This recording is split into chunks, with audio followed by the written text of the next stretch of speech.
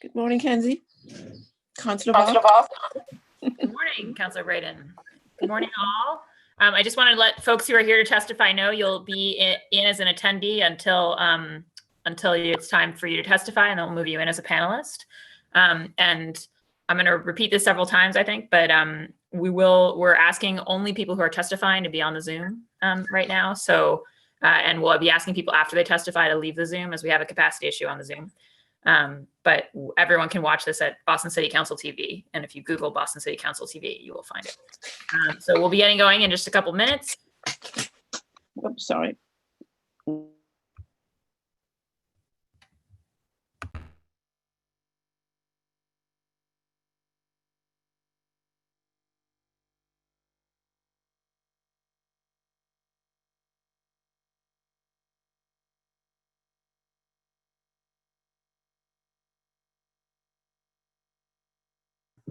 Morning, Madam Chair.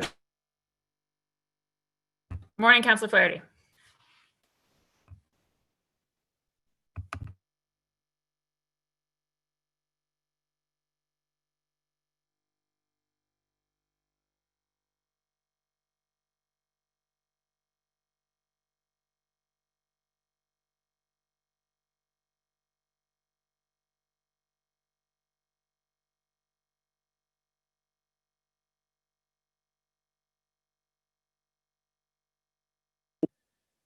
Councillor Mejia is attempting to get in. Can someone send her the link?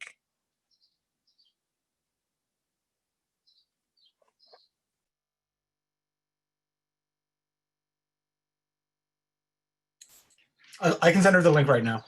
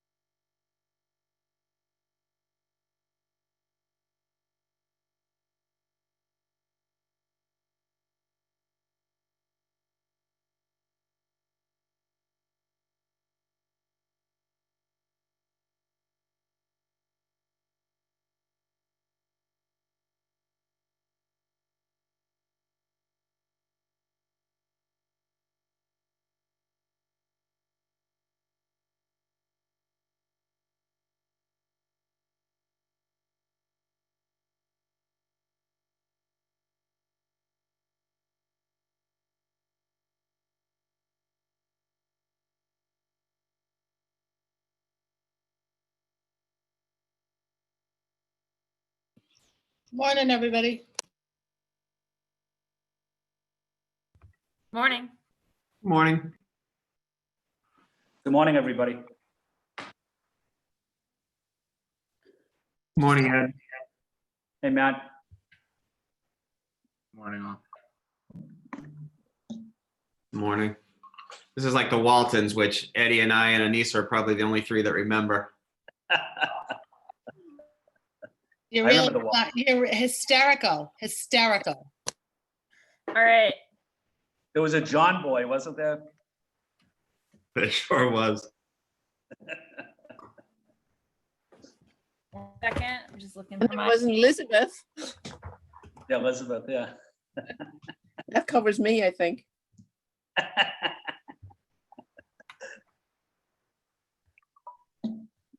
Yeah, I have no idea what you all are talking about, but, It's but a we're gonna generational. get rolling. So I have 20 years on Kenzie. He doesn't know all the old TV programs. guilty. Yeah. All right. I want to get going. We've got a lot of interest in speaking today. So, and just so councilors know, so far the order is of arrivals: Wu, Braden, Arroyo, Flaherty, O'Malley, Asabi, George, Flint. All right.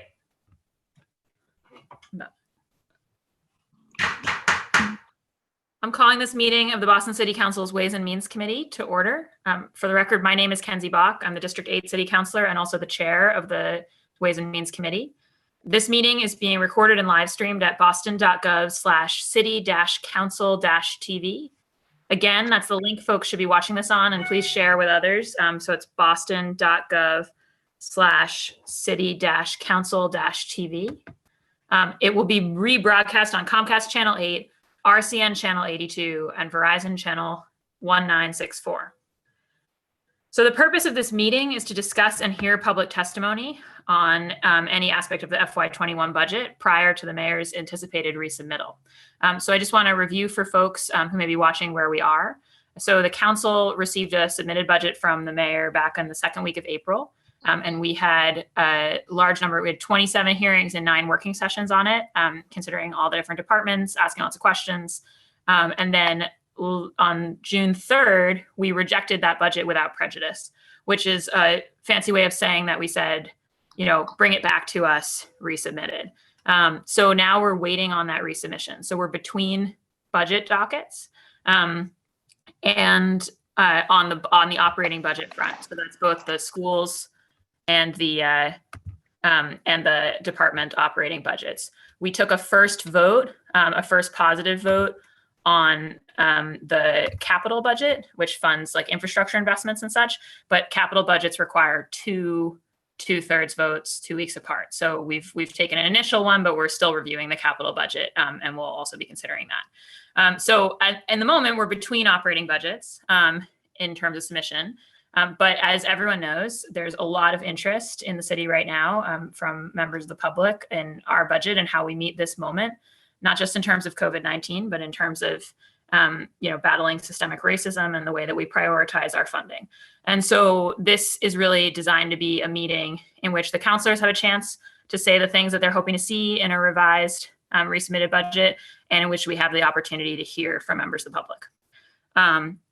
So to that end, the way it's going to work is I'm going to begin with offering my colleagues a brief opportunity to speak about what they're hoping to see in the revised resubmitted budget. And then we're going to turn to public testimony. We've had a large number of people sign up for public testimony. And if you are testifying then you should be using the Zoom link. If you are not testifying, you should be watching this on council-tv because we have a capacity problem otherwise. When people do testify, we ask them to make sure their Zoom handle is their full name. That allows me to match you up with a list and call on you. And that when you start, you state your name and affiliation and residence and limit your comments to 2 minutes. Because as I said, we have a huge number of people signed up. So I will go over those procedures again in a minute once everybody is on, but I want to jump straight to my colleagues. For folks watching at home, if you can't testify today, if you haven't had the opportunity already, you can also send us written comments at ccc.wm@boston.gov. That's ccc.wm@boston.gov.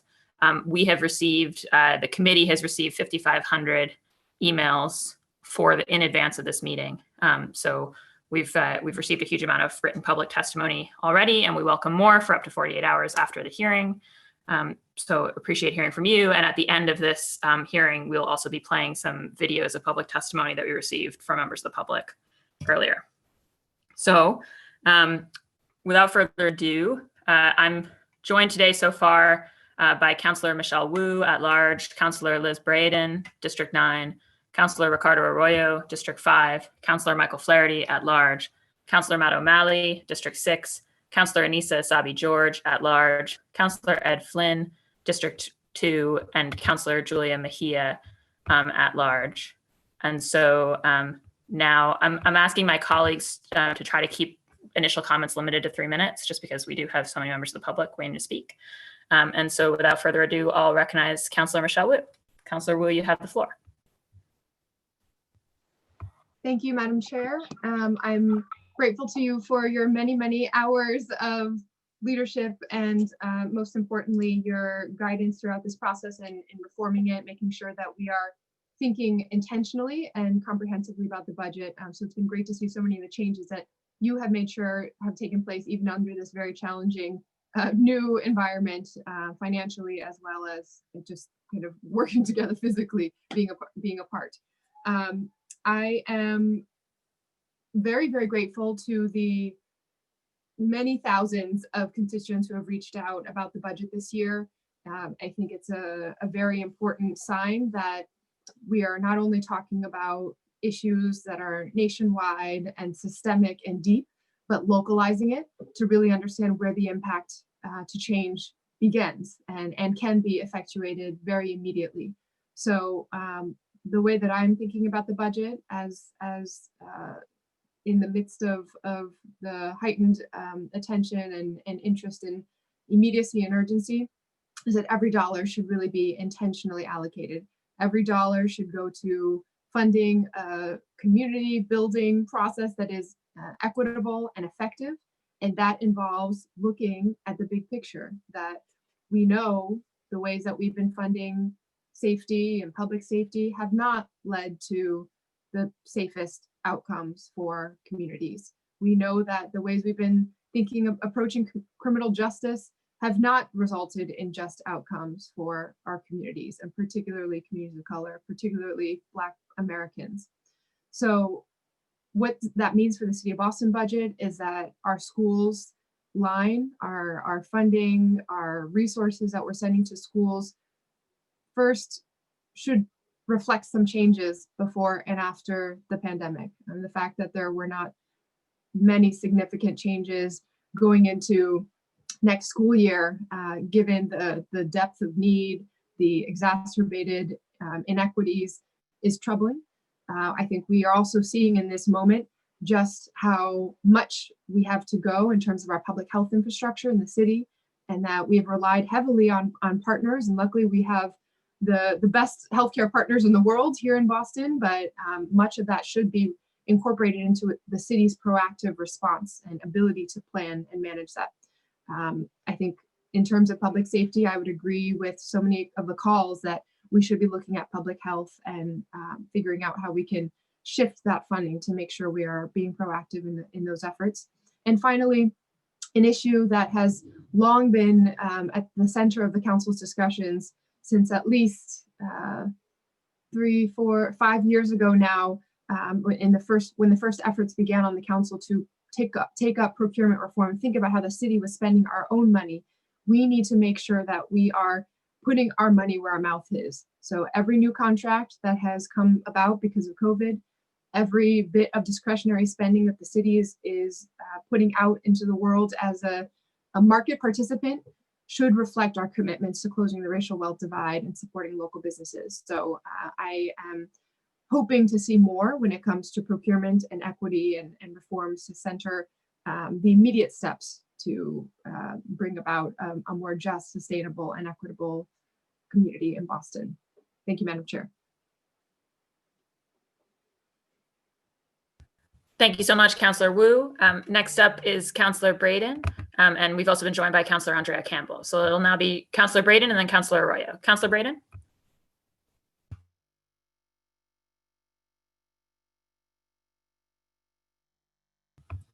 Councilor Braden?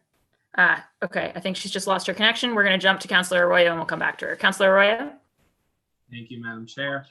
And thank you for your efforts. I know you're a first year counselor like me, and this is a heck of a way to have to introduce a budget and do a budget process, and it's been well done. So I appreciate the work you've put in. And so to the budget, I came into this job as a public defender. I did that work for 4 years, had numerous conversations with people caught up in our public safety and our justice system, people who firsthand felt sort of the abuses of the system that always had funding to police and jail them. But when we searched for programming or for job opportunities or job trainings or mental health beds, they simply didn't exist at the level at which the need was at.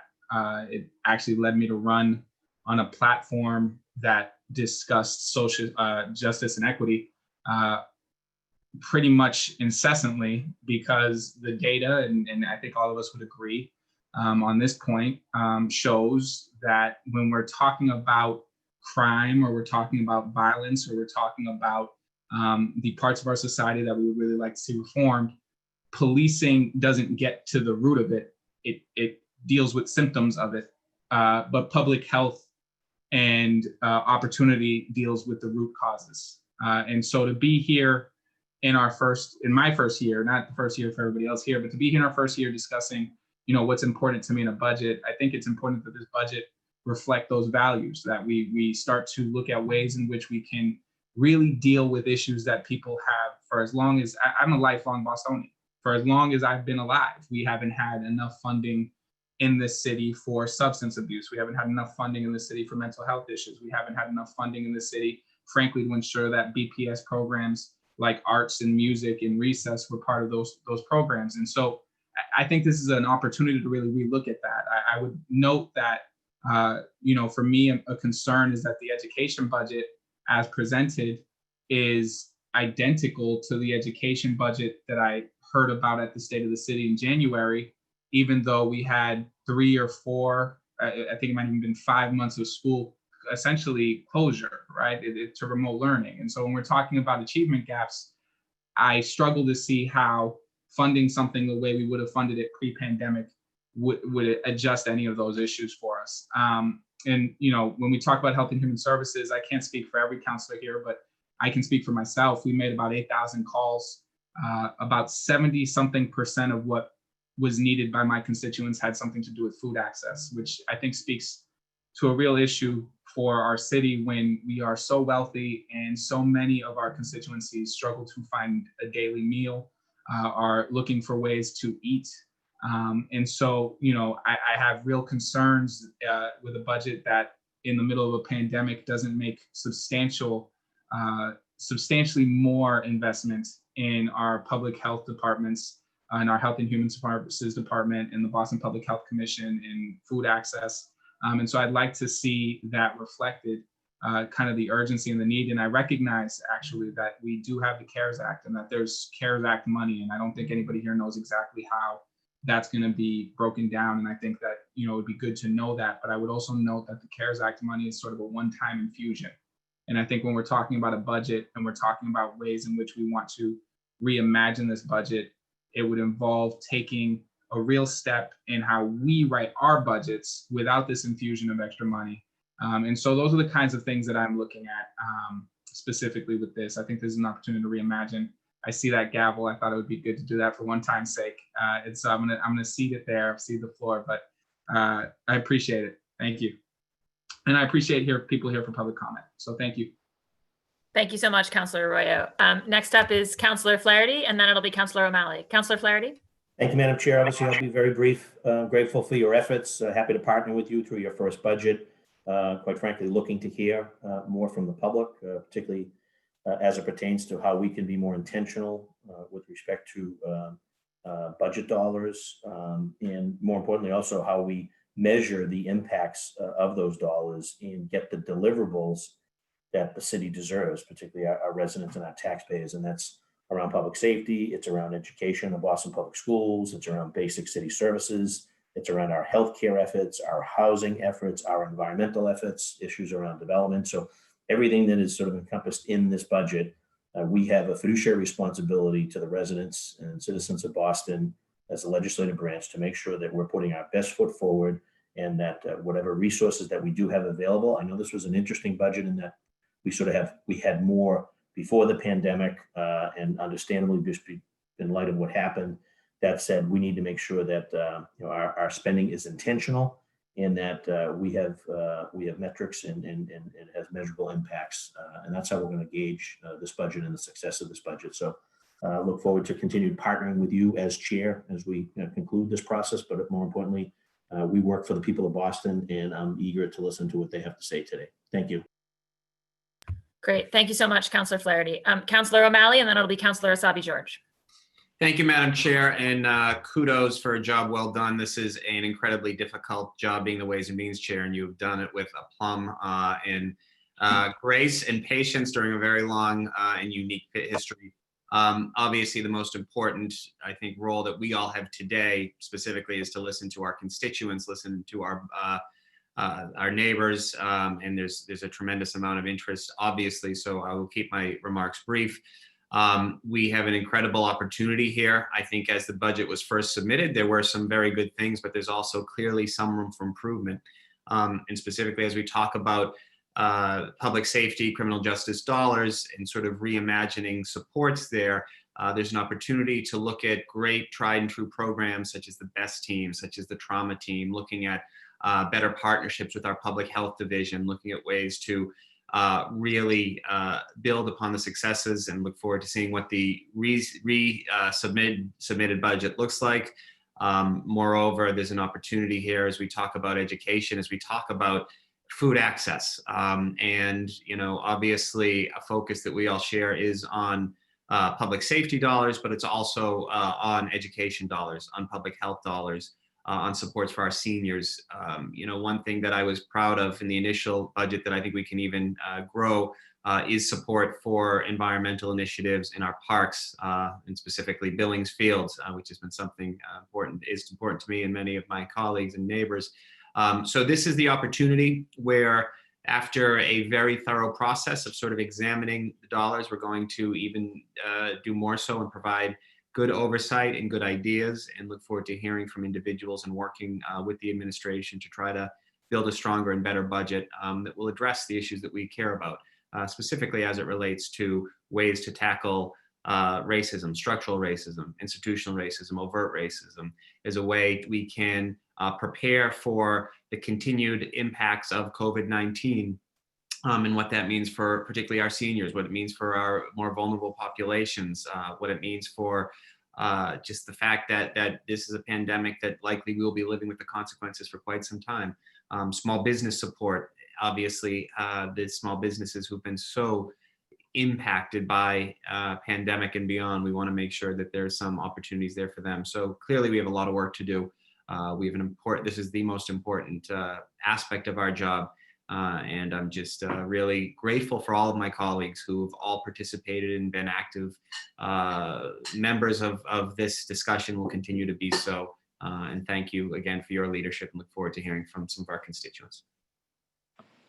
Great. Thank you so much, Councilor O'Malley. Councilor Asabi-George, and then it'll be Councilor Flynn. Councilor Thank Asabi. you.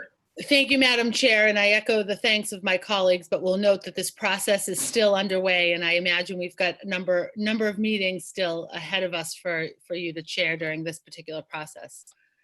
I'd also like to acknowledge that I've received over 16,000 emails regarding our budget process. This is my 5th budget, and it's incredible to see so many people engaged in this process, and I look forward to hearing from those who are preparing to testify today.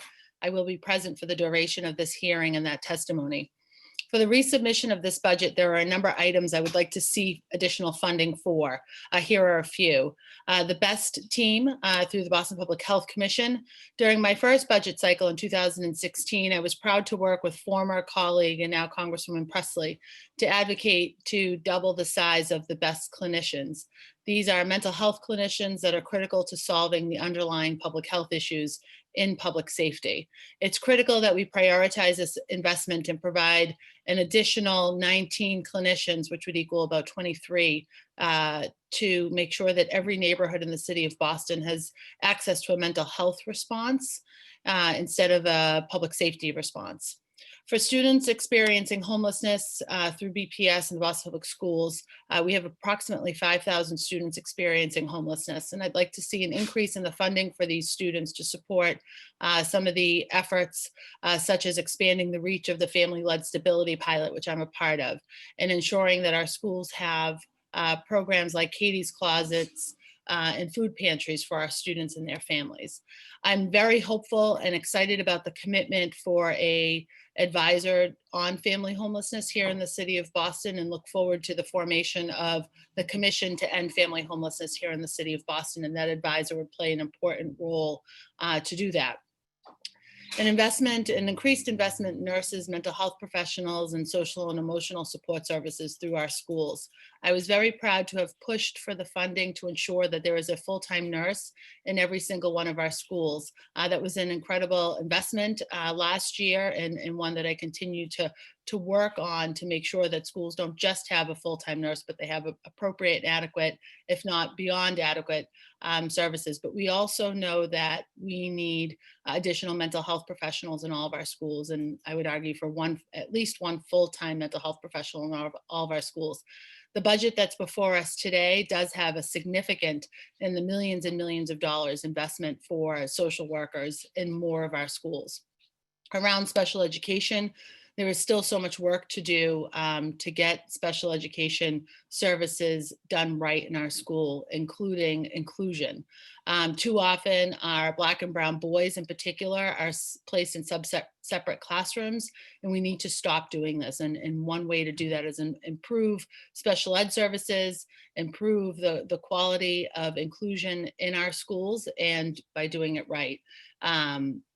That really helps our students across the board, but in particular our kids that require special ed services.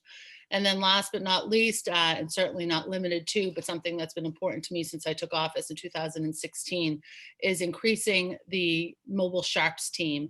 And this is about picking up improperly discarded needles in our neighborhoods, but it's also about improving access to high quality outreach services, because our mobile sharps team does certainly more than just pick up needles. They're working with some of our most vulnerable residents across the city. So that is certainly not an inclusive list, but one that I think I could do in a 5-minute time frame. And there is the gavel. Thank you, Madam Chair, and I do look forward to public testimony today. Thank you so much, Councilor Asabi George. Next up is Councilor Flynn and then Councilor Mejia. Councilor Flynn.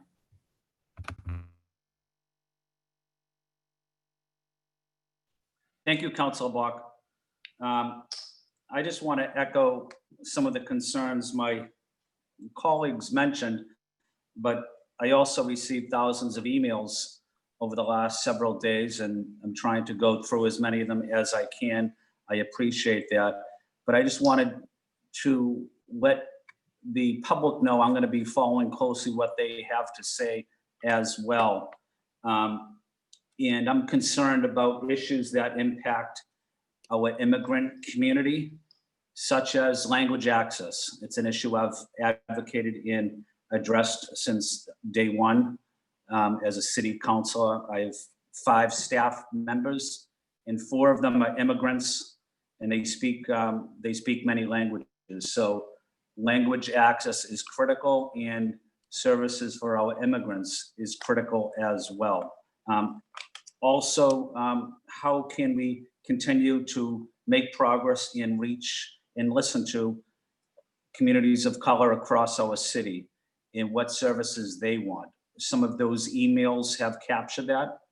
Hopefully this public testimony will capture that as well. And over the last 2 years, I've been listening to my constituents in the district. In 2 years, believe it or not, I haven't taken a day off, including a Saturday and Sunday. So I enjoy listening to my residents and talking to them and listening to them about their concerns. And one of the big ones is parks and recreation, whether it's Peters Park in the South End or Moakley Park, Medal of Honor Park.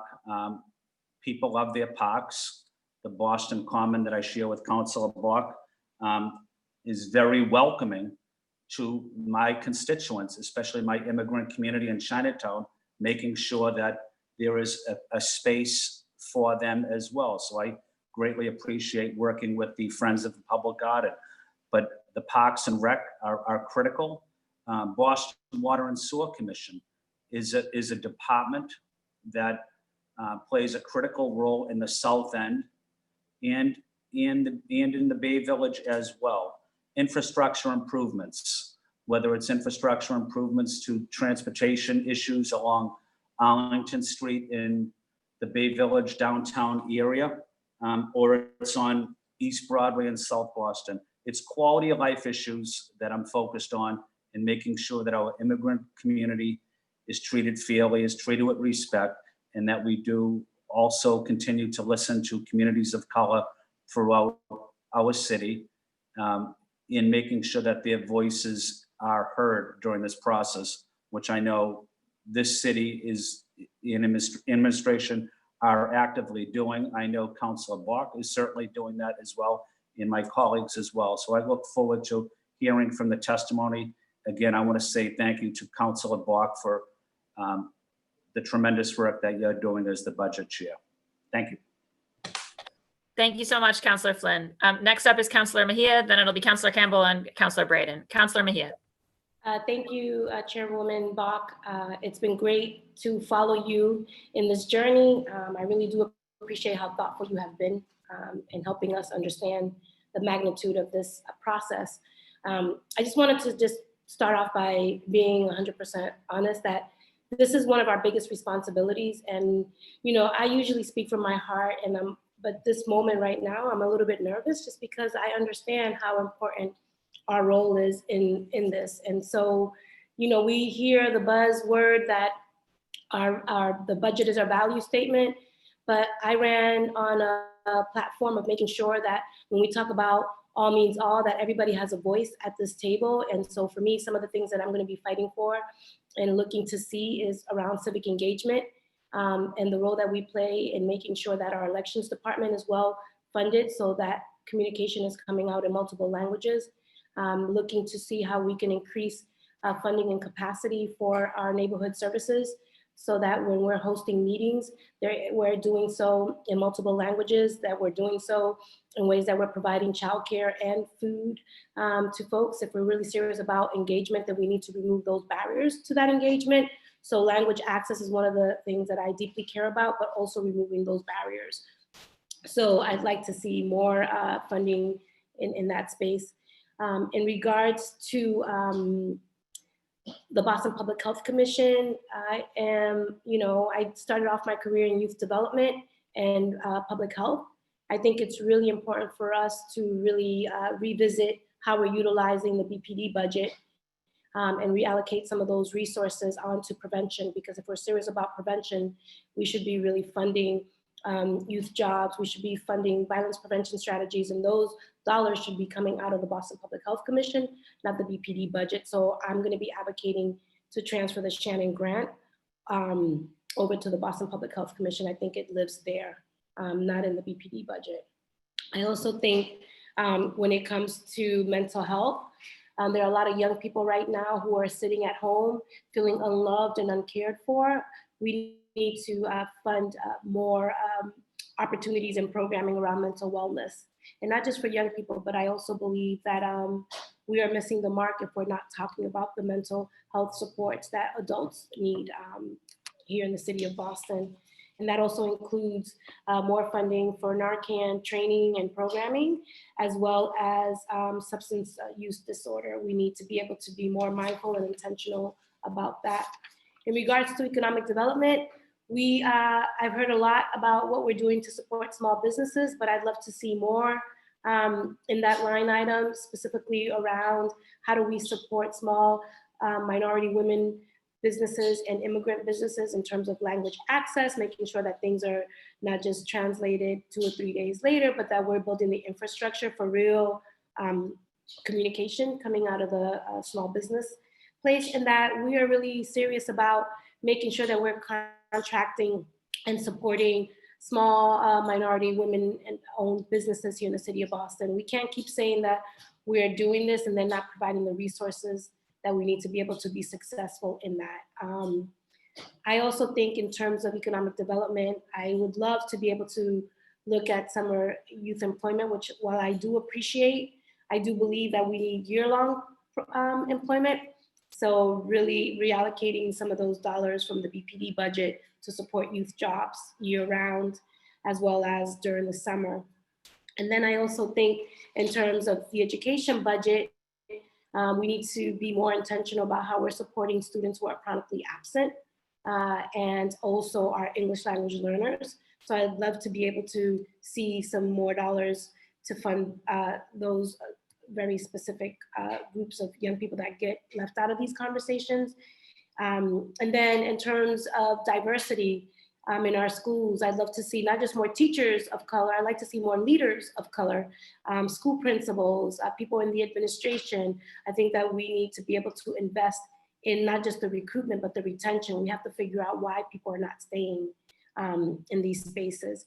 And then lastly, what I will say, just like other of my colleagues, I grew up here in the city of Boston. And, you know, I grew up dodging the same bullets that we're dodging still today. I feel if we're serious about violence prevention, if we're serious about the health inequities, then we need to be serious about what we're going to be advocating for in this budget cycle. I understand that this is my responsibility, and I'm going to be really hyper-focused in making sure that the voices of the people continue to be heard. We received over 55,000 emails, phone calls, and text messages. A lot of people who don't even know what the budget looks like or how the budget works. So we have a responsibility and an opportunity to educate our people to recognize that these are their dollars. And we've been put in place and voted in, and we have a responsibility to making sure that whatever decisions we make are led by those who we're here to serve. And I'm looking forward to today's testimony. Thank you so much for your time. Thank you, Councilor Mejia. Councilor Campbell and then Councilor Braden. Councilor Campbell?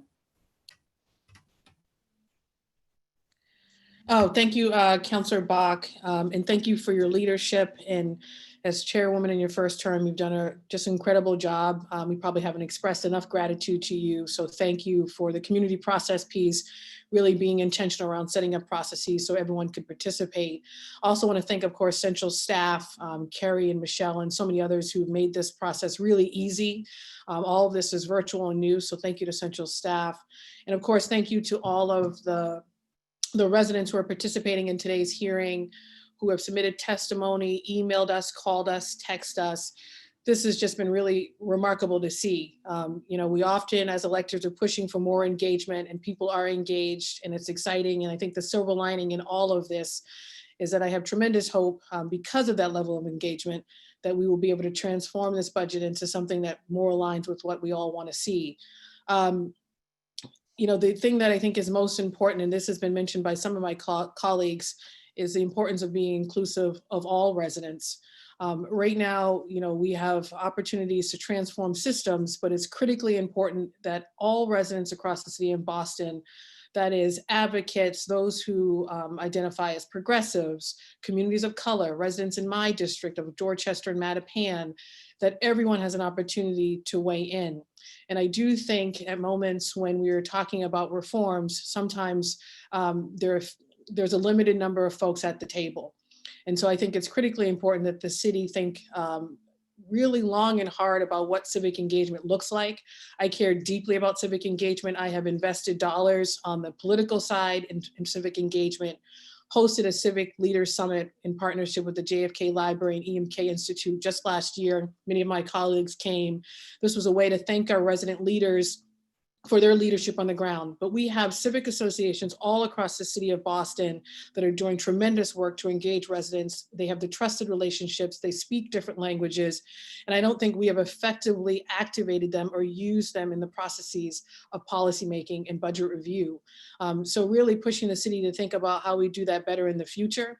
This requires not real money investment. Most of these folks are volunteers and would show up without a stipend or something like that to participate in their government processes if there was a way, and explicitly a strategic way for them to engage. In addition to making sure that there are various varied perspectives informing what we do, obviously we are in the face of COVID-19 and still dealing with COVID-19. And then of course, the backdrop of police brutality. We've all witnessed the painful and traumatic cases of George Floyd and so many others. The list is long, and communities of color have known this reality for a really long time. Others are becoming more woke to that painful reality that communities of color have to live with every single day. Race and racism are real. So I absolutely want to see this budget do greater investments for all of us to be schooled and learned on what we mean when we say systemic racism, institutional racism, white privilege. What does it mean to go through a racial equity training, to understand all of those things? How do we invest in resiliency? Many of these neighborhoods that have been disproportionately hit by COVID-19 are less resilient because of the conditions in which those neighborhoods exist. We have yet to, I think, really truly invest in a greater way in that resiliency work. All of the resiliency and racial equity work is essential. It is the underlying layer to all the systems and all the policy changes. We don't get that right, we will be back here in a few years talking about the same inequities, and we will be a part of the problem in perpetuating them. So that work, I think, is critically important, and there has to be greater intentionality there.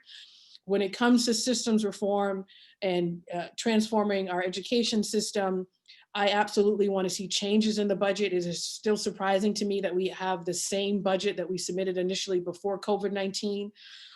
Right now, we are already learning that there will be COVID loss, and folks will be behind with respect to their learning because of this virtual reality. So want to see changes in the education budget.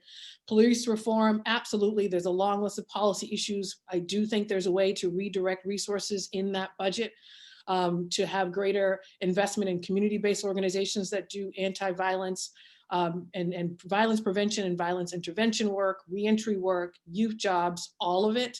I also want to see a strategy and investment attached as to how we are going to eradicate the health disparities that have long existed in communities of color.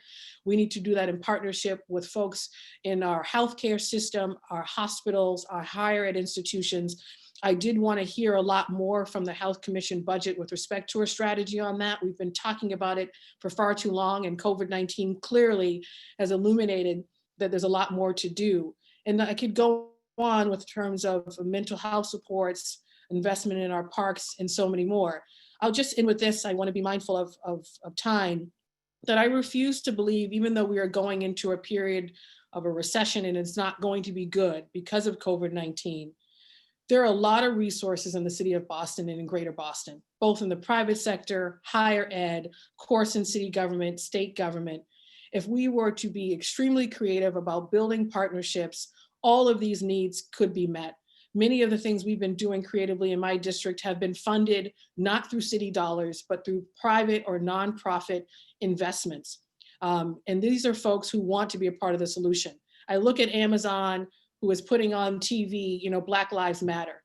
Well, what does that mean? What does investment look like in the very issues we're trying to solve? And how do we as a city push some of these other partners to be greater partners in the work and to pull on those resources to transform the conditions of so many of our communities so they don't continue to be in poverty with poor schools, poor housing, or lack of opportunity. I look forward to that creative thinking and of course, further discussions on how this budget can be revamped in such a way that it meets the goals and outcomes that our community and our residents want to see. Thank you, Councilor Bach. Thank you so much, Councilor Campbell. Next up is Councilor Braden, then Councilor Edwards. Councilor Braden. Good morning, everyone. Thank you, Councillor Bach. Thank you for your guiding us through this complicated budget process.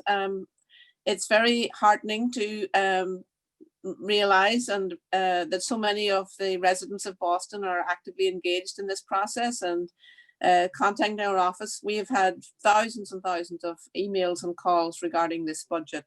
And also thank you, Councillor Bach, for explaining and simplifying the process. Your graphics and explanations are helpful as we try and explain to our residents how this whole budget operation works.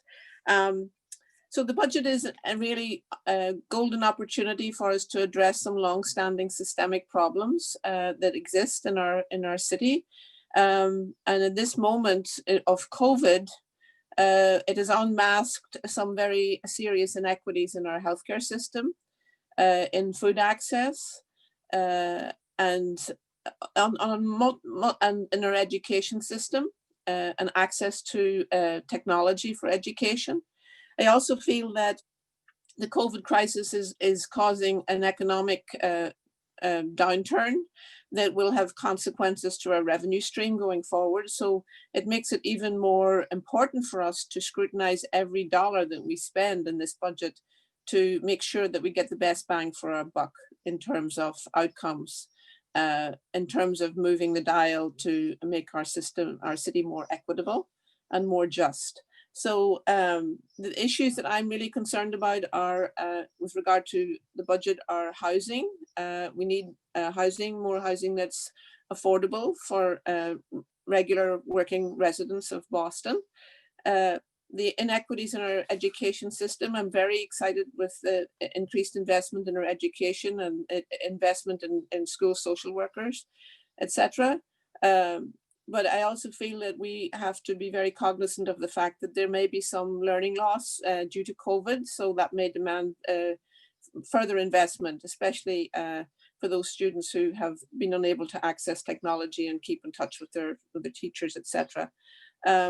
Housing, education. The other big, the big 800-pound gorilla in the room is the whole, in the backdrop, is the other crisis that we face in the world, never mind Boston, is the climate crisis and climate change. So I'm very encouraged by the investment in this budget in working with our urban forest and other issues to address our climate change. But that's going to be an ongoing challenge, which will impact our communities of color and our more vulnerable communities in the same way that COVID has. So I think it's really important to keep that in mind as we go forward in this budget. Food access, education, support for our elders. We have an increasing number of elders in our communities. And as this COVID crisis has also exposed the vulnerability of that population. So we need to work on that.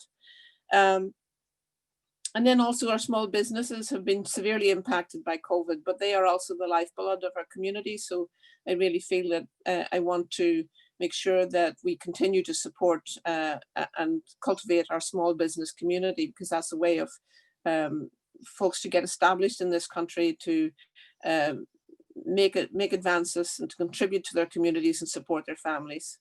And yeah, so that's it. I really look forward to hearing our public comments today, and I won't take any more time at this point in time. Thank you. Thank you so much, Councilor Braden. Councilor Edwards. Thank you very much. I appreciate the opportunity to speak very briefly. I want to echo the comments of my colleagues and complimenting you, Chairwoman Bach. Talk about baptism by fire. You happen to also take on one of the most powerful committees, and also during a pandemic, and also with the backdrop of some of the most horrific scenes of police violence, and also in one of the most, I think, largest civil rights movements that we're going to see for generations. So congrats to you. Welcome aboard. And I just want to say thank you for your leadership. To put it briefly, a budget is an expression of our morals, of our priorities, of who we see and who we don't see. And so this budget season particularly has to respond to so many things.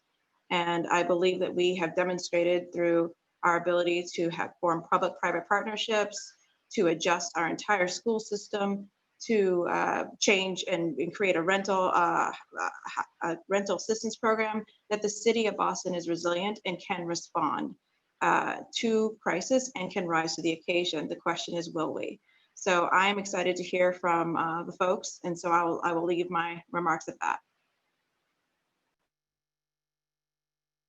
Thank you, Councilor Edwards, and I'm eager to get public testimony, so I'm just going to read a very quick letter from our council president, who says that, Dear Chairwoman Bach, due to technical difficulties, I am able to log in and participate in today's listening session. I am unable, sorry, to log in and participate in today's listening session on the FY21 budget. However, I am watching and listening to the session in real time. I look forward to working with advocates to incorporate their ideas into the city budget. I strongly believe that the city budget must reflect the time and needs of the public. I look forward to working with my colleagues on this critical issue. Please read this letter into the public record. Thank you. So that's from Councilor Kim Janey, our council president, who represents District 7. We're about to move to public testimony. I'm going to read the names of the first set of people who are going to be speaking. And as they get into the panelist room, I'll make a couple quick remarks myself. So we're going to be hearing first off from Fatima Ahmad, Alex Ponte Capelan, Vikiana Petit Homi, Lauren Chambers, Ikram, and Samantha Calero. So I'll just ask staff to move that first panel of folks into the panelist space. And while that happens, I'll just say, really looking forward to hearing from all the public today. We have been hearing from all the public, as I said. I think it's really important for people to recognize that, we are in this recessionary situation where we're expecting the resubmitted budget to go down. And that does make some of the recommitments of of funds that we would like to see harder. But I think it's really important to remember that when we talk about a budget as an expression of our values, the question not just of what we add when times are good, but also what we cut versus what we protect when economic times are challenging is an important piece of budget values as well. And so I think it makes sense for us to be, looking again at our public safety budget. I think it makes sense for us to be saying, hey, yeah, we're in a situation of scarcity, but we have real needs on food access. Language access has become vital for people to get basic public health information that they need. It was already vital. I think we've seen some additional investment this week in youth summer jobs. Other counselors have talked about the year-round needs of our youth for employment, and thinking about public safety as being about an end result, whether people feel safe in the city of Boston, and not necessarily about the number of a line item in the police budget.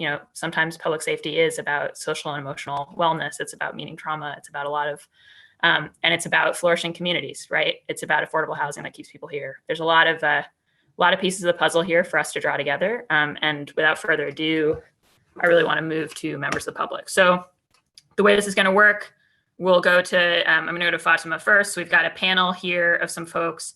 Then I'm going to take some people who have signed up. We've got another panel, another set of people who have signed up. So we'll be moving through. I just ask panelists to watch when your time has elapsed. I'm going to hold up my gavel. You may have heard a few counselors reference the fact that they've seen that. And then I'll give you a little grace period. And if you hear a phone alarm sound going off, it just means it's really time to finish. And we do that because, as we all know, everyone, nobody loves waiting. But there's a lot of interest in speaking today. So Fatima, you have the floor. Hey, good morning. I'm Fatima Ahmed with the Muslim Justice League. Excited to be here, hoping to say a lot in my little bit of time that I have today. So first of all, who is Muslim Justice League? Community-based organization here representing the long history of Muslims in the city of Boston. So when we talk about Muslims, folks think that they know what that means, but we're talking about a really long history of Black American Muslims in Boston, including Malcolm X, right? We're talking about decades of, immigrants from Africa, from Somalia, from North Africa, which is where my family is from, including, a significant Somali and Moroccan population here that have been here for decades, right? Refugees and immigrants. And we're talking about so many Muslims, young people, right, who come here to go to school or who go to schools here, including, say, Iranian and Palestinian students who have tried to come here and been rejected at the border. So when we talk about, our work here at Muslim Justice League about organizing against the criminalization of people who are deemed, inherently violent or suspect,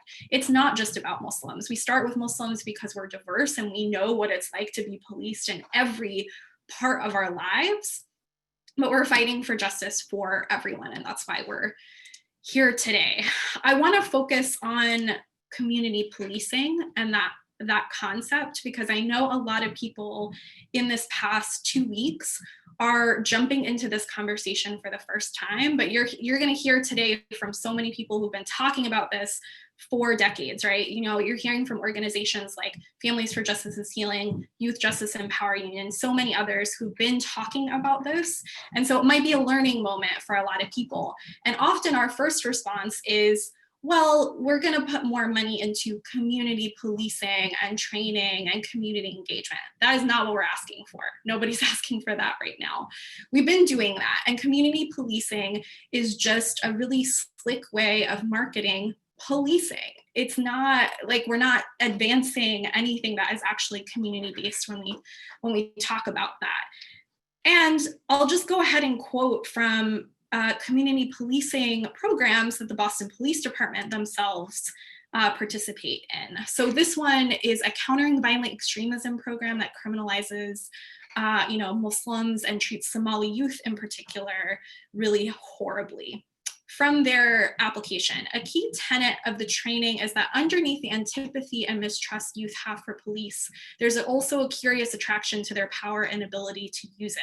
They are enticed by their capacity, the police's capacity, to carry weapons, their loyalty, and almost gang-like dress code.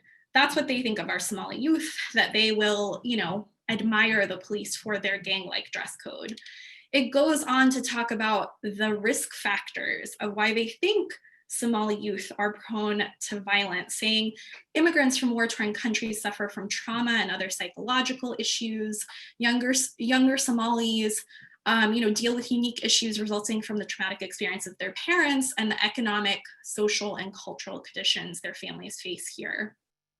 It goes on to say, an estimated 90% of the Somali community in Boston lives in some form of subsidized housing, either in public housing or using Section 8 vouchers.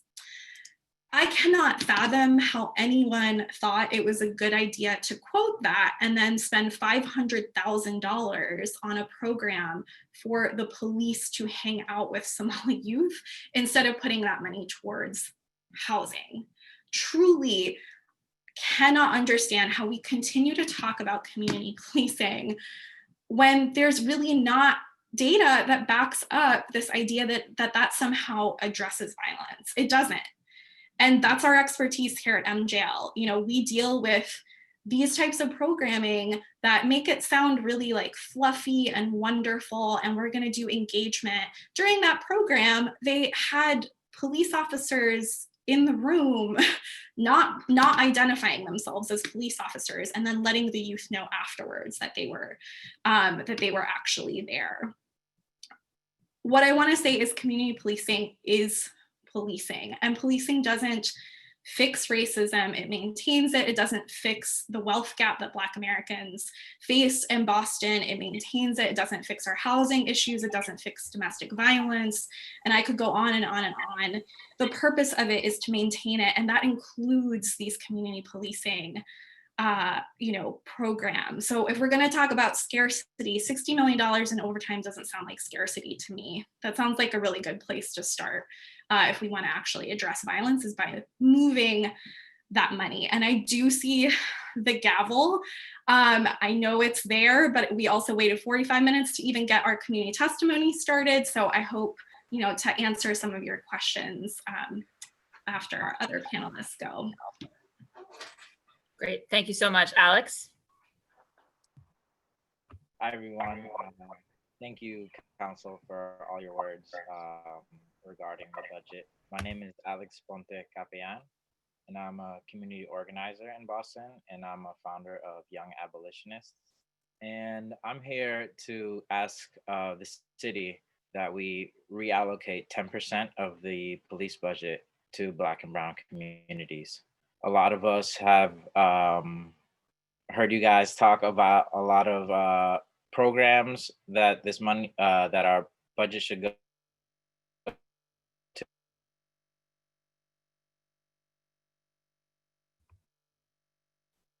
Alex. Why this is so important to me. And the story goes back years.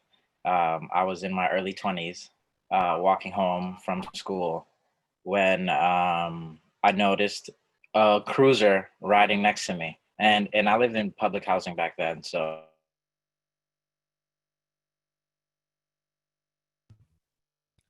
Alex, you're breaking up and we're losing your testimony. So I'm going to suggest that you try turning off your video, and we'll circle back to you in a second. Just because I don't want us to miss what you're saying. So I think next up, why don't we have Vickiana go, and then we'll circle back to Alex. Awesome, thank you. Hi everyone, my name is Vickiana Pitzitam. I'm a resident of Hyde Park, Boston, constituent of Councilor Arroyo. So I'm here to talk about defunding the police specifically. So just to kind of reiterate, you know, police are not only ineffective in our communities, they're actively harmful in terms of contributing to the oppression of Black, Brown, and low-income communities. And so we're asking, I am a representative here of a collective of over 20 young Black organizers here in the city of Boston, calling for defundment Boston Police and to fund our communities instead. And we're asking that cut to be by at least 10%. And that it really is just a bare minimum. And when we're asking, and when we're talking about how that cut would look like, that means capping overtimes. That means not spending money on military exercises that only continue to militarize our police, that they then use those tactics on us. You know, we saw that on Sunday when they say it's not tear gas, but I don't really believe them because we heard them, we were there, we see it. Maybe it's an off-brand kind of tear gas. Yeah, and also removing police from our schools. You know, I feel like as a society, anytime we've come to a problem, we throw police at it as if that's supposed to solve anything.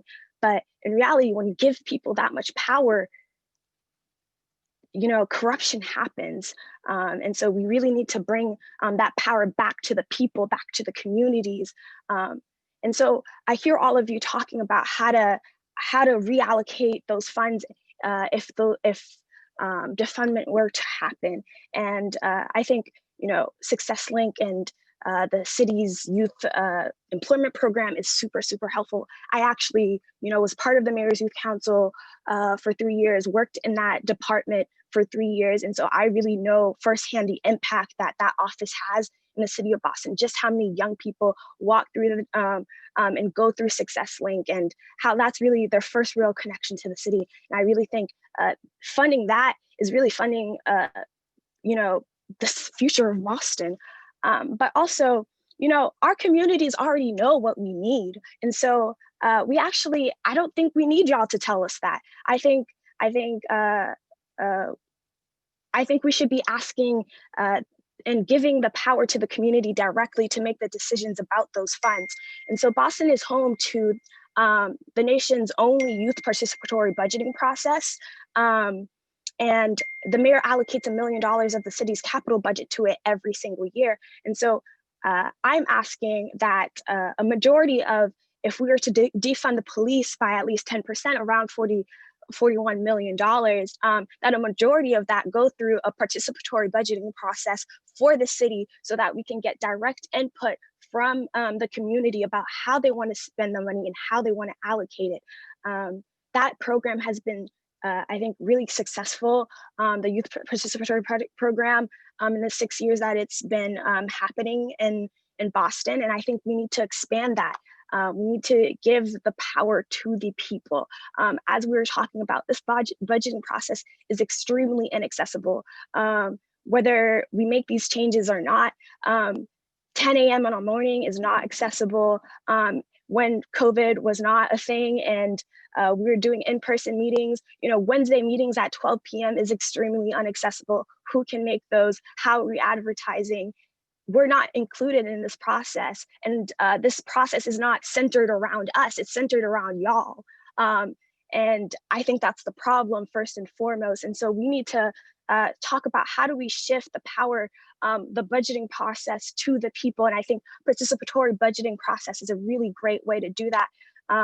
New York has done it in a bigger scale than Boston has. And I see the gavel, so yeah. Defund the police and fund our communities. Thank you so much, Vickiana. Alex, are you back, or shall we go to someone else? I'm ready. Okay, great. Alex, you have the floor. Take two. Yes, sorry guys, technical difficulties. Alex Ponte-Capian, I'm with Young Abolitionists, and I live in Dorchester. And why defunding the police and reinvesting in communities of color is important to me, I just wanted to share you guys a story of mine, experience of mine from when I was younger. I was in my early 20s, heading home from a class, and I was approached by police, a cruiser, down my street.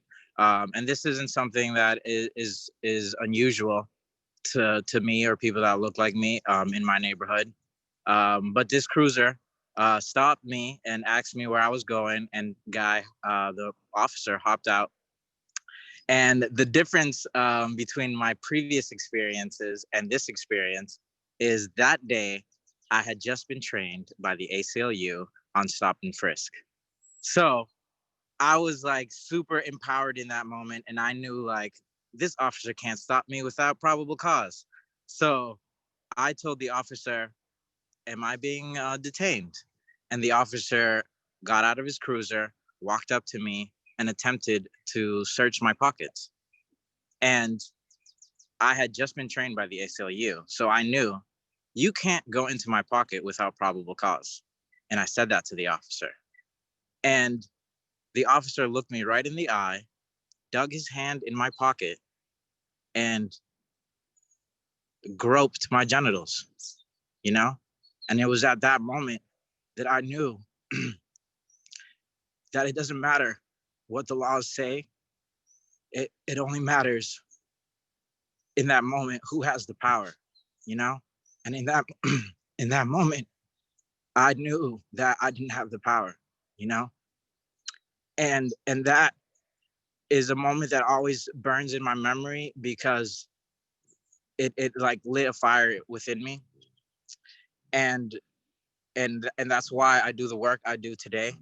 And that experience that I just said is an experience that many Black and brown folks in Boston know of, you know?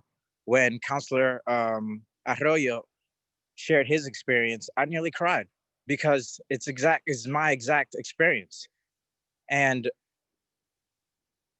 the whole world knows about it, you know? The whole world knows about it, that this is happening. Our communities are over-policed and underfunded. And this is the demand to defund the police and to reinvest in communities of color isn't a new one. I can show you a picture of 5 years ago, youth of color having a sit-in the mayor's office. I have a picture that says, funding the police is funding violence. And that was 5 years ago. And now we have a national attention on this issue, but folks have been fighting for this for a very long time. And now that there's national attention on this issue, we're seeing cities putting their money where their mouth is, you know?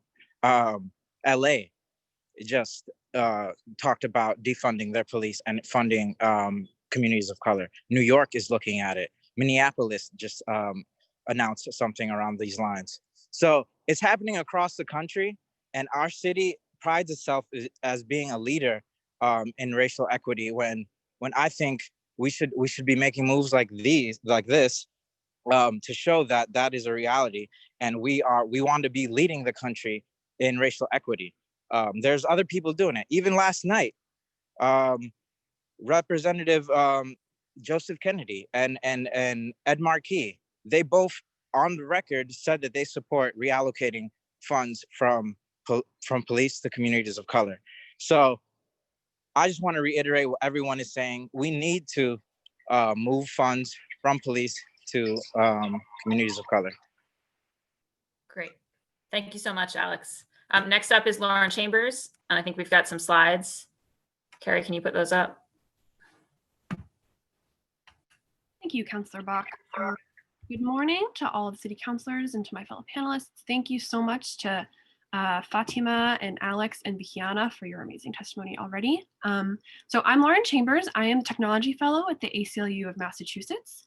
And we've already heard some really amazing testimony today about where we should be funding. And we've heard some amazing personal testimony as to why we need to fund communities better. And I want to supplement that discussion with some numbers looking at what we are funding, specifically the Boston Police Department, and why we need to fund them less. So I've just got 4 quick takeaways to present, so let's get right into it. If you can go to the next slide. The first takeaway is disproportionate allocation. So it looks like the slide hasn't been changed yet, but there's a figure on the second slide there that accompanies what I'm saying. The Boston Police Department makes up 15% of the total Boston city budget. And if you compare that to other departments and cabinets in the city, the BPD budget is 1.5 times larger than the Cabinet of Administration and Finance, which contains 17 individual departments within it. It's 4 times larger than the Public Health Commission, 10 times larger than the Library Department, and 182 times larger than the Office of Arts and Culture.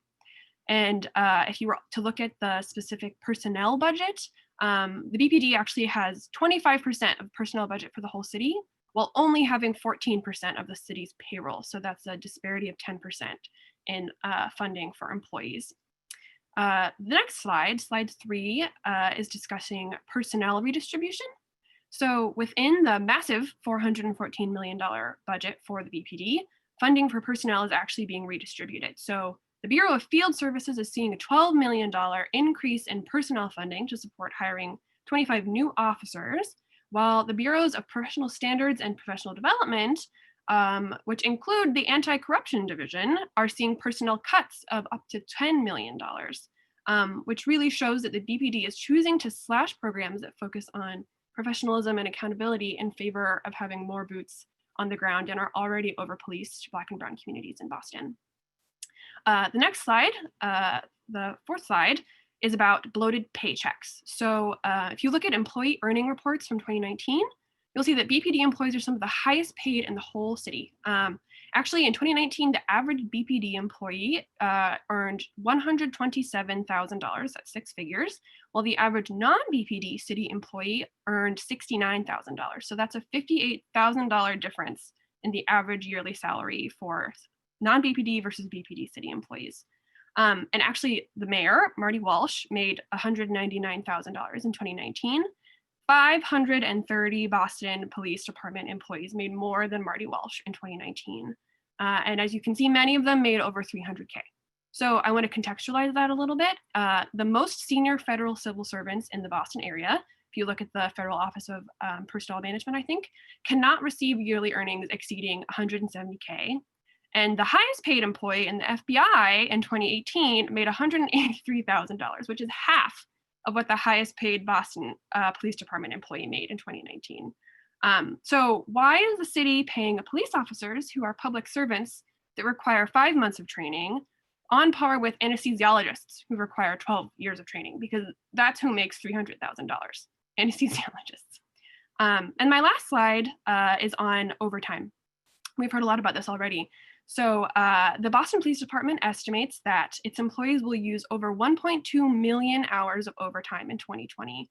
If you split that up over the 3,000 employees in the department, that breaks down to 420 overtime hours, which is 2.5 months per BPD employee per year. So if everyone's working a 40-hour work week, then that would mean each BPD employee is working 14.5 months. And that's the equivalent of hiring 570 new full-time employees with that. And I see the gavel, so I'll just say that $60 million blind item for the BPD overtime budget is larger than the following departments combined: Youth Engagement and Employment Department, Fair Housing and Equity Department, Election Department, Human Rights Commission, Office of Tourism, Neighborhood Services Department, Environment Department, Commission for Persons with Disabilities, Office on Immigrant Advancement, and the Office on Veterans Engagement. So thank you for letting me spout numbers at you for 5 minutes. I am so grateful for the Muslim Justice League for inviting me to the panel, and I look forward to your questions after the panel is complete. Great, thank you, Lauren. Next up is Ikram Mohammed, and then it'll be Samantha Calero. Ikram?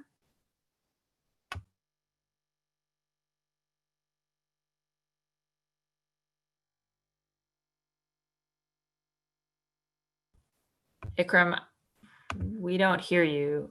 Oh, there. You're on, it looks like you're unmuted, but we're not hearing anything. Can you try saying something? No. Can anybody else count? Anybody else hear Ikram? No. Okay, so it's not a problem on my end. Still no luck. Let me jump to Samantha for a second, and we'll maybe I don't know, try flipping things on and off and seeing where we come next. Okay, Samantha. Good morning to members of the council and to other folks testifying and those watching. My name is Samantha Calero. I'm here today as a Mi Gente member, a BPS parent of 2, a longtime resident of Roxbury, and as a violence preventionist. I wanted to take this opportunity to tell you a story that has anguished me for nearly 6 years. At that time, I was working at Brigham and Women's Hospital in the Violence Prevention and Recovery Program. I was attending a memorial for a young person from Alice Taylor in Mission Hill who had been shot to death. Many of his friends had witnessed it. Fellow youth workers and I had spent hours holding space and supporting the youth in their grief, along with all of the other many emotion one feels when you lose a loved one to violence. It was getting dark, and suddenly we were surrounded on all sides by the police. They kicked over the memorial the kids had set up, and they forcibly threw a number of them against one of the building walls, pinning them there like some perverse lineup. Some of the youth were injured in the process. When I stepped in to try and intervene and de-escalate things, one of the police laughed in my face, looked me square in the eyes and asked, "You want to see how much worse I can make it?" And so I backed down. No one got arrested that evening, and yet the damage the police caused was both banal and profound. That trauma on top of trauma is one instance among so many that I have lost count of witnessing over the years. It is not an aberration, but the norm. This is true from my work on the front lines of violence in the city, as well as watching the kids in my neighborhood grow up. I have watched the police bully, intimidate, and cause irreparable harm to the very residents that we should be uplifting and caring for the most, our children and young people. This is the time to reflect on how the city has invested its public resources and make things right.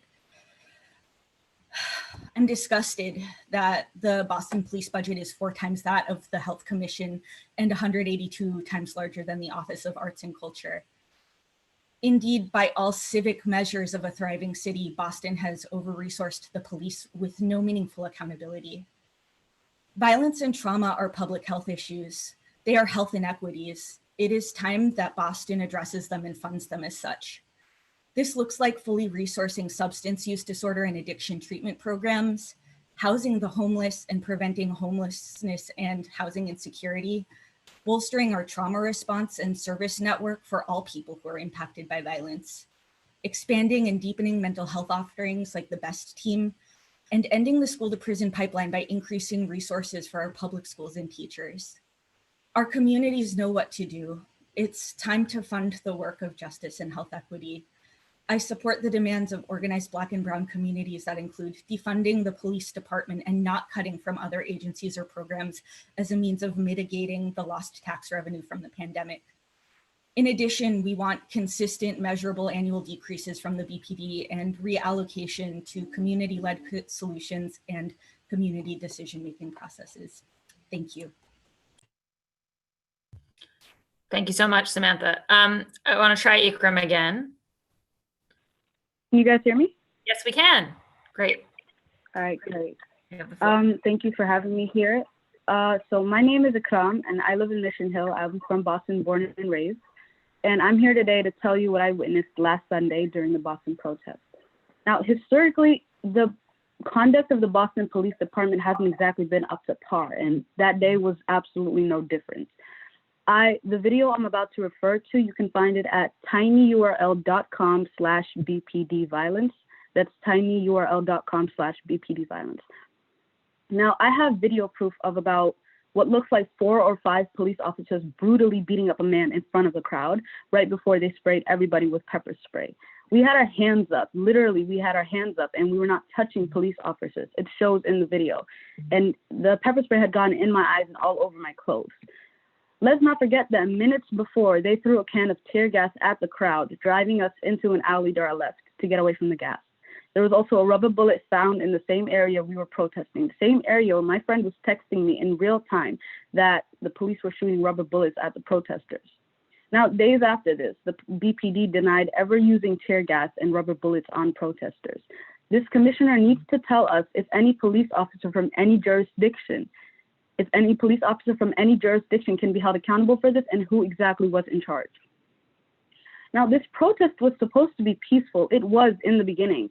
The Boston Police Department waited for the huge crowd of protesters to break into smaller groups so that we would be easier to handle. I was prepared to go home at that point once the majority of the crowd started leaving, And I found out that the BPD had closed all surrounding train stops in the area. That includes Park Street, Downtown Crossing, and Chinatown. And they had closed access to any buses. There were no buses coming through the area. So we had no access to buses, and we had no access to the Green Line, Red Line, or Orange Line in the area. I had nowhere to go personally. So after that, I witnessed with my own 2 eyes the police officers who are trained to exercise the most restraint push down 2 women to the ground who were doing absolutely nothing to them. And one of those women, she tried to get her bag behind the barricade that was pushing us forward. She tried to get her bag and her stuff back because she left it on the ground when she was being pushed to the ground. And then this big police officer tried to push her again. This size difference was insurmountable, and it was so crazy to watch. The crowd that I was with, we weren't touching them. We didn't touch any police officer further than a couple water bottles being thrown. We had our hands up and they still got violent with us, yet the media shows protesters as being the violent ones. Now, this isn't the only time I've heard about gross police misconduct. My parents, who are both immigrants from Somalia, have told me about their encounters with the police before. From my dad and his friend being stopped and patted down on the street simply for standing and talking to his friend, to my mother having to FaceTime my sister because she was scared of being alone with a police officer who had just pulled her over. There is little to no accountability within the BPD. They're the ones who are supposed to protect us, yet somehow we find ourselves in need of someone to police our police force. I'm asking you all today to heed our call, take the first step and defund the BPD by at least 10% and use that money to help our Black and Brown communities in Boston. I'm looking at some infographics on the next fiscal year, and the BPD budget is about 15 times greater than the budget for the Cabinet of Housing and Neighborhood Development. It is immoral and plain ridiculous to overfund our law enforcement while our schools are extremely underfunded along with our neighborhoods. It's time to stop militarizing these neighborhoods and start investing in our people. Great, thank you so much, Ikram. Now what we're gonna do is, so just so everyone knows, I'm not encouraging rounds of counselor questions today because as has been alluded to, we have a huge number of people who want to testify publicly. And so we're not gonna go through everyone, but I will allow specific questions for the panelists before we move on. So Councilor Asabi George. Just a quick question. Thank you, Madam Chair. Thank you to everyone who presented today and sharing your personal stories and very emotional stories. I'd love it if Lauren could share with us that PowerPoint that she shared on the screen. If she could email that to us or to Chair, and the Chair will get it to us. Thank you, Madam Chair. That's it for me. Great. Thank you so much. Fatima, if you felt like you got cut off, I just wanted to check if you wanted to clarify it. Just at the end, it seemed like you were sort of trying to state the MGL position, and I just wanted to give you that chance before I move on. Thanks. Yeah, no, I think there's just so much to say on this idea of community policing in particular. And I had, maybe 4 other quotes from the Boston Police Department's own, programming that they put out there, which often our young people don't know that this is what is being said about them, right? They don't know that BPD has an $89,000 ice cream truck to hand out ice cream, and these kids don't have access to the internet to be able to, do their homework. So there is just so much data that is hidden behind this. And I really hope, that program that I quoted from, they are likely to reapply for it next week. So I hope, city councilors and other folks make sure that the Boston Police Department does not continue their anti-Muslim and anti-Somali programming. Thank you. And please do feel free to also share those quotations, et cetera, with the committee. And we will definitely be getting those slides that Lauren presented out to everybody. All right, so we're gonna move next to some further public testimony. I'm gonna just, so as I recognize them all, it'll be Frank O'Brien, then Jared, who I think is representing Transit Matters, and then Elise Lindsay. So I'll take those 3 first, and we'll be moving back to another panel in a minute. So but I do want to thank all the panelists. And again, I'll just remind everybody, if you could just identify yourself at the beginning, your affiliation, residence, et cetera. Frank O'Brien, you have the floor. I'm here. I had a couple of slides. I hope they're available. Yeah, Carrie, are those ready? Sorry, I jumped. Actually, Frank, do you mind if I jump to Jared for a second, just because I neglected to tell staff to queue those up? So why don't I jump to I'm Jared? always happy to hear Jared. I'd rather hear him than myself, so go right ahead. Okay, so we're going to move to Jared, and then we'll jump back to you in a second. Jared? Jared, are you there? Yes. Yes. Hi, I am there. I'm starting Great. the video now. Hi, and sorry about that. I didn't get a chance to change my name before I started. So I'm just representing myself. So I'm Jared Johnson. I am a Dorchester resident. And first, I just want to thank you, councilors, for allowing this public comment, and thank you, Councilor Bach, for leading this. And I think the number of folks ready to testify is a testament to you doing a fantastic job of really getting the word out about this. So thanks in your first budget cycle. But I first want to start out by, apologizing and honoring those who've been in this fight before, because I am, someone who just came around to this. I remember sitting in the State House in a hearing room waiting for testimony, I think on a transportation issue, but folks who were testifying for abolition of prisons and for a lot of the same things that we're talking about today, where they're speaking. And I sat there thinking, I agree with a lot of what they're saying, but this just sounds unrealistic. And that was my fault, because I didn't do the homework and didn't realize that there were not only plenty of academics that had written out exactly how you do this and answered a lot of the questions that I had, but that there were also grassroots groups doing some of this work and improving some of those strategies. So I first want to say that. Second of all, I want to acknowledge that, a lot of Boston police officers work really hard, and a lot of them, care about their communities, but that's not enough. It's not enough to give kids a bike, but then, because of budget priorities and because of how much we give the police, they don't have a safe place to ride that bike. It's not enough to have school officers in BPS to make kids feel safe, but yet the kids are in unsafe buildings with mold and asbestos. And I think one of the things that really stood out to me as I was trying to prepare for this was a fantastic article from 2007 by David Bernstein, respected author, reporter in the Boston Magazine, that he looked at over a 2-year period that BPD only solved 4% of non-fatal shootings. It's not a typo, 4%. I don't know how long I would have a job if I was only able to accomplish 4% of my tasks. And I say this, not as a dig, but that despite them working hard and despite us spending $400 million plus, there's still that many unsolved shootings. And this is also not a call to lock up more people, but I think what it's saying is that we have to find a new way, that clearly this is not making our community safer. What's going to make our community safer is getting guns off the street and reallocating that budget towards the root causes of the problem.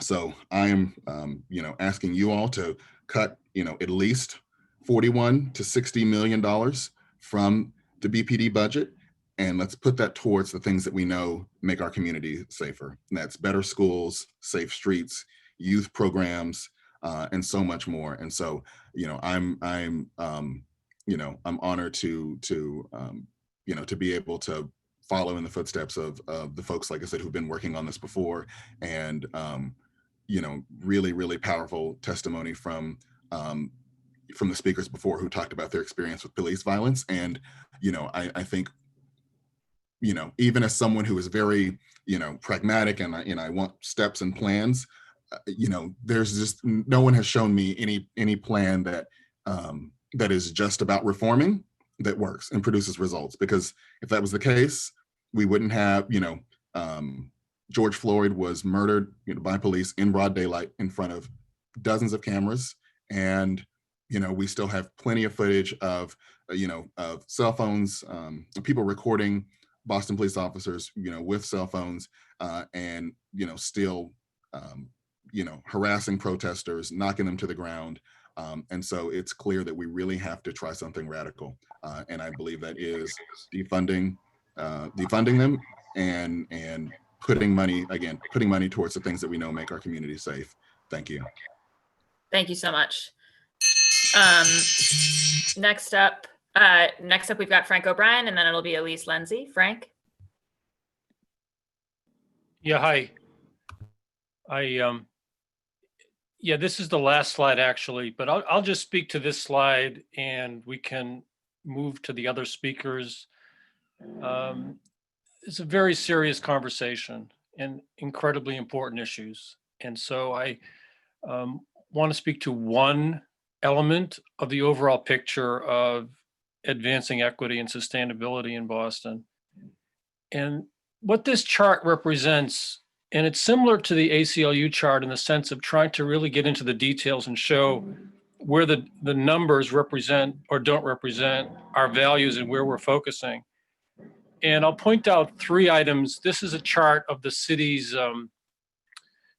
dollar allocation towards climate and resiliency and addressing the risk that comes from extreme weather conditions and related things like that. So the city has basically estimated a 10-year requirement to spend, and it's the bottom of the chart, about anywhere between 150 and 375 million dollars. And right now the city's budget that's in front of the council is allocating less than half of the low amount. So significant underfunding to addressing climate risk. And if you look at the themes that I've indicated at the bottom, one is to identify, are we putting money against where the real needs are? And that's a very important theme in any budget discussion. And then the second is, are we doing the right kind of equity assessment to make sure that everyone is equally protected and citywide? And then the third thing is, are we dealing with the critical infrastructure and job base? And you don't need to move the slide. You can leave it right here as it is. And if you go up to line item B, you'll see that, and that's District 1, the underspend is pretty darn significant in District 1, East Boston, Charlestown, and sections of the North End. The city's really planning on only spending $18 million when the need is up to about between 90 and 140 million. And as we know, communities in East Boston particularly are especially vulnerable to extreme weather. And the same applies to whether you're talking Heat Island along American Legion or Blue Hill Avenue or the Neponset estuary and so forth. So I really encourage the council to satisfy itself that this represents the level of spending that's needed to protect the city. And then finally, and I do appreciate the time here, I bring the council and everyone watching it, if you would go back to the chart again, the current budget has a proposed resiliency fund of $3 million. And what myself and working with a whole bunch of groups citywide, thank you.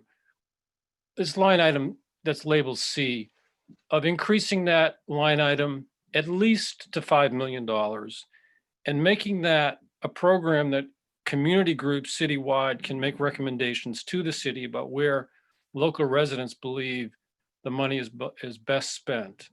And I'm still optimistic that will be included in the budget. I think those counselors and their staff who have listened and given perspective on it.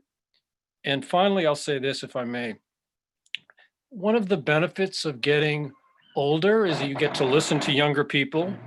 And I think listening to the younger people who've testified today is something that's extraordinarily important. And one of the things that we all can do is help translate the experiences and the intelligence into particular policies. And I look forward to making that happen over the next year. Thank you. Thank you so much, Frank. All right, next up, we've got Elise, and then I'm gonna be promoting the second panel into the panelist section. So Elise Lindsay. Hi, thanks for having me. My name is Elise, and I'm from Framingham actually, but I live in Scotland now, and a lot of my friends live in like the Brighton area and all around Boston. And I actually want to say thank you to Mr. O'Brien, who just testified and said that, you know, one of the good things about this is that you can listen to the young people. And that's the reason I wanted to testify today, because so many of my friends and so many people my age are outraged and angry, and rightfully so. And there's not a lot being done. And I've heard really wonderful sentiments today from everyone on the council. And I'm so grateful that everyone seems to want the right things. But unfortunately, the truth is that the police are not there to protect us. They're not there to serve the community. They were set up to protect property and to maintain social order and to maintain, you know, class structures, and they are not protecting us. They're not serving our communities. We should not be funding them to the extreme amount that we are. I think it's horrifying that the city of Boston has not already started to funding their police, and this budget proposes to cut 10% from the police, but we need to do a lot more. And I don't live in Boston, but you know, Boston is my home, and I'm very proud to be from Boston, and I'm very proud to tell people that I'm from Boston, but that's not true anymore, because unfortunately we are just as bad as anywhere else in the country or anywhere else around the world.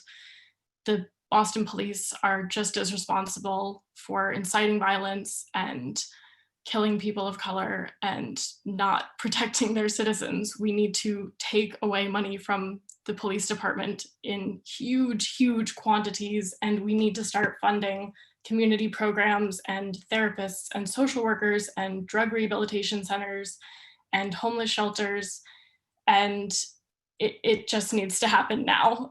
And I know that so many of my friends and other people that are my age who are in college studying a lot of these issues, you know, we feel this way. And I know that a lot of young people don't take the time to come to meetings like this. And, you know, part of the reason that I'm able to do it is because I'm on the other side of the world. So my workday is done, but this meeting is held at like 10 a.m. on a Tuesday. And that's not really helpful for a lot of people who go to work or who would want to speak up on these issues and literally cannot take the time out to do that, physically can't be here, even if it's on a Zoom meeting. So I'm really grateful that you guys are allowing all of us to come and testify, but just frankly, not enough is being done, not enough has been done. It's already far too late to be doing any of the things that we're talking about doing. So I think we need radical action now. You need to drastically overhaul the budget, and we need huge, huge, substantial change. Reform is not going to help. New trainings for the police, that's not going to help. The police as a structure are not there to help us. We need to take away a lot of their money. I really didn't plan on saying all of this crazy radical stuff. I had much weaker claims written out, and then I heard everything else that people were saying, and I just got angrier, and I don't know, I started rambling, and that's what I came out with. So I'm sorry if it was a bit much, but I do think it's all true. And like I said, I'm very grateful to all of you. And I know that you guys work really, really hard and you're listening to us and you want to make change, but I think it needs to be a lot bigger and a lot more radical and happen a lot faster than what's being proposed. So thank you again. I'm done. Thank you, Elise. All right, next up, we're going to another panel. So it's going to be Ayana, Sumaya, Betiel, and Carlene. I'll just say I'm missing Melissa, who's supposed to be on this panel. So if she can, in the attendee space, raise her blue hand so we can ID her, that'd be great. Ayana, I'm recognizing you first. You have the floor. Hi, my name is Ayana, and I'm part of Families for Justice as Healing, Sisters Unchained, Young Abolitionists. Just want to thank y'all for the opportunity to be here and let you know that our membership consists of formerly incarcerated women and women with incarcerated loved ones and people from the most incarcerated neighborhoods in Boston. And we believe that the city of Boston must cut the Boston Police Department budget and address a lack of investment in predominantly Black and Brown communities and an overinvestment in their criminalization and surveillance. Because of my work with daughters with incarcerated parents, I wanted to lift up children, or how children are often traumatized by the police, briefly through my experience. Like many people, my family's contact with the police has been humiliating and scary. When I was 6, the police raided my home and made my mother, my grandfather, my 4-year-old sister, and 2-year-old baby brother line up against the wall, holding us at gunpoint. When is it ever okay to do this to children and families? And then they arrested my mother for a traffic ticket afterwards. Police abuse their power every day, no matter what the laws are. These stories, whether past or present, are important to raise when discussing where city money is going. It's time to think about the generational impact and generational trauma of funding the police, deploying more officers into our communities on top of not investing in our communities. Our organization recently completed an extensive participatory research project, which I've shared with y'all before, called the Listening Tour, to gather the experiences and expertise of the most impacted women from the most incarcerated neighborhoods in the state, which are Roxbury, Dorchester, and Mattapan. We surveyed over 150 women. We asked women, what does a thriving community look like to you? When the city council cuts funding from the BPD budget, formerly incarcerated women have expressed the need for increased access to educational, employment, and financial opportunities, dignified and affordable housing, healing and healthcare, more parks in their neighborhoods, funding for small cooperatives and businesses, community centers, treatment centers. Women ask for services to heal their trauma instead of incarceration. They also asked for access to healthy and affordable grocery stores. They advocated for more diverse opportunities for young people. We asked women, how do we get there?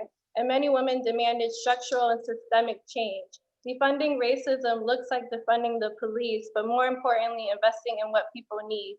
We need to invest in more Kimya houses. This home is led by Stacey Borden, a formerly incarcerated woman who is doing the real work to get more homes for women as alternatives to incarceration and for women upon their release.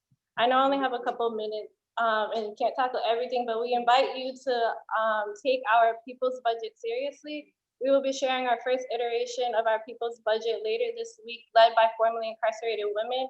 We hope we can continue to lay the foundations for real community-led processes to move the money that's cut from BPD into the hands of Black and Brown communities. Boston can continue to be known for racism, gentrification, and extreme income inequality, or we can use this moment to defund racism and transform our city. And I just want to leave with these words from one of the women who participated in our listening tour. She said, a thriving community is one where there are resources to fix the oppression that has been done in communities like mine, the communities in poverty, all of the Black communities where they have made a system to keep us in place. It looks like resources to fix these injustices and to fix these traumas on every level. And so this is not only possible for our people are leading the way. We have the solutions, we just need more resources to do so. Thank you. Thank you so much, Diana. Next up is Sumaya Ali. Hello, good morning. Good morning. Good morning. My name is Sumaya Ali. My pronouns are she, her, hers, and I'm here to explain why we should defund the police department and the positive impacts it would have on our community. Needless to say, I don't believe that a stronger police presence will protect our communities or make anyone who isn't a white person feel any safer. The reality of my life as a Black Muslim woman is that the police are the reason I'm constantly paranoid and constantly concerned for the safety of my friends and families. Over the past few weeks, we've seen countless videos of innocent Black people being murdered. These murders recorded on camera are the most prominent example. Oh, I'm sorry, I forgot to introduce myself. I'm also from the John D. O'Brien, and I'm with the BPS and the MJ Muslim Justice League. But as I was saying, these murders that we've seen have been the most prominent examples of police brutality. But it is important to remember that police brutality has long been an issue in the United States of America as well as globally. I recall the first time I was old enough to understand what was going on in the nation was during the summer when Mike Brown was murdered. That was in 2014. Now it's 2020, and we're still witnessing Black lives being taken without any explanation. While these murders didn't occur in Boston, we cannot pretend like the Boston Police Department doesn't have a violent and racist history themselves. In 2016, Terrence Coleman was murdered by the Boston Police Department. Coleman's mother, Hope, called 911 hoping that the ambulance would come to provide medical assistance for her schizophrenic son. When the police arrived, Coleman and his mother had entered the house and were searching for a bag of DVDs. And as Coleman was reaching for the bag of DVDs, the police shot him. They say that he was armed and that he had a knife that he took from the EMT, but that is not true. This happens all the time when the police will come into a situation that is non-violent and aggravated until someone is hurt or even dead. This is a clear example of police violence, but the police department has also damaged the livelihoods of Bostonians in more indirect and subtle ways. What I'm currently referring to is the Youth and Police Initiative Plus, a program that was created in the Boston Police Department as part of the Department of Homeland Security Anti-Black Muslim Counter-Violent Extremism framework. The premise of this program was that it served as a way for youth to engage with police and develop positive relationships.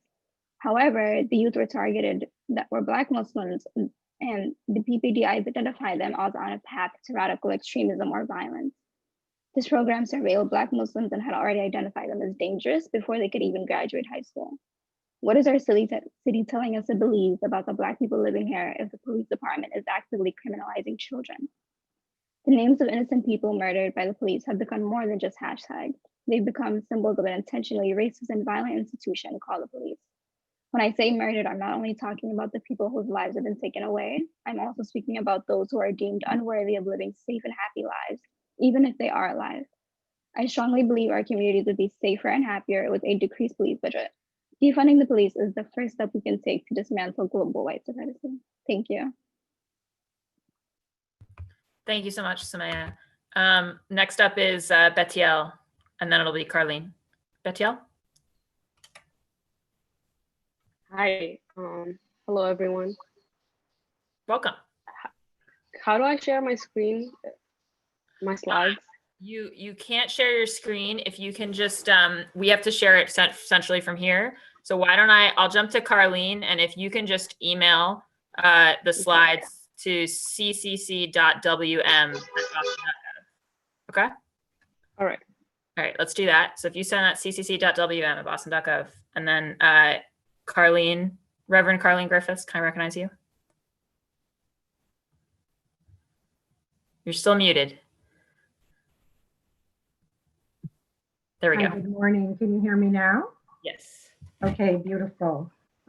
First, thank you to my colleagues and comrades who invited me to speak, and to all of you for listening. My name is Carlene Griffiths-Sekou. I am a Black immigrant woman and mother of a 7-year-old son. I have lived in Boston in the Dorchester area. I lived in Boston in Dorchester near the Uplands Corner area from the age of 9 through my adolescent years. I've also worked as a public health professional in health equity and working on maternal and child health issues and HIV/AIDS, which took me into neighborhoods that were most vulnerable for health equity, inequity. Currently, I organize with Black Lives Matter Boston, and I am a part of the movement for Black Lives. In my memory, in past memory and in current lived experiences with the police by family members and young people that I've mentored and that I've worked with, police has represented an occupation and intimidation and violence in our community. It's important to me as a mother that funds for policing be reallocated to funding social supports like youth jobs in the arts and community determined budgeting processes. Reallocating police funding to resources in poor and Black and brown communities of Boston enables us to build and sustain our lives, not police and not create police presence who does not respect and honor our lives, but instead pose imminent and lethal threats to Black and brown lives. Instead of militarized policing, I ask that we reallocate the police budget to truly make Boston strong. Boston isn't truly strong when the net worth of African Americans is $8 versus $247,000 for white families. Boston isn't truly strong when it remains among the most racist cities in the nation, where Black and brown immigrant families and others are at imminent threat. The culture of policing in Boston and our communities reflect that racism. Boston can truly be strong if we fund and reallocate to providing social supports for our most vulnerable families. That includes a universal basic income, universal access to housing, and certainly by bringing back rent control. The pandemic reveals that our most essential laborers are underpaid care workers in our hospitals, nursing homes, and rehabilitative care facilities. COVID-19 has shown a glaring light on the fault lines of racial capitalism. Those workers are working class, Black and brown and immigrant peoples, and mostly women. COVID-19 has shown the glaring light of racial capitalism, and defunding the police and reallocating these funds to creating social supports and strengthening these most vulnerable families is a way to make Boston more strong. These same essential workers come home to neighborhoods where police presence is disproportionate and their family members are not safe. I'm here to ask the committee to reallocate funds to support the livelihood and welfare of these families and make Boston truly strong. The strength of the most vulnerable makes all of us strong. To make Boston strong by affirming the integrity and by honoring the dignity of the communities that we've spoken about. Poor and vulnerable families that have been the backbone of our societies, that are immigrant, that are Black and brown. And our young people need to be affirmed and not policed.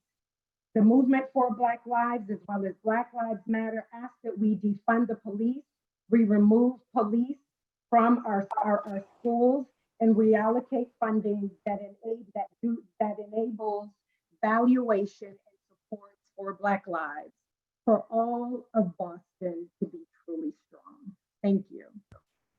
Great, thank you so much, Reverend. Next up is Betiel, and yes, Betiel, we did have the slides there under someone else's name, so we'll be pulling those up now. Betiel, you there? Great, you have the floor. All right. Hello, everyone. My name is Betiel. Can we actually go to the first slide? This is not the first slide. Okay, thank you. My name is Betiel, and I am with Youth Justice and Power Union. I'm here to tell y'all that we are asking for 15 million of the city budget funding to go to 5,000 summer jobs and 1,000 year-round jobs, and make sure the leftover money that is cut from the 10% goes to Black and brown communities. And the next slide is just a visual that shows you how police are highly overfunded and how youth jobs are super underfunded. And the next slide, we see that every year, we are told that there isn't enough money to increase youth jobs, but in summer 2018 and 2016, there was a chunk of money that was left unspent, even though it was budgeted to be used for youth jobs. And here in the others, in this other figure, you see that there was 10 million extra spent in police overtime. In the next slide, we see that over the past 10 years, youth jobs haven't really increased compared to the policing budget. And if we are taking young people and their work seriously, I think the number should be increasing every year exponentially. In the next slide, we see that the mayor, even though the mayor has increased, has added 4.1 million for this year, for this summer's jobs, we are still 4.4 million and 1,000 plus summer jobs short from our goal, even though the goal wasn't a big goal to ask for. We also want to reinvest the extra money from the BPD and ask the Success Link to open up their age range from 14 to 22, hire and pay undocumented young people. Now that I've, if you can go to the last slide. Now that I've shared some of the stats and figures, I want to talk about why I believe like we should invest in youth jobs personally. Over the past 4 years, I've had countless summer jobs with different organizations like the City School, Artists for Humanity, Youth Justice and Power Union, and Food Project. And all of these jobs have like completely altered my take in life and like have shaped who I've become. Like I'm a better person and I'm a better community member. Like I'm here today because of these jobs. Better sibling and just a better overall community member. And I see the impact even on my younger siblings who just started working. And I would like that to be the case for every young person in Boston. And I also want to talk about why I don't believe in investing more money in police and why I believe in divesting from the police. I think the police aren't an overall sustainable solution. I think they always show up in the aftermath. They're there to, like, logically, if we think about it, like the police show up when after something bad has happened, and they're just there to enforce and punish people. And usually those people are Black and Brown communities, and they're just being punished for poverty and and for things that that aren't in their control. And I think the money that is taken from the police should go to just one last thing, should go to Black and Brown communities, and their needs should be met. Thank you. Great. Thank you so much, Betiel. All right. So next up, I'm going to recognize a few more folks who signed up in advance. So we'll be going to Cynthia Pages, Kathleen Doherty, Ray Sanchez, and Kiki Tapiero. So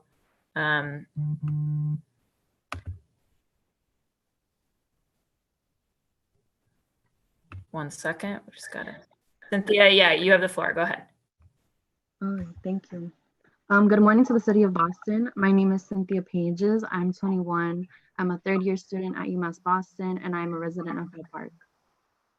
I'd like to begin by sharing testimonies from constituents, answering the question, why must the city of Boston defund the Boston Police Department? First, we need to defund the Boston Police Department because in my personal experience, the police have exacerbated situations and ended up doing more harm than good. People know that poverty is directly related to crime. If we take the money spent and use it for the community, we as a city will be better off. I find it hard to justify the $414 million allocated to the Boston Police Department and how it will directly benefit the community. Second, the city of Boston needs to defund the Boston Police Department because of the systematic marginalization that has cost more people their lives than protected. I think it would be one of the many steps to reforming systematic racism. Third, the Boston Police Department does not make our community safer. Boston should respond to social problems with something other than a militarized force that aggressively polices Black and Brown communities and which has committed atrocities such as the Operation Clean Sweep against people experiencing homelessness and drug addiction. As the Minneapolis City Council looks to disband the police force that murdered George Floyd, we must remember that the Boston Police Department murdered Terrence Coleman and Usam Rahim. The people Boston Police Department has killed and brutalized have largely been denied justice. They deserve not only for individual cops to be held accountable, but for the system that created them to be held accountable. And lastly, I'll close with my own testimony. The city of Boston needs to defund the Boston Police Department because our city is suffering. As inequality rises, the wealth gap grows exponentially. As the Boston Police Department expands their budget yearly, and in the midst of a global pandemic, schools are closing, like my own elementary school, the Jackson Man. Students are fighting for resources, being deported as a direct result of the Boston Police Department. And students are being funneled into the school to prison pipeline. I, as a constituent, demand the council to vote no on the current budget, until the Boston Police Department is defunded by at least 10%. And that there is record that allocates the money for Success Link, mental health counselors, and other social and wellness support systems for the Boston school systems, and other community-led violence prevention programs are funded. Earlier, councilmen asked, how can we be intentional about the budget? This means listening to every single one of us who have said, defund the Boston Police Department. Defund the Boston Police Department means 10% now, and at the end, abolition. And with that, thank you. Thank you so much, Cynthia. Next up, let me just clarify the order. It's going to be Cecilia, Dawn, and then it'll be Kathleen, and then Kiki. So Cecilia? Cecilia, you have to unmute yourself. Hi, good morning. Good morning. Good morning. My name is Cecilia Dawn, and I've resided in Boston since 1990. I've worked directly with the public and currently live in Hyde Park, Massachusetts. I'm currently an active member of Families for Justice's Healing in Roxbury, Mass., a community-based participatory defense group. I want to thank the entire City Council for rejecting the proposed budget and the opportunity to advocate on behalf of communities in desperate need of funds that should be reinvested and reallocated for us. Our community needs dedicated programs that socially and economically redevelop our communities. We desperately need youth initiatives, family enrichments, mental health awareness, in addition to trauma care therapy, employment training, and more community-led organizations. We lack affordable housing, education, health insurance, drug and alcohol programs, and more. There's an outright need for effective reentry programs with supportive services that increase stability and advancement for growth as individuals without discriminatory obstacles. $50 million have been budgeted to build more prisons, but for who? To further divide families with the power of unjust laws and systemic racisms, which have impacted Black and Brown communities for centuries? More of our loved ones statistically silenced and shut out of society? I say no, do not cut community funds and reverse the playground to prison pipeline. Reinvest the funds providing services that reduce harm, increase social relationships, ultimately eliminating recidivism. Addressing the $400 million Boston Police Department budget, Black and Brown communities already has an overwhelming policing presence.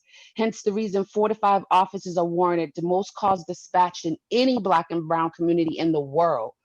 The majority do not do not look like us, and are not there for us. They do not promote, serve, and protect. Rather, aggressive power of authority is displayed upon arrival, potentially provoking arrest.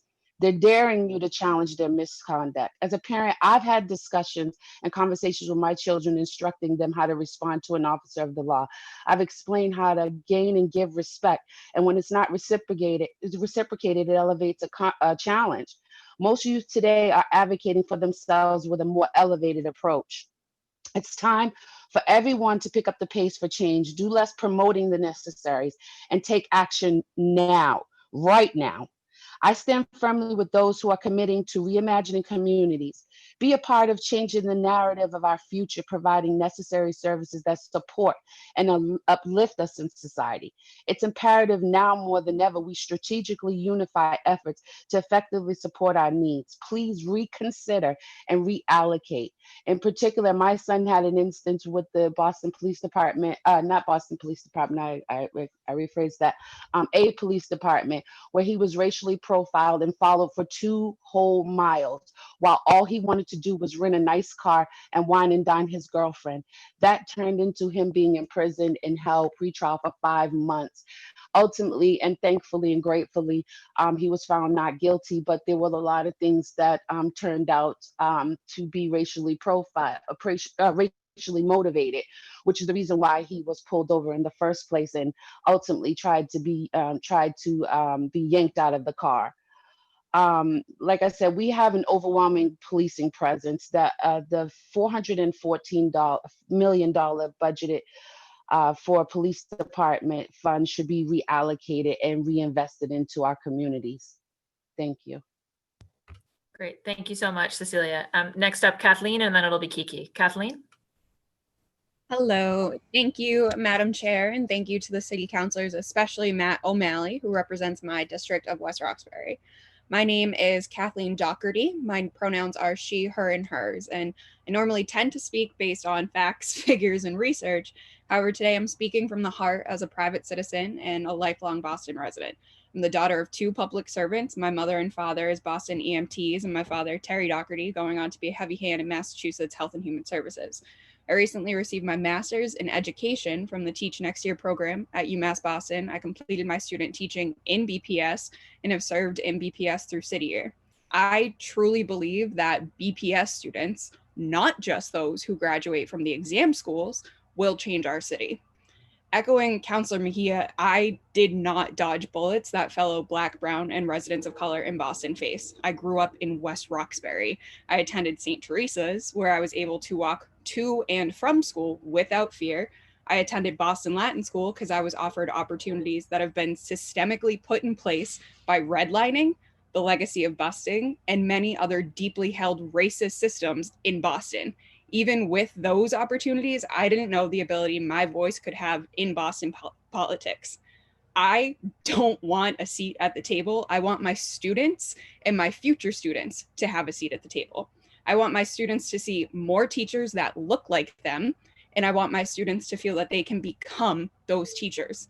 I urge you all to please focus and reallocate funds to Boston Public School students through youth jobs, food security, anything.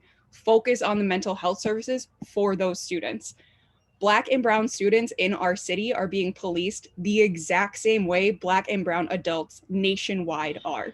If Boston City Council wants to respond to all of the public testimony today about funding communities of color, start by doing it in our schools. Our schools are more segregated now than they were before or during busing. And although Boston prides itself on being blue and being progressive, we're only doing so by sweeping our deeply racist history under the rug and allowing it to live there. I want to end with a quotation from George Santayana, a Spanish immigrant to Boston who was a graduate from Boston Latin School. In 1905, Santayana said, "Those who cannot remember the past are condemned to repeat it." And as a collective, Boston has not remembered our past. We haven't addressed busing. We haven't addressed redlining. And without change, we're condemned to just keep repeating this history. So I want to thank again, Madam Chair and the city councilors, and thank you deeply for all of the previous testimonies, especially those that I know have come from Boston Public School students, all of you are going to change the world, because if we put our money where our mouth is and fund Boston Public Schools, not just the exam schools, a lot can change. So thank you to all of the city councilors. My phone and email are always open. Love to keep these conversations going. Great, thank you so much, Kathleen. Next up is Kiki, and then it's going to be Josh DeLillo. Kiki, you have the floor. Thank you so much. So my name is Kiki Tapiero. I'm 24 years old. I'm Latinx and a lifelong resident of the Boston area. I'm here to advocate for completely defunding the Boston Police Department and investing instead in communities of color. A 10% cut is not enough to solve the problems with police that folks have been mentioning. Minneapolis is now looking into disbanding its police force entirely, and it's now time for Boston to act during this very historic moment.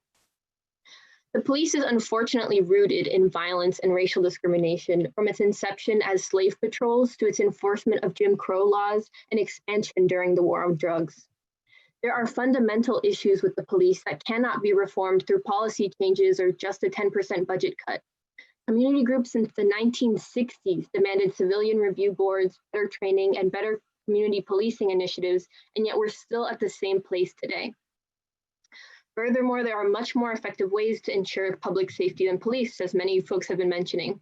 Most social services agencies and organizations could serve as alternatives to the police, yet they are severely underfunded. I won't repeat out all the numbers of the budgets that folks have been laying out very well. I do want to say that these numbers are absolutely unacceptable. Boston needs to provide adequate access to housing, food, healthcare, education, and just basic human needs. These are the root of so many crimes, and instead Boston is trying to solve these problems with violence.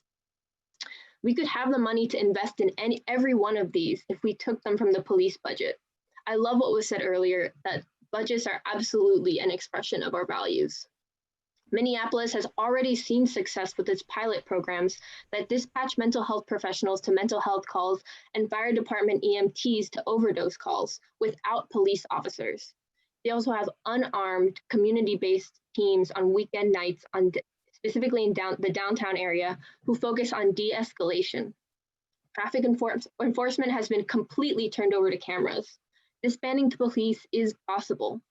The police as an institution has existed for less than 200 years. That's less time than chattel slavery existed in the Americas. And I'm sure it was a far-fetched notion to ever end slavery. However, like what we're doing now, people back then had to engage in a little bit of imagination.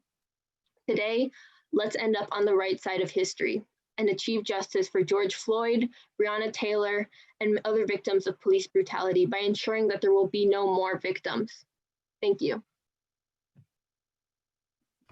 Thank you, Kiki. Up next is Josh, and then it'll be Adeline, and then Prayuth. Joshua DeLillo, you have the floor.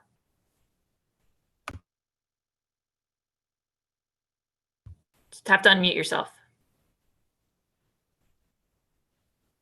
Josh, can you hear me? Unmute. Hello, can you hear me? There you are. Yes, now we can hear you. Sorry about that. Okay. Thank you for these 2 minutes. Thank you, Boston City Council, for this opportunity to speak today. I know I'm not the target demographic, but should be actually really listened to in this situation. So I'm going to try to keep my comments brief. My name is Joshua DeLillo. I live at 73 South Huntington Avenue in Topeka Plain, and I've lived here for 15 years. Why is the police budget 14 times that of the Boston Center for Youth and Families, or 4 times that of the Boston Health Commission, or 52 times that given for youth engagement and employment programs? How can we justify this expense when we allocate an additional $60 million in overtime to the BPD? Why do 530 BPD employees each make more than Marty Walsh's $199,000 a year salary? Boston politicians need to address police brutality, especially when it comes to the ranks within our own city. Shame on anyone who says D.A. Rollins went too far in her speech. Councilor Flaherty, I found your interpretation of the events of May 31st troubling, like those of Mayor Marty Walsh. You said Bostonians woke up to a city destroyed by the actions of those who took over and desecrated an otherwise peaceful protest with acts of violence and destruction. Their actions are unacceptable, disgraceful, and serve as a disservice to those who showed up to protest peacefully. But then you thank the aggressors, the Boston Police Department.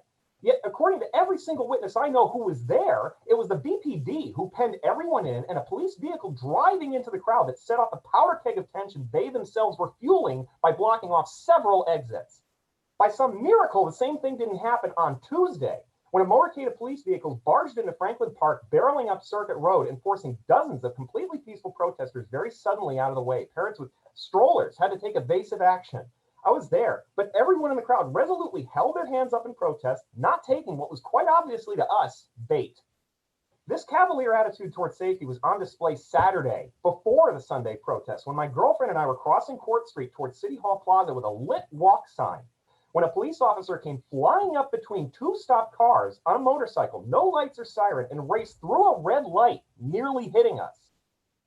I could hear his coworkers jeering at him like frat boys across the street all along Cambridge in front of the 7-Eleven. I was ready to go over there and give him a piece of my mind when my partner of 10 years, who was a woman of color, stopped me. And we ended up getting into a 45-minute discussion wherein I learned the reason she pulled me away was because she didn't want to get in trouble for almost getting hit by a policeman on a motorcycle and daring to complain about it. What I think we are witnessing here is a broken culture of accountability with a marriage of political interests and police unions. Why are we focusing so much on enforcement when we could be focusing on prevention through community support? Our budget should reflect that. Thank you, and I yield. Thank you, Josh. Next up is Adeline, and then it'll be Prayuth. Adeline Deli. Good afternoon. My name is Adeline Daly, and I live in Mattapan. I'm asking the City Council to cut at least 10% of the Boston Police Department budget, including $40 million from overtime. Mayor Walsh must reinvest that money in Black and Brown communities, prioritizing COVID-19 relief, housing, treatment, healing, small and cooperative businesses, community centers, community-led organization, and projects, and increase funding for youth jobs to $15 million. My community needs funding for community centers and youth jobs. Community centers are public places where community members gather for group activities such as support, public information, and other purposes. I believe there are currently a small amount of Boston Youth and Family Center in Mattapan. There is not enough funding available to them in this difficult time. In fact, it is difficult for young people in my neighborhood to get summer jobs because of the effect of COVID-19. Despite the light of money, there are not enough jobs for all. As a Black youth, I'm having a rough time owning a job this summer to support my family because there's a lot of young people fighting for the same position. BPD has never been transparent or accountable to the City Council or to Black and Brown Bostonians. The BPD is not keeping communities of color safe. I'm tired of living in a city that spends over $1 million a day on policing while Black and Brown young people, family businesses, and organizations don't have what we need to strive. This is the year for the City Council to take a stand for racial justice and cut the BPD budget. The City Council must also reject any cuts to what community needs. And I want the City Council to beneficial organization Boston to protect Black and Brown people.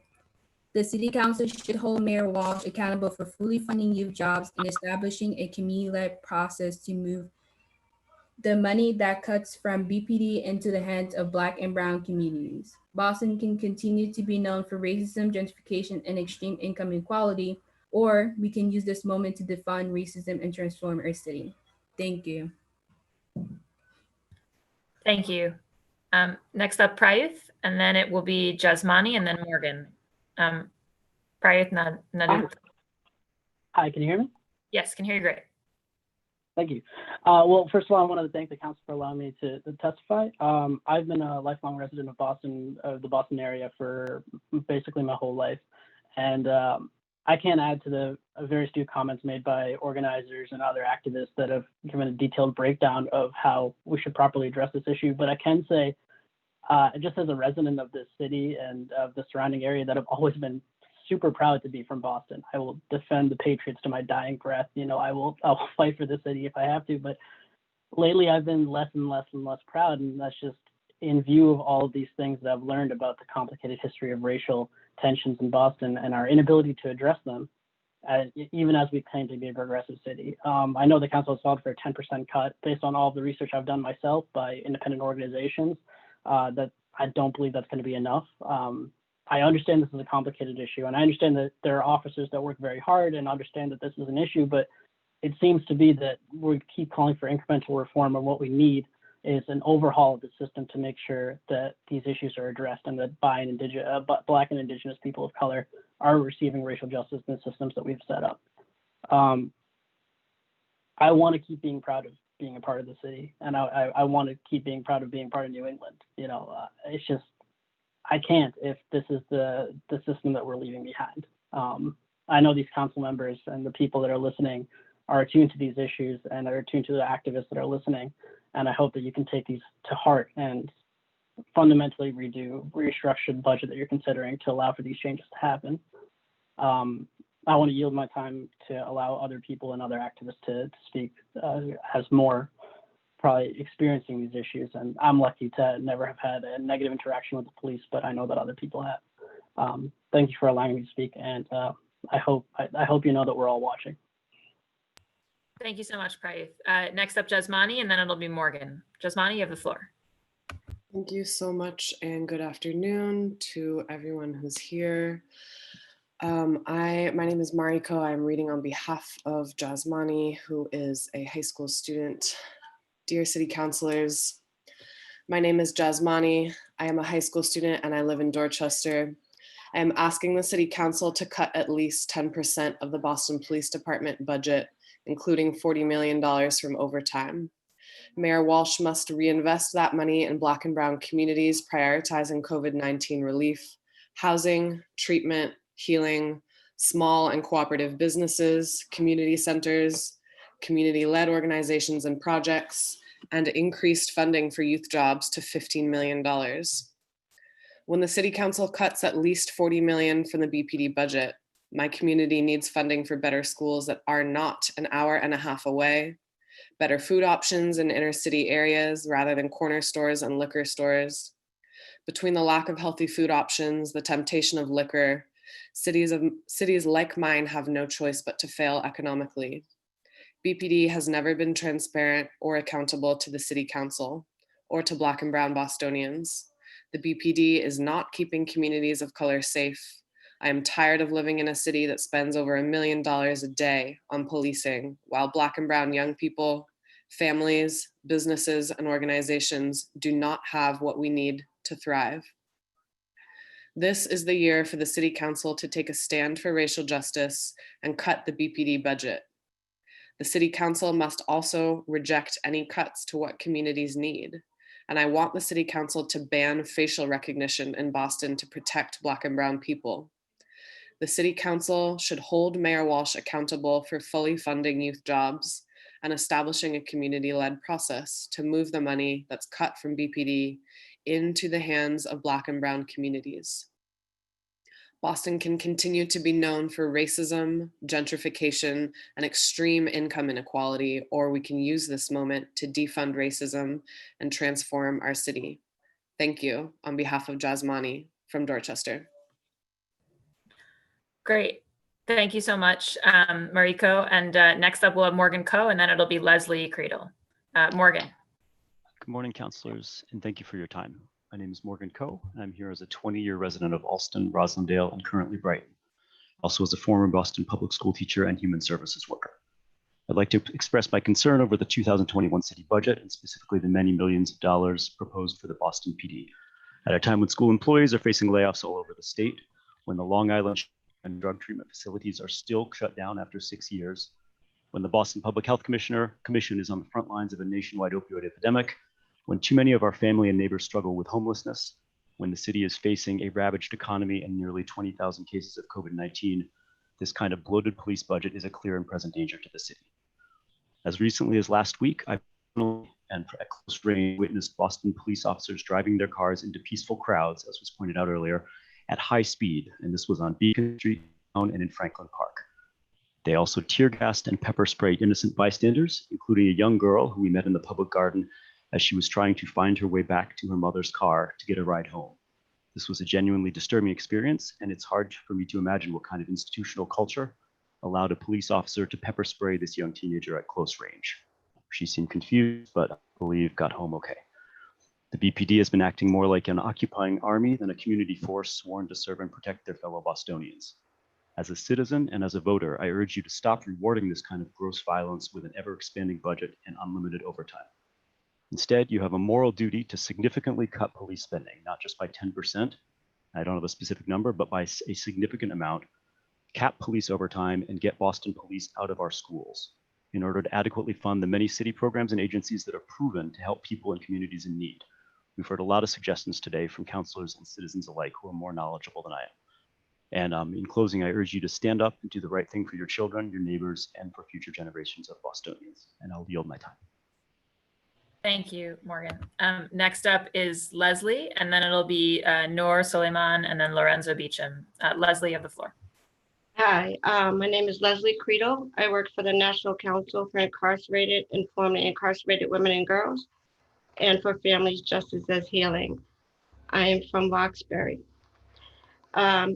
I want to begin by saying my daughter was murdered in the streets of Boston. She was killed by gun violence, and she was only 22. And what I'm going to say, I don't want you to take it lightly, but I blame the Boston police and the system for my daughter's murder. I blame the system for the fate of our youth today. I blame the system for over-policing and turning our communities into chaos.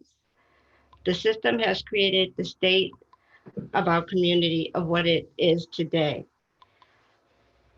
You created that child that killed my daughter.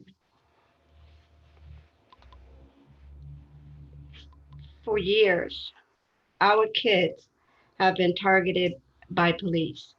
As soon as they turn 13, if they're walking home from school in a group of 5 or more, they are jumped out, harassed, thrown on the ground, on the top of police cars, and labeled as a gang. And they are placed into a gang database. If they're standing in front of their homes, the drug unit will jump out on them, search them, beat them, and humiliate them.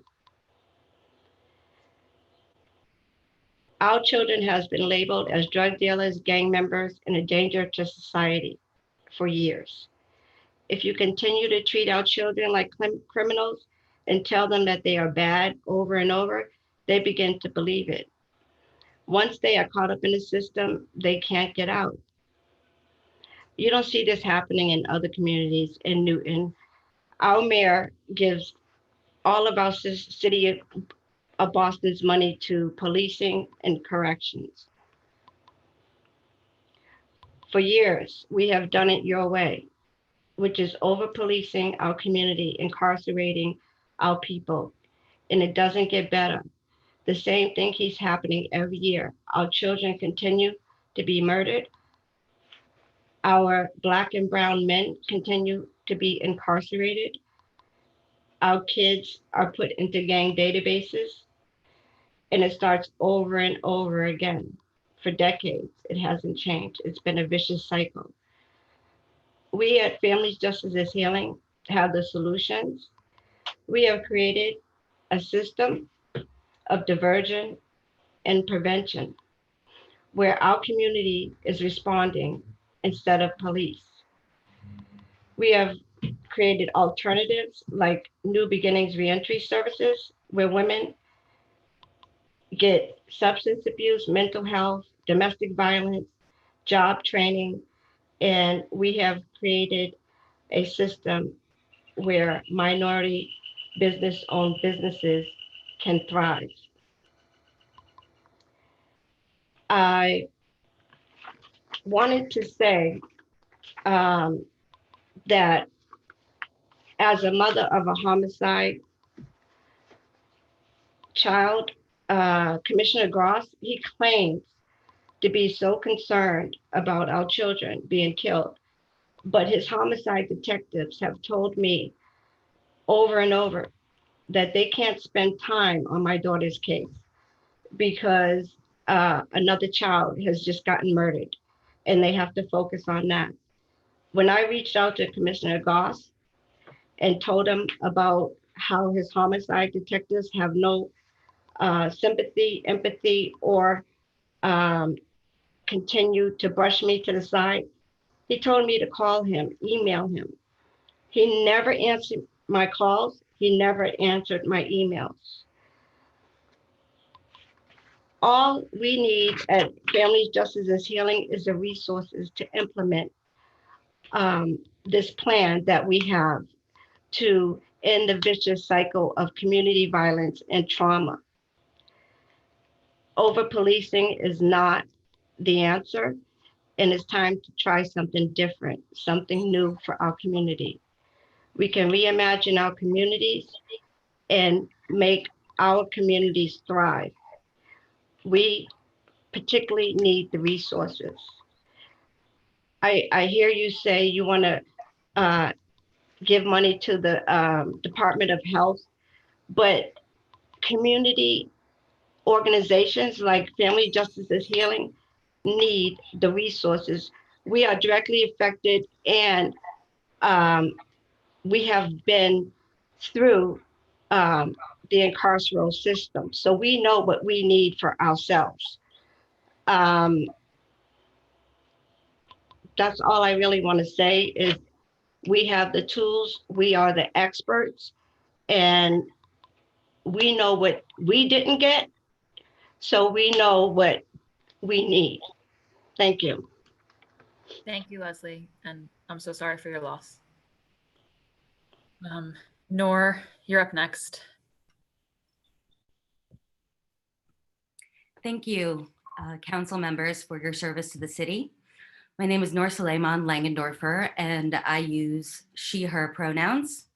I'm a resident of Jamaica Plain, and I'm here in my capacity as a private citizen.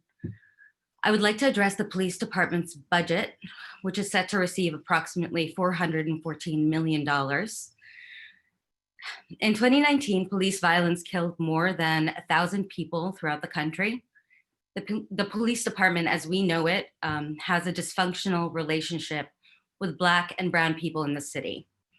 As I attended a protest last week, I saw firsthand how police deliberately escalated and provoked anger during the end of a peaceful protest.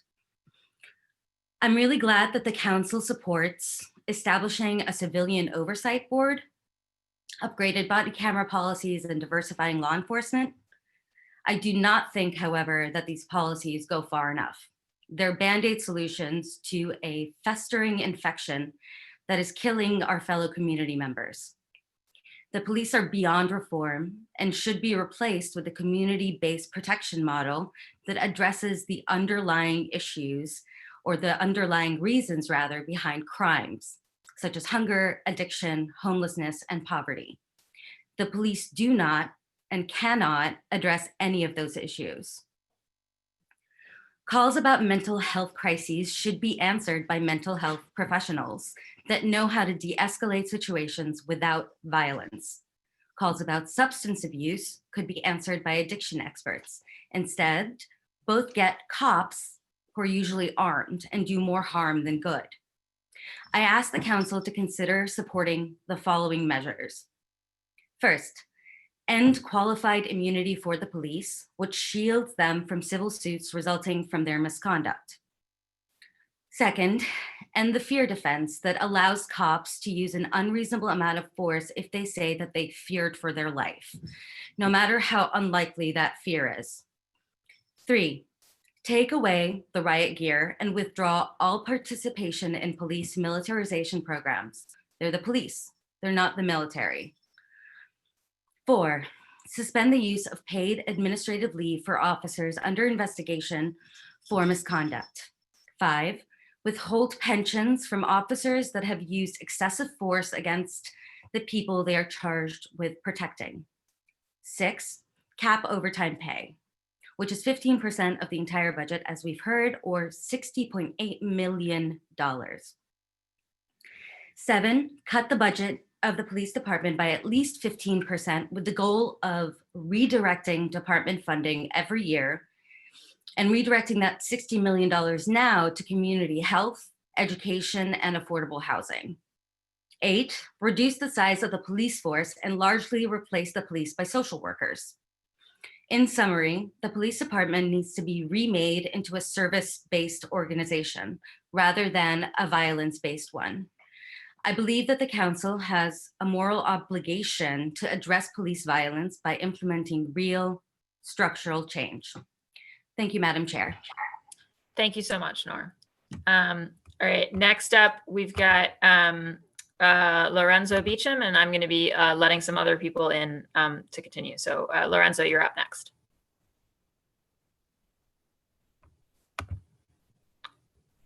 Lorenzo, you're muted. There we go. Hello? Can Yes, you hear me?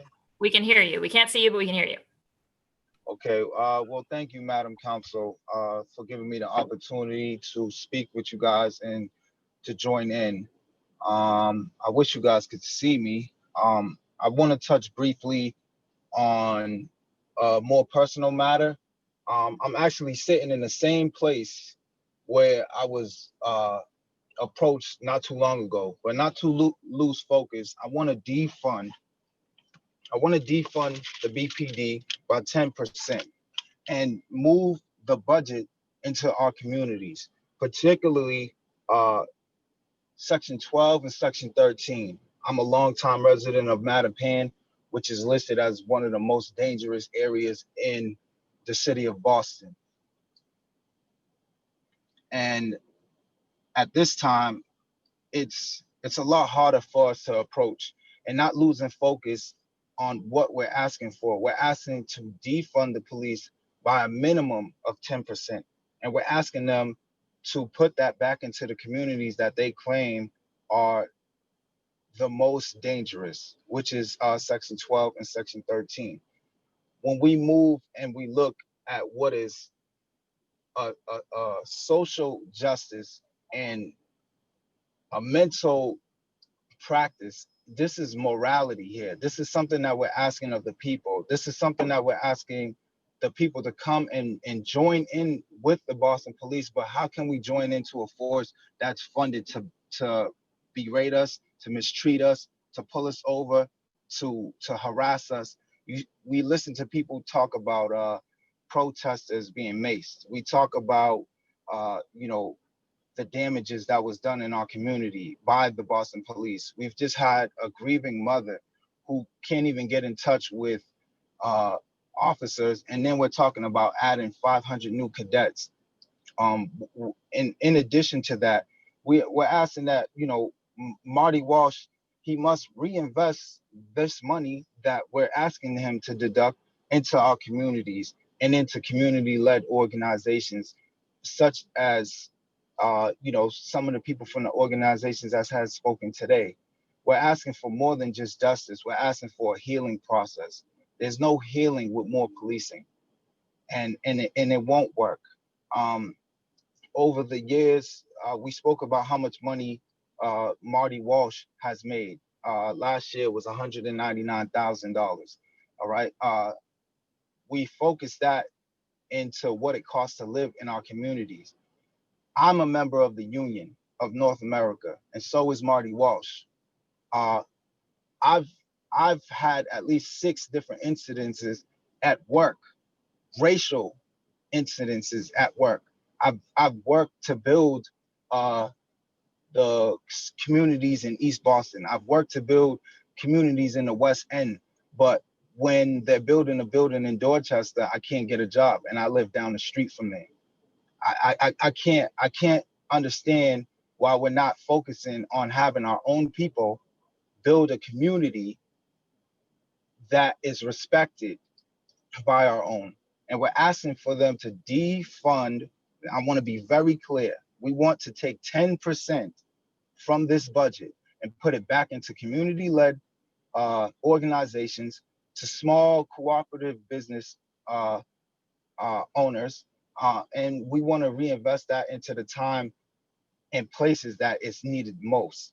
District 12 and District 11. I see you raising your gavel. So in closing, I wanna thank Colleen Griffiths and Jared Johnson for their message. I also want to mention some of these names. These are names that are people that I know personally. Gary Brown, Eleanor Mallory, Kevin Brewington, Darnell Davis, who I was his mentor for over 7 years, Marcus Dunn Gordon, who is my younger cousin and a member of Northeastern University. All of these murders these are people who have been murdered. One of which is 77 years old and used to take care of me.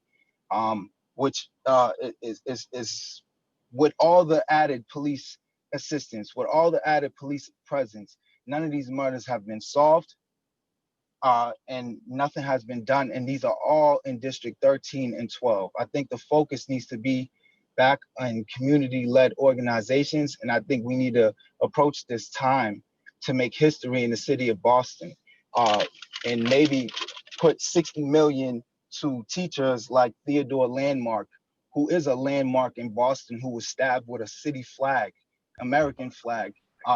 If he had $60 million invested into his classrooms and teachers like him to promote social injustice and to bring justice to communities of Black and brown people who are hurt and who have no message.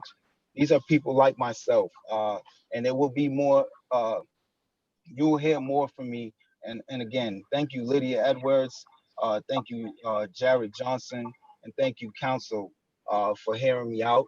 I want to be clear that we are asking to defund the police and to work on building our organizations in our own community from people who are formerly incarcerated that want to support people in our community, that don't want to be recognized as second-class citizens, that want to be able to run a business without being harassed, that want to be able to live in their own. This is a parking spot. I'm in my parking spot where I was almost arrested for living in a particular community where I don't fit the norm. And I feel like I love my city, but I don't love the way it treats me.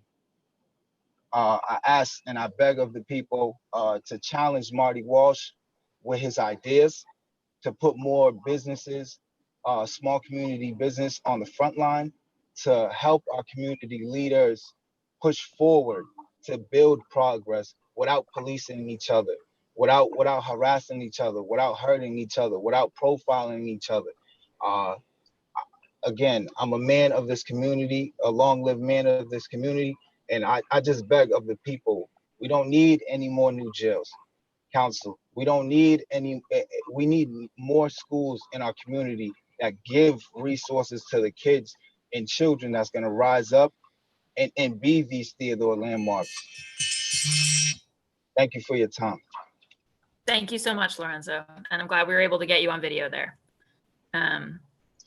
All right, next up is Elizabeth Courier, and then we'll be going to Kaimani James, and then it'll be Gerald Dudley. Elizabeth, you have the floor.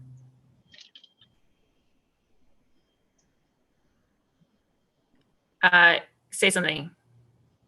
No, you look unmuted, but then we can't hear you. So why don't you just try flipping it on and off? I'm gonna go for a second to Kaimani, and then we'll just cycle back. Earlier that we had the same issue, and I know Ikram turned it off and on, and it worked. So Kaimani James, recognize you. Hello. Hi. Hi. Good morning, City Council members. My name is Kamani James, and I am a student here in BPS. I'm here for the obvious reason, to convince you why defunding the police is not only the best option for these challenging times, but a decision long overdue. It's no surprise that police officers all over the country are being scrutinized for their carelessness and bigotry towards Black and brown people, and that citizens are once again calling for the defunding of the police.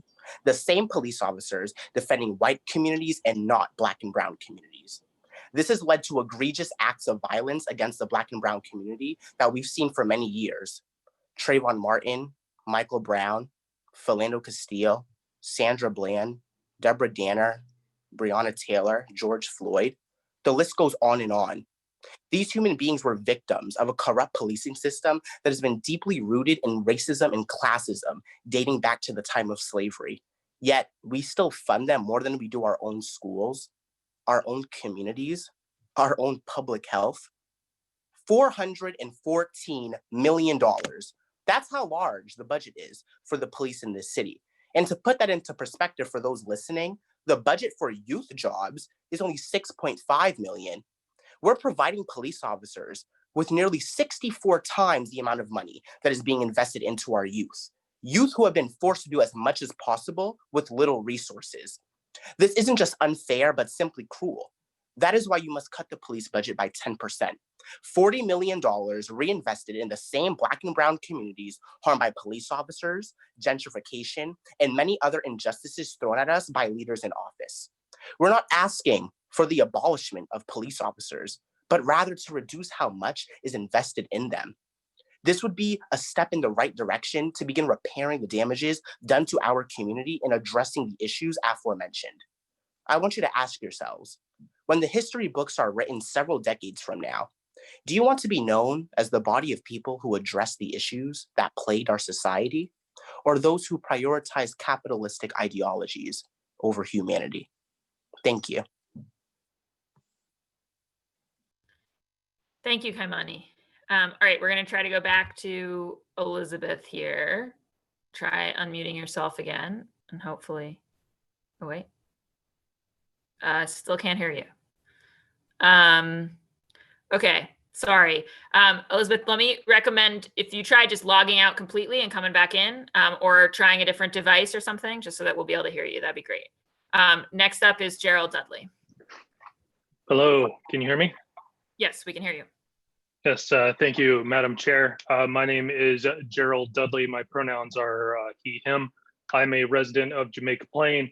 I am here to give testimony in part because I'm calling for justice for George Floyd, Breonna Taylor, Tony McDade, and for everyone who's died by extrajudicial police violence. I am here to voice my support for defunding and disbanding the police department and starting from scratch by restructuring the city's approach to public safety in a manner similar to what was implemented in Camden, New Jersey. They took on their police union and won, and I believe that Boston City Council should do the same. I am calling on city council members also to divest themselves of campaign contributions made by members of the police department. I support also the immediate firing of all the officers referenced in charge presented earlier by Lauren Chambers for abuse of overtime. We need funding for social services. We need resources for our people who are experiencing homelessness. We need funding for those who need help with drug use. We need more money for our public libraries and public schools. We need money for material aid for those who need it. We need money in our communities, which could easily be provided by money currently misspent on police. I am not from Boston. I moved here from Texas, deep rural Texas. And I wish I could say that I left the racism of my home state behind, but instead when I moved here, I learned that Boston held within it an even more insidious form of racism, and in no other institution is that racism given more ominous form than in its police force. Boston reminds me of nowhere so much of Austin, Texas, a city which also claims to be progressive, but which is shaped by a long history of redlining, gentrification, and over-policing. When all you have is a hammer, every problem starts to look like a nail, and the Boston Police Department is a hammer. It is time to put the hammer down and start using other tools to build a community that is equitable for all our residents, Black, Brown, Indigenous people of color, everyone.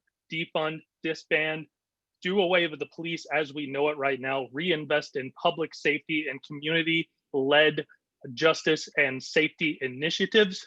And let's start there, and then let's see what we can build for the future. I yield my time. I have my own gavel. Great. Thank you so much, Gerald. All right, next up is Mallory Mirashrafi, and then it'll be Jan Alexandra, and then Antonio Morales. So Mallory, you have the floor. Hi, my name is Mallory Mirashrafi. My pronouns are she and they, and I live in Roslindale, Massachusetts. Many of the people who've testified before me have been lifelong residents of Boston and aware of its upheld history of segregation, of targeted policing, and of inequitable distribution of money, care, and resources to its Black and Brown communities. I have not been a lifelong resident of Boston, and I moved to Boston in September to work for the Huntington Theater Company as one of a handful of employees of color in a white, wealthy institution in a white, wealthy part of town. I don't work with numbers and figures, but my job is to look at narrative, to consider who is telling a story and how and its impact. Boston is known for its history of segregation, of racism, of not supporting its Black and Brown communities. And what's important to note is that while Boston does have a racist history, it's not just a history. That racism shapes its current national narrative and reputation. When I told my family I'd gotten a job offer in Boston, my dad told me not to go. He told me Boston was Islamophobic and racist as a city. He told me to be wary of Boston police based on his own experiences as a brown Muslim man, and that the city did not have my best interest at heart. I come from a family of first-generation immigrants, Iranian immigrants. We're Muslims, and from the outside, Boston's reputation precedes it, and precedes it for a reason. I live in Rosendale and work in the Back Bay and South End. I see visibly every single day the difference in commitment that Boston has refused to make in supporting its Black and brown communities and neighborhoods. When I take the bus to the T, because the Orange Line ends before getting into Rosendale, to the Back Bay or to the South End, and I watch the number of Black and brown people dwindle as I go from Rosendale to the white and wealthy funded Back Bay. Right now, Boston has an opportunity to reshape its national narrative. I am asking the City Council to cut at least 10% of the Boston Police Department's budget, including $40 million from overtime. Mayor Walsh must reinvest that money in Black and brown communities, prioritizing COVID-19 relief, housing, treatment, healing, small and cooperative businesses, community centers, community-led organizations and projects, and increasing funding for youth jobs to $15 million. Black and brown people in Boston should not feel like they live in a city that doesn't take care of them. Black and brown people who choose to move to Boston should not feel like they're taking a risk. This city spends over $1 million a day on policing, while Black and brown young people, families, businesses, and organizations do not have what they need to thrive. This is the year that the City Council needs to take a stand for racial justice and cut the Boston Police Department budget. The City Council must also reject any cuts to what communities need to thrive. And I want the City Council to ban facial recognition in Boston to protect Black and brown people, specifically Boston's Muslim population. Hold Mayor Walsh accountable for fully funding youth jobs and establishing a community-led process to move the money cut from the Boston Police Department into the hands of Black and brown communities. Boston cannot continue to be known for its racism, its gentrification, its extreme income inequality, but it will unless we use this moment to defund racism and transform this city. Thank you. Great, thank you, Mallory. And now we're going to Jen, Alexandra, and then Antonio. And then Elizabeth will try bringing you back in here, so. Jen? Hi, I'm Jen Alexandra Katz. I use she, her pronouns, and I am a resident of Allston Brighton. I'm here in my capacity as a private citizen, and I ask that you fund the police and transfer the money to Black and brown communities that need it. I'm here to say that whatever is currently allocated for policing is far, far too much. Boston police have a long history of abusive behavior. Boston police cooperate with ICE and CPB, which have been engaging in ethnic cleansing as defined by the UN since even before the Trump administration. There should be absolutely zero budget for helping the immigration secret police disappear people of color. Tear gas and pepper spray increase the risk of COVID-19 transmission when used during protests because they induce coughing. So police brutality is extra bad during the pandemic. I have friends who have traumatic and permanent injuries as a result of abuse by the police. And I have myself seen officers shaking hands and exchanging banter with neo-Nazi militiamen. This is not abnormal, it is typical. Racism is inherent in American policing. It is normal in this country for police to be buddy-buddy with Nazis. Meanwhile, people are unable to make rent or afford food, medicine, utilities, and basic necessities. Mutual aid networks are a good thing, but they're expanding because the government is failing people on the local, state, and federal levels. For poor people, the barriers to direct financial support are always too high, and all of these issues affect Black and brown people more by far and away, poverty and resource accessibility to COVID-19 itself. People need food, housing, healthcare, and therapy, not rubber bullets and not tear gas. Fiscal year 2021 budget to center compassion and anti-racism and decenter policing. I ask that you defund the BPD as much as possible, reallocate that money into helping Black and brown communities. As a white woman who has benefited extensively from white supremacy, I fully support the abolition of police and policing as part of the dismantling of white supremacist power structures. I'm also going to reiterate that meetings like this at 10 a.m. on weekdays are not very democratic, harm engagement by already marginalized people. Thank you all. Best of luck. I yield my time. Thank you. All right, up next is Antonio Morales, and then we'll go to Elizabeth. Antonio? Hi, my name is Antonio Morales. My pronouns are he and him, and I am a resident of Brighton. First, I would just want to say thank you to everyone in the Boston community who has shared their story across different generations. And being a Latinx person and growing up in Massachusetts and also growing up in the US, we're all aware of systemic racism at hand. And we recognize that the police have always been a tool to, it's been the gun that shoots us and holds us down. And I just want to say that if anyone in a position of power right now, especially on the city council, is not heartbroken by the stories that you are hearing or the just generations of racism and inequity that have plagued everybody in this community, you are part of the problem, and the least you can do is at least acquiesce your power or just participate in this beginning of defunding the police. Something that was brought up in the beginning with the city councilors was this idea of this inevitable recession that's going to happen. Everybody is speaking about, of course, we need to fund community programs, we need to fund public housing, we need to put more money into education.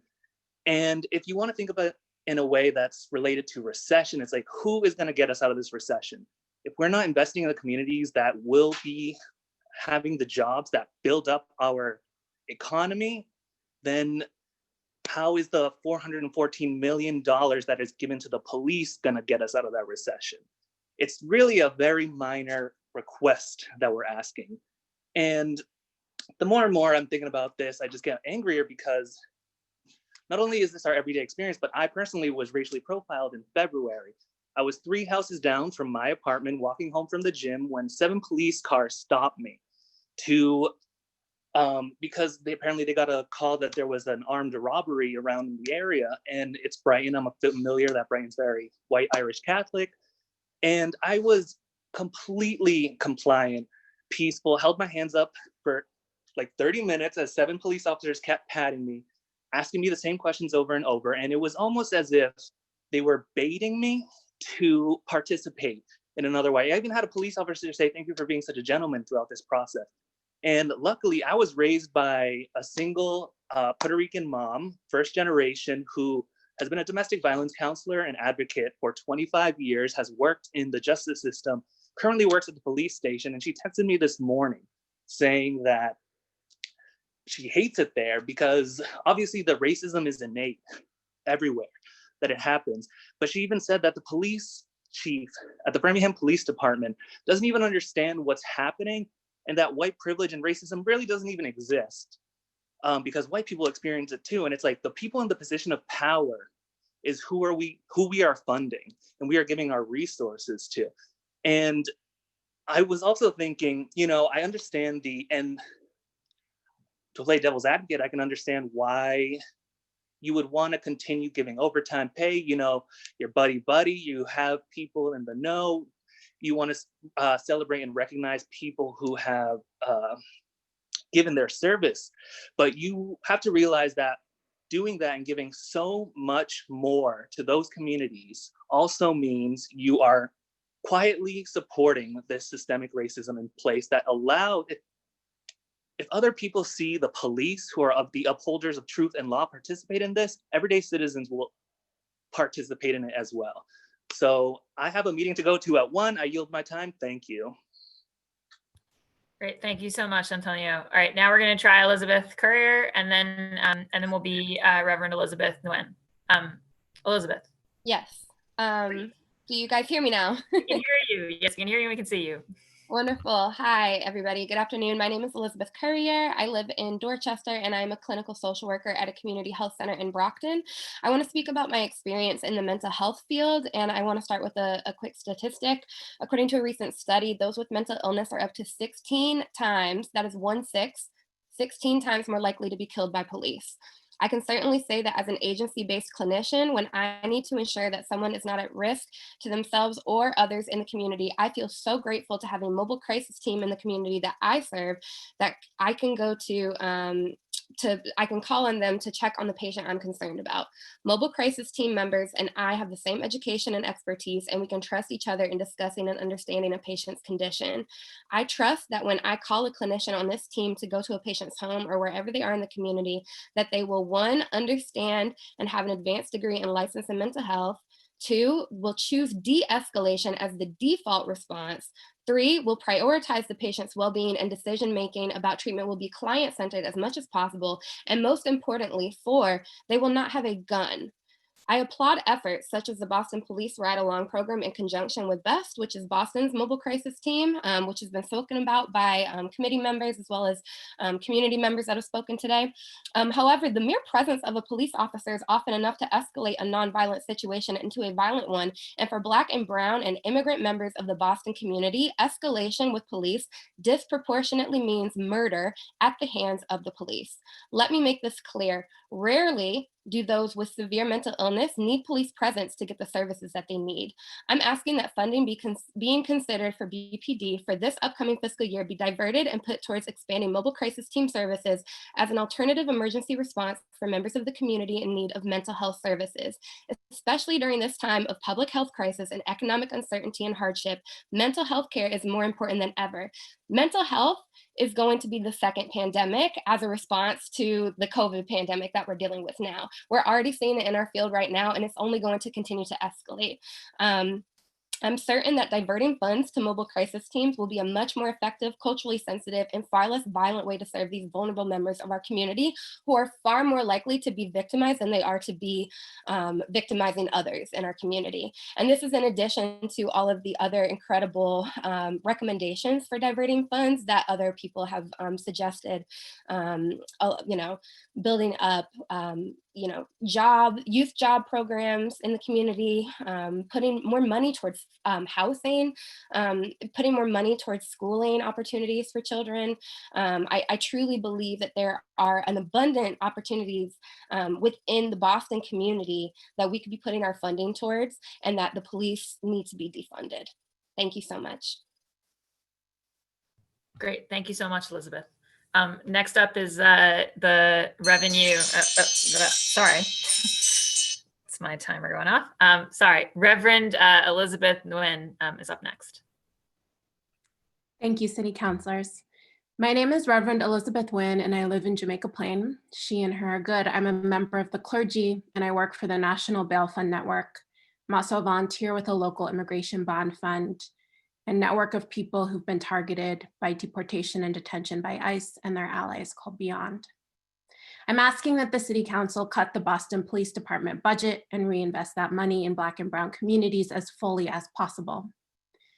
In my previous work, I had the honor of working with young people in Boston. Some of those young people graduated from college this spring, but before that, they dealt with harassment at the train stations by undercover cops while coming home from school, profiling, criminalization in their own communities.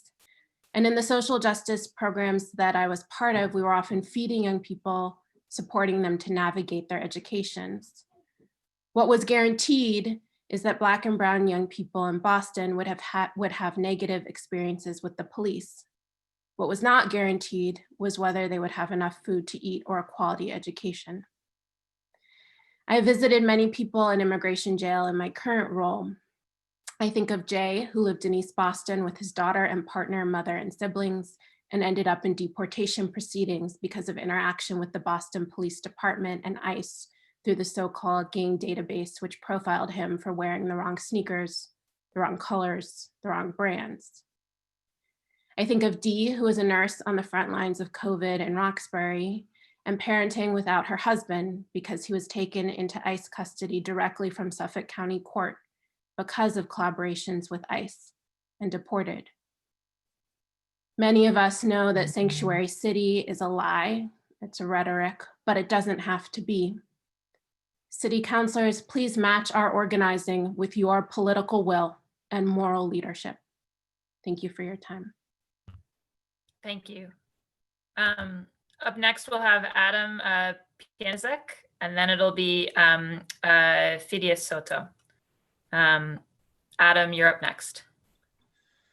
Hello, my name is Adam Pianzek, and I was born, raised, and I'm residing in Dorchester. We not only need to defund the police, we need to hold them accountable. Investigate all reports of Boston police instigating violence, especially during peaceful protests, including the ones I and many others have submitted to the city already. I've personally benefited from Boston's pro-white culture, and I'm still here outraged, telling you this system is a farce and enough is enough. No one should be advantaged nor discriminated against because of skin color, gender, or sexual orientation, or really any factor. Defunding the police allows us to fund social responses to social issues. Instead of sending armed forces to respond to domestic abuse, drug abuse, and the elderly, we need to send care workers who can actually help. Our youth and our community are already working to find alternatives to policing for problems neighborhoods have. Kudos to Julia and the youth of Boston for creating a forum to address fireworks. We need to fund social responses to social issues. Fund schools, fund parks, fund communities, fund healthcare, fund renaming all monuments and buildings named for racists, including the shopping hall downtown named after a slave trader. If we can't change our racist system, then let's throw the entire system into the Boston Harbor. Defund the police, build the Dock Greenway. Black Lives Matter. I yield the rest of my time. Thank you. Thank you, Adam. Phidias is up next, and then it will be Marlon Solomon, and then Janat. Thank you, Madam Chair. My name is Phidias Orlando Soto, and I'm a Roxbury resident. I'm asking the City Council to cut at least 10% of the Boston Police Department budget, including $40 million from overtime. Mayor Walsh must reinvest that money in Black and Brown communities, prioritizing COVID-19 relief, housing, treatment, and increased funding for youth jobs to $15 million. I believe that the BPD's funds can be used to address the disparities Black and Brown communities face within this city. I'm calling for these funds to be injected into educational spending, where an increase would relieve the massive toll BPS teachers face every academic year and uplift aspiring students with new educational resources. I'm calling for the funds to be distributed to health centers to ensure that they are supplied with enough resources in case the second wave of COVID-19 strikes. I'm calling for the funds to be given to the community and recreational services to begin to renovate some of our most sacred places. Now let's begin to discuss the atrocities that happen within this city. It is unfair that because of the color of my skin, my peers and I have to worry about walking out of the store when we did not purchase an item, wearing hoods or dark colored clothing, or even walking a certain way. It is inexcusable for the innocent members of my community to be personal punching bags for unfit cops. One cannot simply take out their license and put their hands up at the same time. There has to be a stop to the senseless and racially motivated violence coupled with a drawn-out police reform plan to ensure it does not happen again and that there are consequences for when it does. Whenever I witness racist police violence covered on national TV, I immediately think of how police officers all over the nation are able to publicly harass and execute defenseless Black and Brown individuals without any repercussions. These same officers are using illegal procedures in order to subdue their victim, which in turn ends up killing them. Police are supposed to apply aid before force. It is against policy to apply any type of pressure near the neck in case a victim has underlying health conditions where even slight asphyxiation can be fatal. BPD has never been transparent or accountable to the City Council or to Black and Brown Bostonians. The BPD is over-policing and not keeping communities of color safe. I am exhausted from living in a city that spends over $1 million a day on policing, while Black and Brown individuals don't have what we need to thrive. Thank you. Thank you, Phidias. Next up, Marlon, and then it'll be Janat, and then Sam. So Marlon Solomon. Marlon, just have to unmute yourself. We can Hello. see. There we go. All right. Yeah, hi. I want to thank everybody and the council and all the young people that are on this call. I'm trying to not date myself, but I want to thank everybody for their input and their passion. And with this kind of diverse dialogue that I believe we'll find the solutions that we're looking for. My name is Marlon Solomon. I am the president of Afro-American Culture Initiative. It's a Hyde Park-based nonprofit organization. We're based in Hyde Park, and our mission is to build cultural bridges in the African diaspora through education, technology, and travel. So our focus, and the reason why I wanted to definitely talk, was because I think that, and I know we're kind of working on some of what we think is some of the solutions in regards to cultural competency, and how that is a focus, that should be a focus of all sort of interactions in communities of color. We're talking about, even if you want to talk about the police, they need to fund programs to help their cultural competency within communities of color, so that mistakes like, or maybe not even mistakes, racial things can be sorted out. We develop curriculum based on African diaspora education.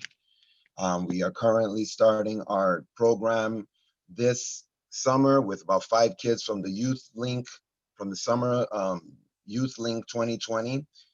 So we're going to be developing curricula for young people of the African diaspora. That's African American, African immigrant, Afro-Latino, Afro-Caribbean, and also Friends of Africa, people of non-African descent, to try to work ways of cultural competency.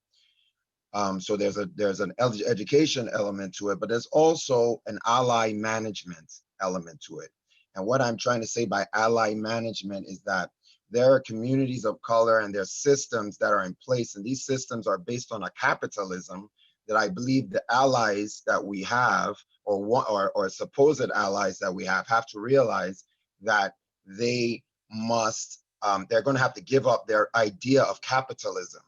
I am doing a study right now because I'm also a civil engineer, and we are looking at the proximity of fast food to our high schools in communities of color. We're looking at Jeremiah E. Burke, and we're looking also at Boston Prep in Hyde Park. 2 of my children go to Hyde Park. Right across the street, they're building a Burger King, right? This is the proverbial knee to the neck that in 20 years, when the children that go to that school do not have the health, everybody would have forgotten that there was a Burger King that was put right across the street. When I say right across the street, I'm saying 75 feet from door to door. Okay, so that's, I think, in Councilman Arroyo's district. So the ally management needs to teach people that you're going to have to maybe give up that Burger King, and you're going to have to put something that's helping because it's right across the street from a school. So that is actually leaving a form of capitalism, because that Burger King is based on a predatory practice by capitalistic companies that are making profit off of Black and brown children, right? We're talking about these schools have basically 97% or above minority involved students. We're talking about 3 McDonald's restaurants within 1.2 miles of the school. That's just McDonald's. We're not talking about Burger King. Average less than 1 mile for 3, average less than 1 mile for 3 Burger Kings, average less than 1 mile for 3 McDonald's, average about 2.7 miles for 3 Wendy's. So basically we have a saturation level of we have 9 restaurants in the saturation level of, sorry, I'm going through my slides that I didn't get the sense, sorry. We have within 2.2 miles radius from the Boston Public Charter School, 2.2 miles, you have 9 restaurants. That is an average number for 3 McDonald's, 3 Wendy's, and 3 Burger Kings. 2.1 miles. The average of just the closest 3 of those restaurants is 0.9. Less than a mile, you'll find 1 Wendy's, 1 Burger King, and 1 McDonald's within a mile radius of the Boston Public School. Okay, so I see the gavel's up. I'll hold that down, but please, I want to just continue to tell the people, especially the young people, that you're doing the right thing. Listen to your elders, because there's some ways that we can do it better, but you're right, your heads and your hearts are in the right place. Thank you very much. Thank you so much, Marlon, and thank you for all that information. Next up is Janat, and then it'll be Sam Callow, and then we'll go to Calvena. Janat, you're up. Janat, we need you to unmute yourself. Sorry, I was having technical difficulties. There we go. Okay. Dear City Councilors, my name is Jinnah Hassan and I live in West Roxbury. The most harmful thing the BPD does is ignore the lives of people of color. They fail to realize that they're also citizens and human beings who should be protected by the police. However, it seems like the police pick and choose who they want to protect. Do you not feel anything when you see bodies on the streets, seeing innocents arrested, seeing people of color getting incarcerated merely because of the color of their skin, because of their religion? Does it not bother you? They're real people who are getting murdered. People have families, people have friends. They're humans. I'll keep saying that till understood they're human beings. Since most of the victims' families are not getting justice, the least you can do is defund police and cut at least 10% of the Boston Police Department budget, including $40 million from overtime. It's imperative that Mayor Walsh is being held accountable to reinvest that money in brown and Black communities, prioritizing COVID-19 relief, housing, community centers, and increasing funding for youth jobs to $50 billion. As a 16-year-old, when I see racist police violence covered in national news, I can't wrap my head around how Boston allows this. I moved to Boston many years ago from Iraq to live in an environment where I could be safe and not having to turn my shoulder in fear. However, my family immigrated to a place where racism is known, where fear is normalized, where people of color are ignored and killed. Imagine how I feel leaving my family just to end up in a place where I can't be who I am. How can police walk away from the fact that people of color are being murdered and later deny that fact? Boston can continue to be known for racism, gentrification, and extreme income inequality, or we can use this moment to defund racism and transform our city. Remember, you are funding police, you are funding murderers, you're giving them a pat on the shoulder. Instead, fund my future. Thank you. My name is Jinnah Hassan. Thank you so much, Jinnah. All right, next up is Sam Callow, and then we're going to go to Calvena and then to Alex. Sam?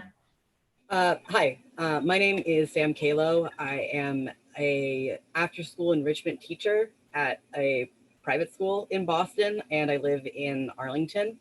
I have been living in the Boston area for my whole life, and I am ashamed to admit that I didn't notice the problem of structural racism as a child because I grew up in Westford, which is so overwhelmingly white that I don't think I even met a Black person until I was 11 or 12 years old.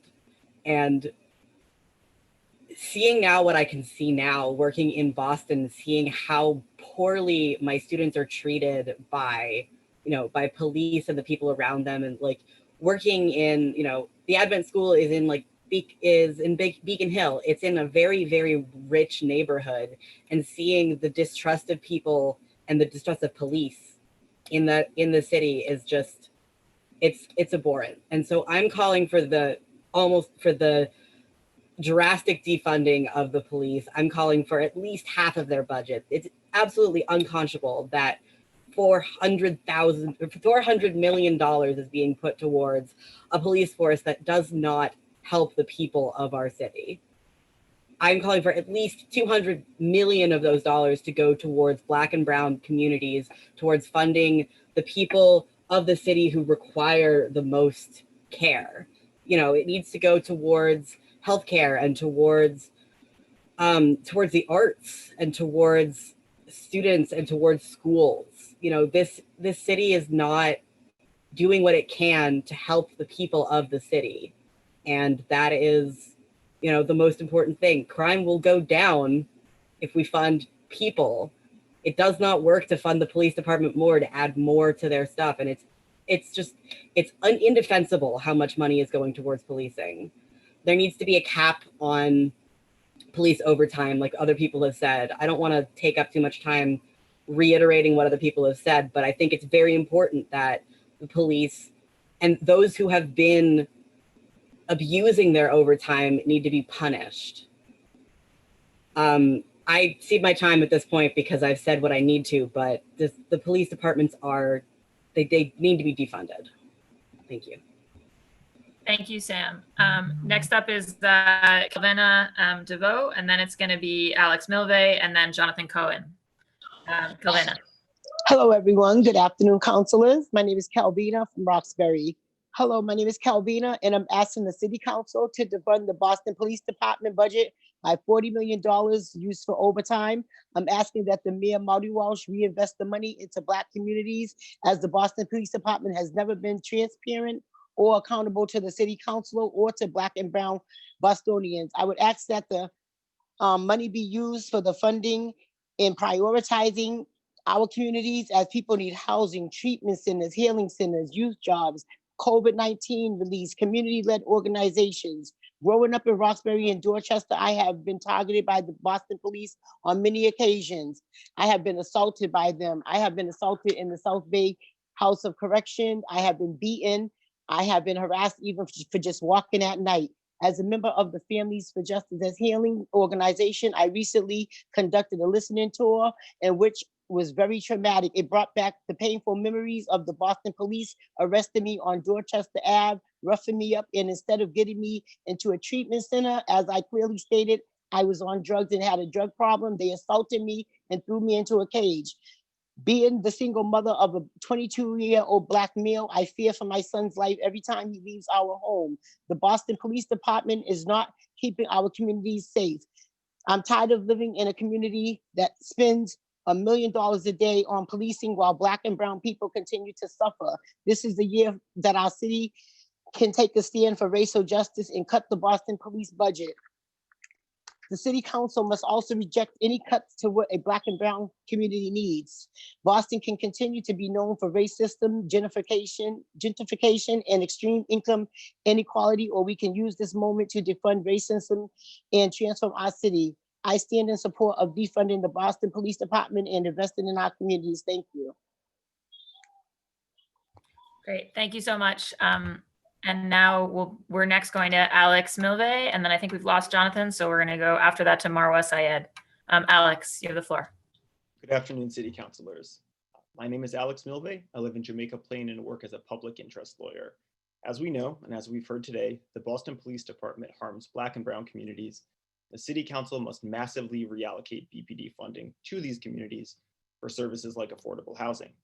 As a legal services attorney, I've spent a lot of time in Boston's housing court, where I've worked with low-income tenants facing eviction.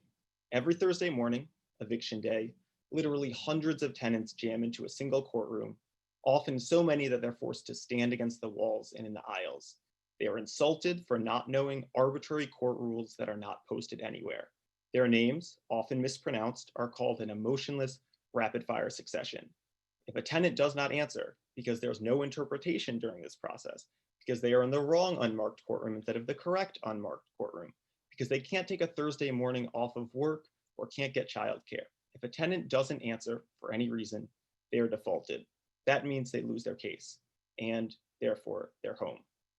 Housing court is dehumanizing.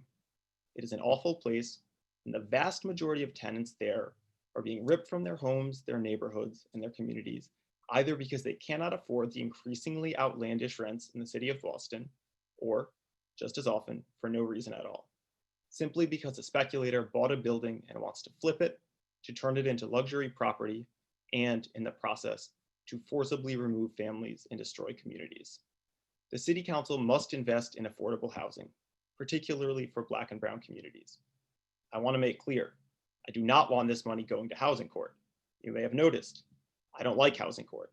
The injustice of housing court, however, is merely a symptom. The city must address the disease, address the root causes of these evictions: systemic racism, financial exploitation, and the repeated theft of wealth from Black and Brown communities. Defunding the BPD and investing in affordable housing is a good place to start. Thank you. Thank you so much, Alex. And I see we've been rejoined by Jonathan. So I'm going to go to Jonathan, and then it will be Marwa Syed. Jonathan, you have the floor. Thank you. The proposed budget section on the Public Safety Cabinet is split into emergency management, the fire department, and the police department.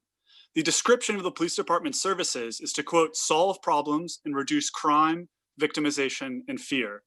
There are two problems with this. First, given the directive to reduce crime, victimization, and fear, the $228 million that's allocated to the Bureau of Field Services, which involves armed officers occupying already marginalized communities, rather than reduce crime, victimization, and fear, as is the department's directive, The testimony today highlights that those officers so often do the exact opposite. On the other hand, operations like the community-based violence prevention demonstration program, the Department of Mental Health Jail Diversion Program, BEST, and the Safe and Successful Youth Initiative Program address the root causes. Second, while public safety should be reimagined to address underlying root causes, this should not be pursued under the auspices of police departments. The Public Safety Cabinet should have at its forefront community-based investment in crisis assistance, and that should be in a department distinct from the police. A model for this could be Cahoots, or Crisis Assistance Helping Out on the Streets in Eugene, Oregon, a nonprofit that last year handled almost 1/5 of the city's 911 calls. But ultimately, these solutions should come directly from the affected communities. In terms of concrete policy, I echo previous speakers' calls to, as a bare minimum immediate measure, reallocate at least 10% of the BPD's budget away from policing towards community-led initiatives. Thank you. Thank you, Jonathan. All right, next up is Marwa Syed, and then we'll have Keshia Koech, and then Nayela Lynch. So Marwa, you have the floor. Hi, I'm Marwa Syed. I live in Roxbury and Fort Hill. I'm also an organizer with a homelessness advocacy organization and have seen firsthand, many of the police brutality incidents towards people who are experiencing homelessness, who are just occupying public space, who are just needing some kind of mental health help or substance use help, but instead of receiving that help, they're just farmed out to the police and then experience massive physical and structural violence. And so I just wanted to generally talk about defunding the police, but also tie in that specific experience that I have in my work. So I'm here today to demand the defunding of the police and the accompanying carceral systems wholesale. The police don't keep us safe. Surveillance and brutality don't keep anyone safe. We keep us safe. As many people have pointed out, the answer to social problems is not farming them out to someone with a gun to take on and then washing our hands of that problem. You can't shoot years of chronic and racist disinvestment. The police have shown us you can shoot it, but then a bunch of people will lead the charge to defund you. The answer is investing in communities that have the ability to preempt and solve those problems themselves. That looks like taking money away from punishment and incarceration and putting it into safe, permanent, affordable housing and stable and secure jobs. That looks like having actual help, not just assault and harassment, available for people who need it, whether it is a place to stay, mental health treatment, or a mediator for when there is a fight. These are all things that we are capable of doing and ready to do. The power lies in our Black and Brown communities, not with aggressive armed police officers who offer no real remedies. You can't reform something that is working just as it was intended to do. You need to get rid of it. The predominant narrative is that this is a broken system, but if we look at the history of the police, we see that they were originally conceived as a force to protect property and wealth, whether that is enslaved people or physical goods or a target. And we see this legacy live on in practice and rhetoric to this day. This is an unredeemable model and does not deserve to be brought into the future with us. We should defund the police and invest in Black and Brown communities who are already doing work to keep themselves safe with a fraction of the resources. Why do we need to have an ineffective and deeply racist system if we can just have strong, safe, and healthy communities? Thank you. Thank you, Marwa. Yes, and now we've got Keshia, and then it'll be Nayela, and then Lena. Keshia, go ahead. Hello, my name is Keisha Koech, and I live, work, own property, and vote in Boston, Massachusetts. I'm asking the City Council to cut at least 10% of the Boston Police Department budget, including $40 million in overtime. Mayor Walsh must reinvest the money in Black and Brown communities. I believe it is important that the Boston City Council vote to defund the Boston Police Department. As a lifelong resident and teacher in Boston, it is astonishing to see how much as a city we spend on policing when compared to homelessness, housing, counseling, you name it. As a city, we have invested in over-policing and criminalization of Black and Brown communities and vulnerable populations. When you think about organizations like the police department meant to help the greater good, the goal should be that one day we don't need that support anymore at the scale it currently exists in. Today, it is possible, and we have the power to do that. Defunding the police is the only way to invest in that future. This is a time to imagine what we want our communities to look like and how we want them to run. As an educator, I have taught 10, 11, and 12-year-old Black and Brown children in Boston. When I think about racist police violence that is covered in the national news, I think about my students. I think about Tamir Rice. Tamir Rice was 12 years old. He should be alive today, but he is not. He was murdered by overzealous police who didn't see him as a 12-year-old boy. In less than 2 seconds, this child's life was stolen. When I was 8, practicing riding my bike in a church parking lot with my cousins by our home in Brighton, the police were called on us. I was just a kid riding their bike, and I was criminalized for it. This is still true for my students and other youth across the city. Boston's Black and Brown children deserve to have a childhood.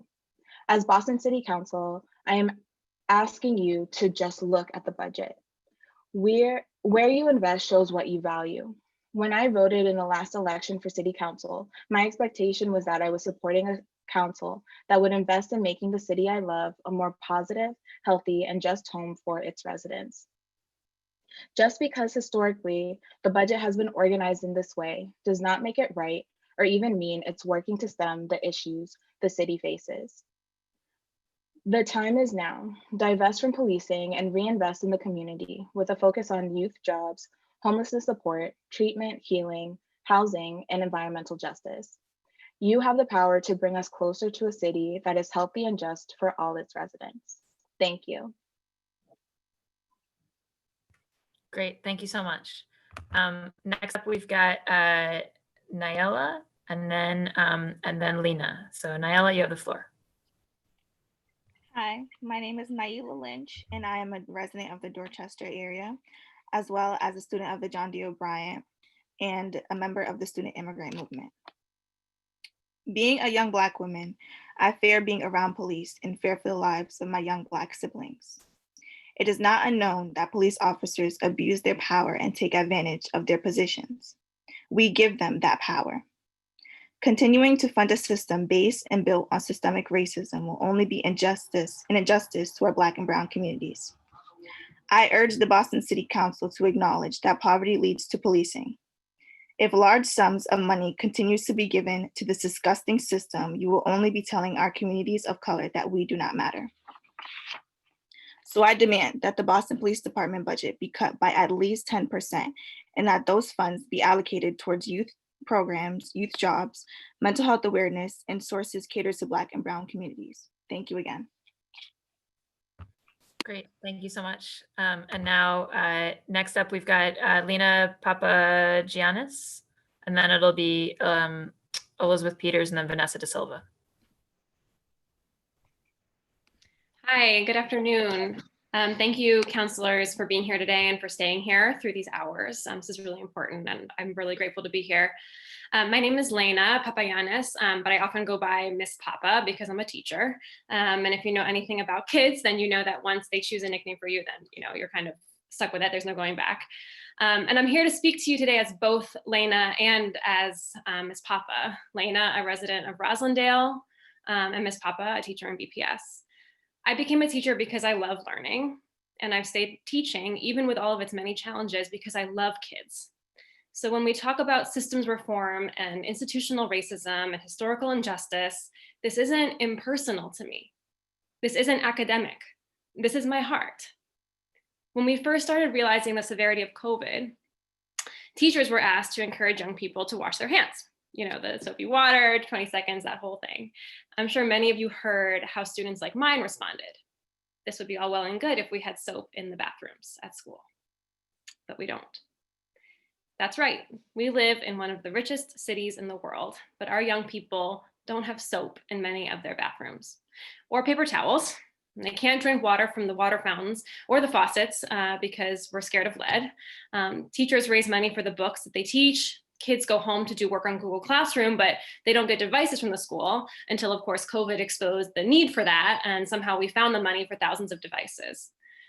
They don't necessarily have internet at home, even if they have a device. This is why the term achievement gap is so insulting. We don't do enough. We don't do all that we can do to see students really set up for that achievement. There is an achievement gap, that's true, but the gap is on us, not on kids. We can and we must achieve so much more. Young people's lives and our collective future depends on that. I know that money doesn't solve everything, but money in the right hands does help, and in the wrong hands, it hurts. City councilors, please, let's achieve more. We can do this year. Move BPD money, at least 10% of it, to education and to other agencies and organizations that serve the kids that I love so much. Thank you. Thank you. Next up is Elizabeth Peters, and then it'll be Vanessa and then Rye. Elizabeth. Good afternoon, City Councilors. My name is Elizabeth Peters, and I am a high school English teacher in the Boston Public Schools. I live in Jamaica Plain. I'm asking the City Council to cut at least 10% of the Boston Police Department budget, including $40 million from overtime. The effects of over-policing are well documented and, as we know, particularly devastating in Black and Brown communities who face higher rates of arrest, incarceration, and police brutality. As a BPS teacher, every day I see my students battling for an equitable education in the face of systemic racism and deliberate underinvestment in Black and Brown communities. It would take many, many hours and many, many hearings to detail the ways that systemic racism affects my students, their families, and their education. So I'll focus my time on one crucial, timely reallocation of BPD funding: investment in infrastructure, technology, and supplies to support Boston Public School students for the upcoming school year as we continue to weather the COVID-19 pandemic. The pandemic disproportionately and predictably attacked communities of color in innumerable ways, including widening already chasmic educational inequities. Months after schools closed, some Boston Public School students still lacked the devices and consistent Wi-Fi access that they needed to learn from home.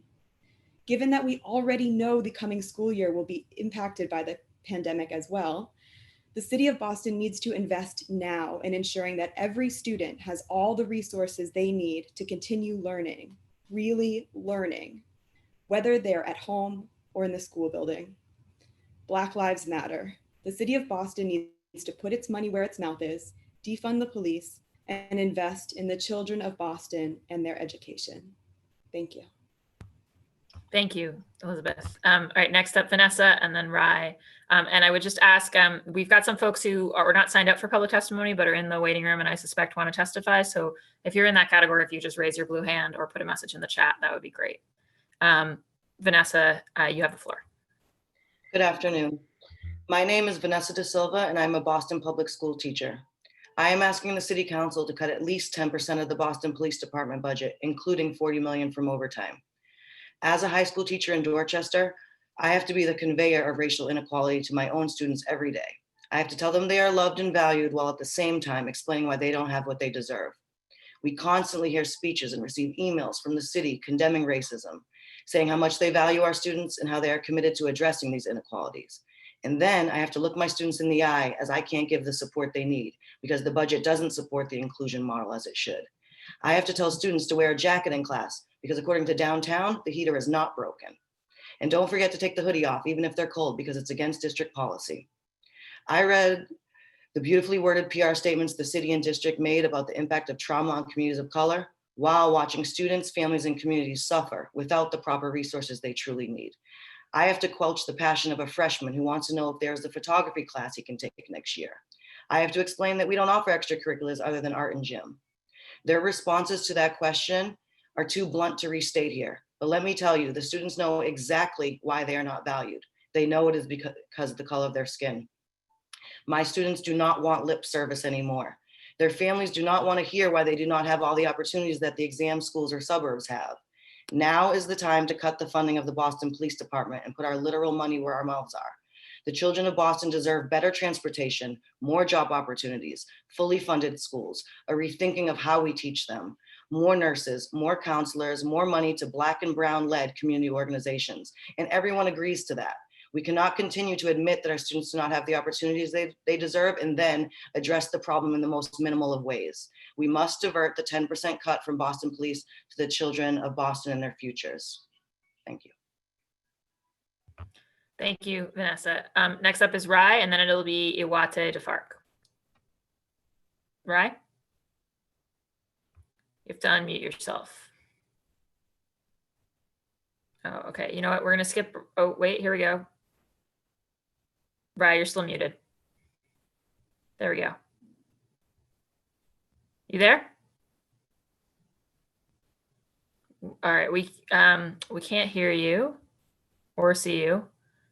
So I'm gonna jump for a second to Iwate, and if you want to try to play with your mic and video, or just mic, so that we can get you on next. Iwate. Hello, yes. Can you guys hear me all right? Yes.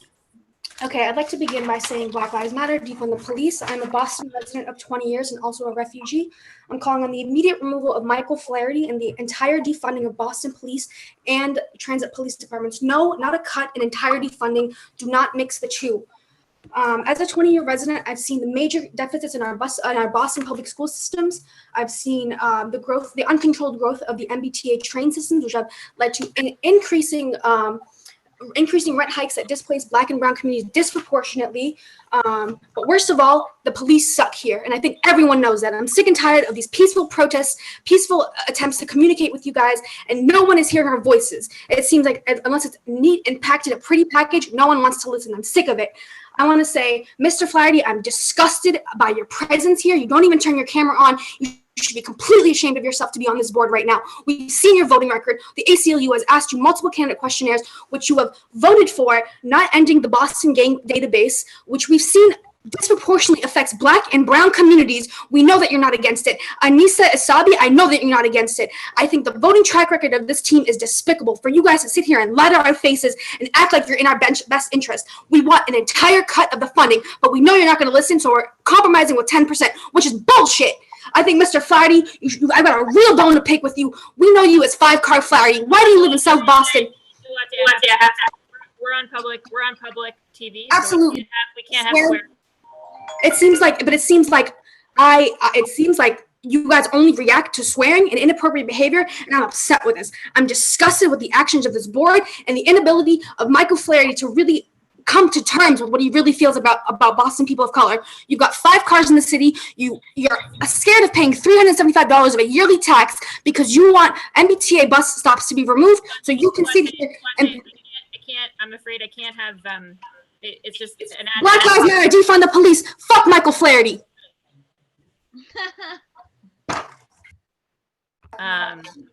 One moment. All right, we'll go to Rye. I want to be really clear before we do that this is a public television channel, so we can't have language like that.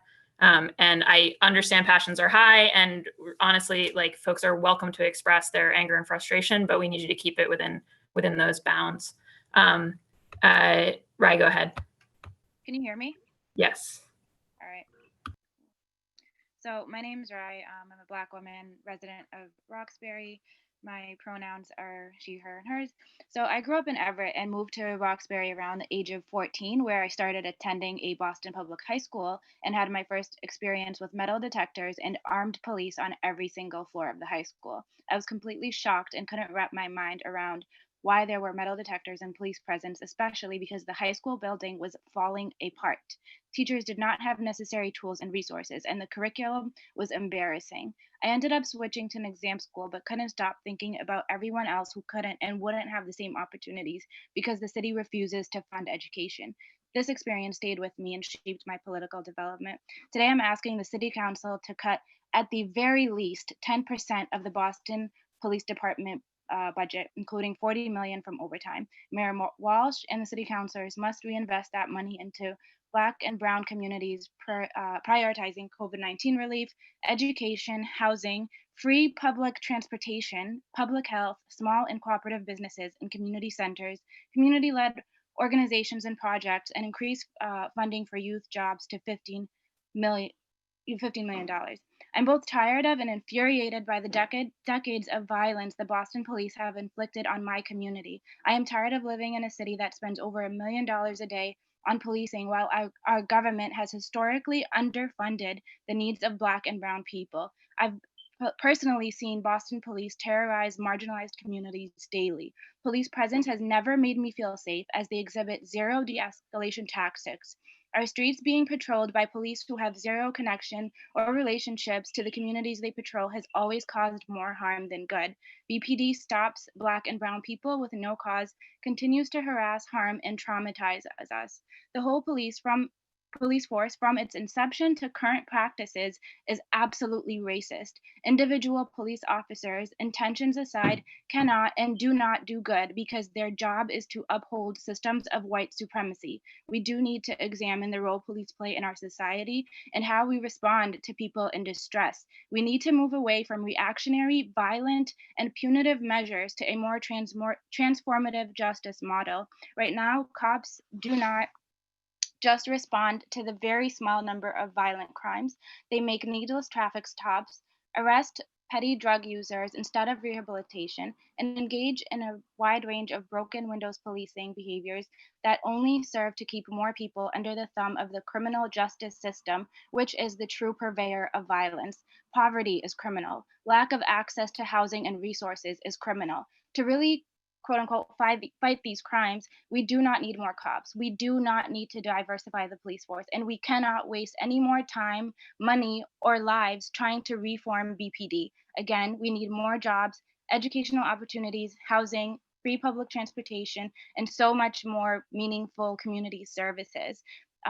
We need to make these hearings more accessible as well. And we need more of a say in how our communities function.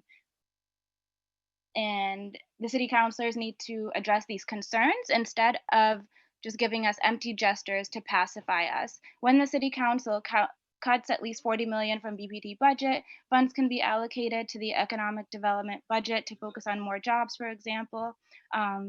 We've seen that BPD has never been transparent or accountable to city council or to Black and brown Bostonians. This is the year for the city council to take a stand against racial justice and cut the BPD budget. I yield my time. Great, thank you so much. Next up is. If I have a moment, I'd like to finish my statement. I will reduce the swearing, but I'd still like to complete my statement. I did not receive the full 2 minutes and I was removed. I'm sorry. Is this? Yeah, no. I need you to hold off.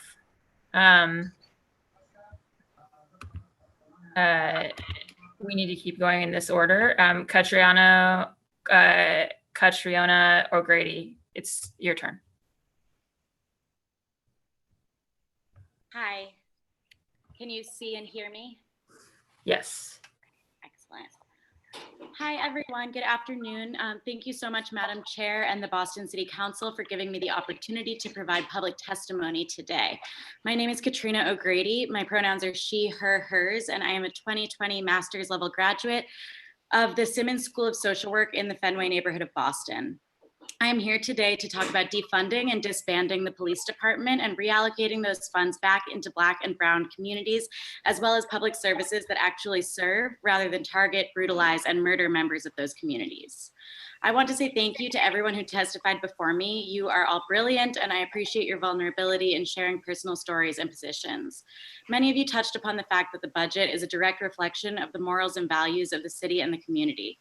But whose city and whose community are we talking about? It is and always has been very clear that a large population of this community is further marginalized and put further at risk as a direct result of the gap between where the Boston City Council invests taxpayer money and where they neglect taxpayer safety, health, and basic needs.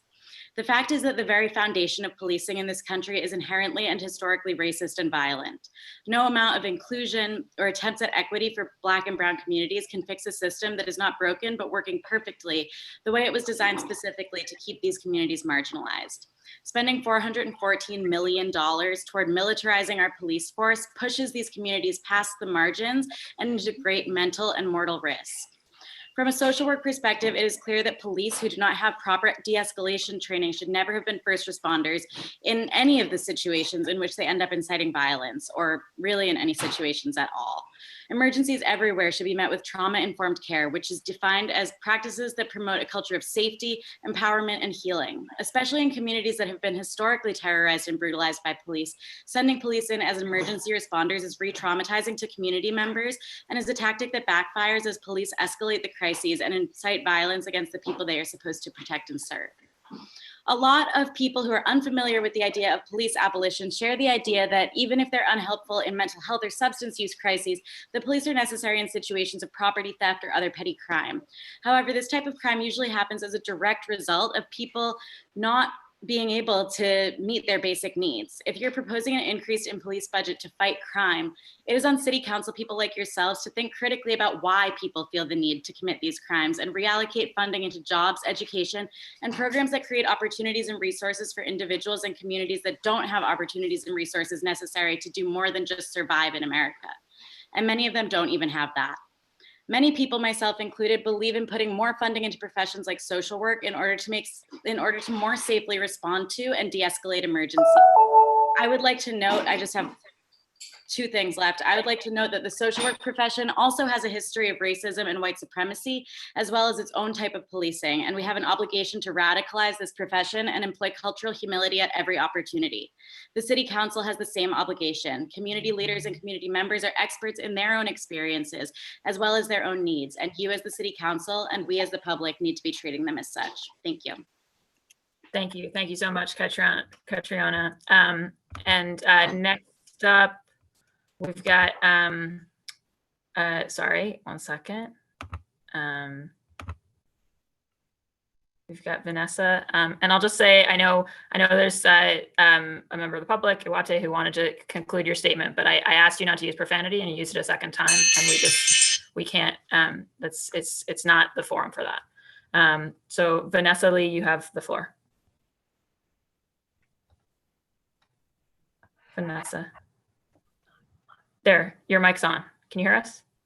Oh, no, now it's off again. There it is. Now it's off again. Okay.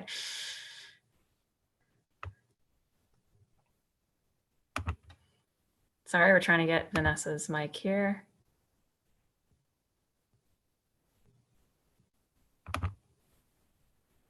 Okay, I'm gonna jump for a moment. If folks who are still looking to speak would raise their blue hands in the chat, that would be great.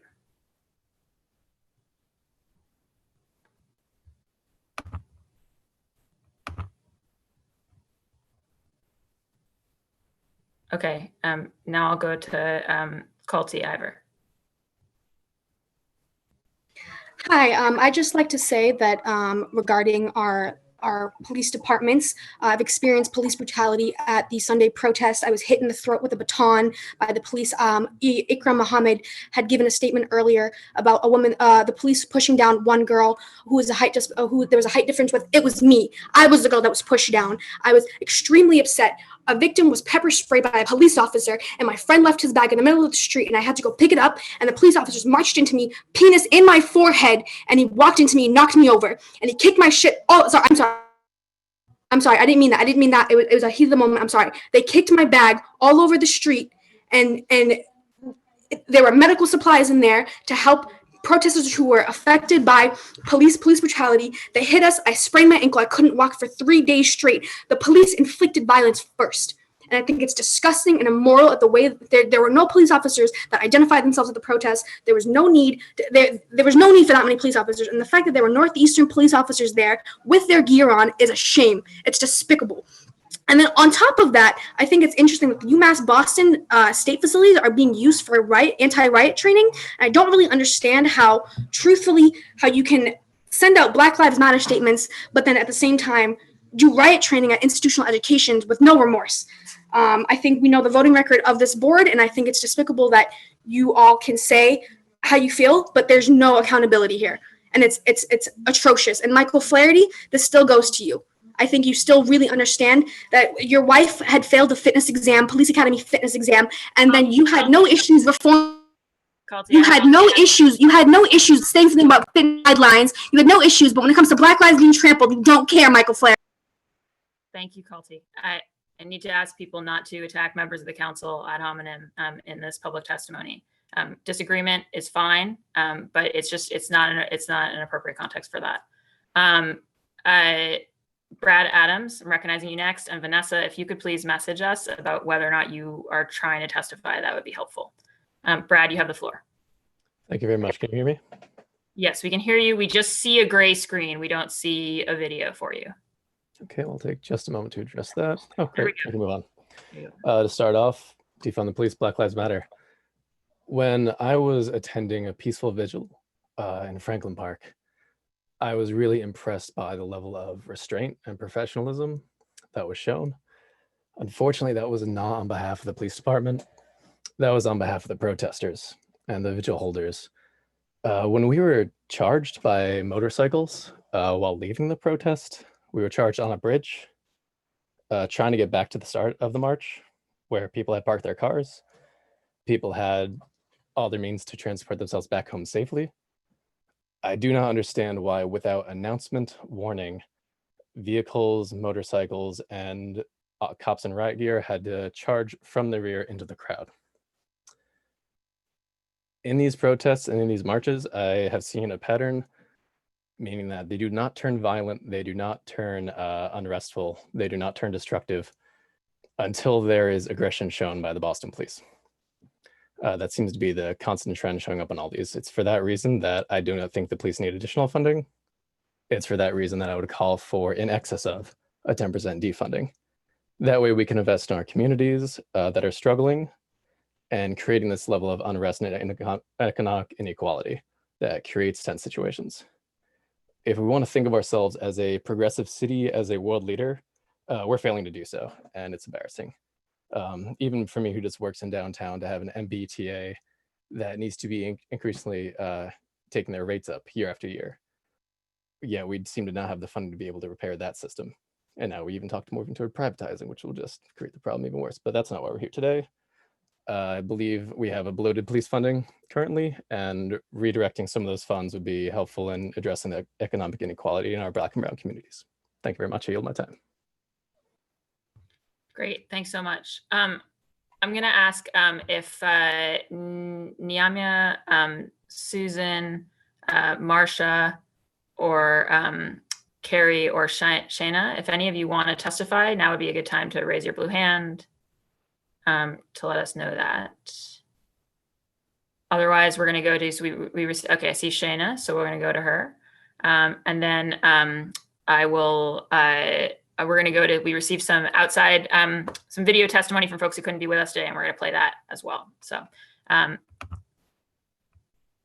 second.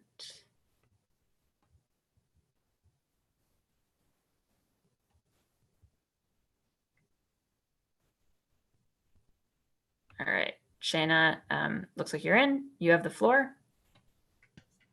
Hi, thank you for giving me the opportunity to speak with you today. My name is Shayna Morales Soto, and I'm from Dorchester. I was 5 years old when Boston police pinned my father to the ground. I am 20 now, and nothing has changed. Boston has a breed of racism that people of color who live here can only truly tell you about. The examples are not limited to being profiled, harassed, and stigmatized by the protectors of our community. It's institutionalized, rooted in our policies and the way we think. It's the fact that we are among the top 10 US cities for income inequality. It's our leaders gentrifying our neighborhoods and displacing people of color with luxury condos, which we can't afford. It's the fact that 80% of children in your Boston public school system live in poverty. It's me, a full-time student, having to work over 40 hours at Crate and Barrel to help my mom pay the bills. Our city's leadership tells us they want to stop the spread of violence, but fail to invest in programs which will keep the youth off of our streets. A better funded police department will not solve the continuous cycle of poverty, lack of affordable housing, inadequate healthcare, or under-resourced schools, which is why I'm asking the City Council to reinvest funds designated for the Boston Police Department into programs that will address the needs of our Black and brown communities. Marginalized groups need allies, not representatives who pretend to care when they are courting our vote. Support from you is needed, especially in times like these, when many of us are unemployed and struggling to make ends meet as we fight this pandemic. I hope you hear us today, and I pray that we can make the city that we love into the leader in the fight for justice and equality. Let us work together and bring healing to our communities, promote advocacy instead of discrimination, help rather than harm, and a city that builds not upon the worst of us, but the best. Thank you for allowing me to address you today. Thank you, Shana. Thanks for sharing your comments. All right, I don't currently have any further folks looking to make new public comments in the in our waiting room. So what we're going to do is go to the videos that we received, and I want to thank folks who took the time to send those in over the weekend. I know some folks have commented on the timing of this. You know, the urgent thing on our end was to make this space available for the public, and this time, Tuesday at 10 a.m. was a time that we could do. We have had 3 public testimony hearings earlier in the budget process that were at 6 p.m. And I'm very mindful of the need to try to make times available that work for people. And video testimony is one of the ways in which we make it possible for people who aren't able to be here on the day or can't wait to testify, able to participate with us.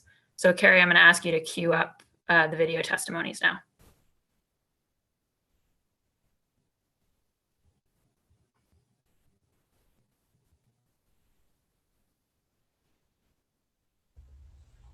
Hello, my name is Naomi Westwater Weeks, and I am a resident of Boston in the neighborhood of Jamaica Plain.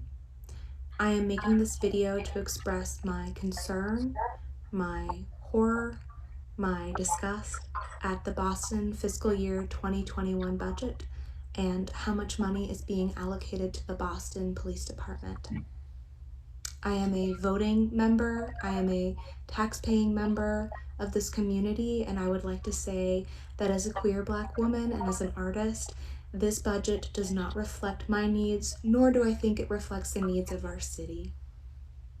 I'm very disappointed to see how much money is going to the Boston Police Department, especially compared to a lot of other things that are greatly needed and greatly underfunded in this city. This cannot be a great city if our youth are underfunded. This cannot be a great city if our arts and culture are underfunded. I'm very disappointed to see this. I voted for my city council members, and I will vote for someone else next time if this budget is finalized. Thank you.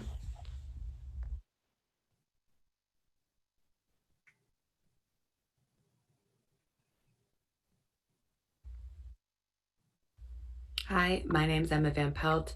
I work in Boston at a tech company called Zappy, based in the Seaport District downtown. I just wanted to submit my testimony for the upcoming budget meeting for the City of Boston and encourage the council members to take up defunding the Boston Police Department and reinvesting that money into Black communities of Boston, investing in healthcare, in education, in social mutual aid programs. We can keep our communities safe through these programs, and I think we can all admit that the current model of policing isn't working and hasn't been for a really, really long time. So please take this as testimony and take up the issue. Thank you.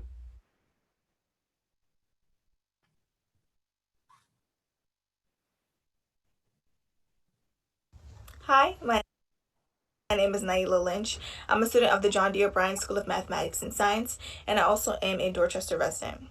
As a Black student, I find it imperative that the Boston City Council decide to not only defund the Boston Police Department, but to also cut their budget by 10%. As a member of our youth, I have seen so much growth when young people are given opportunities and programs to invest their time in. So I ask you to show that your Black and brown community young leaders matter, that our voices matter, by putting that money into youth jobs and youth organizations. Again, this is Naila Lynch, and thank you.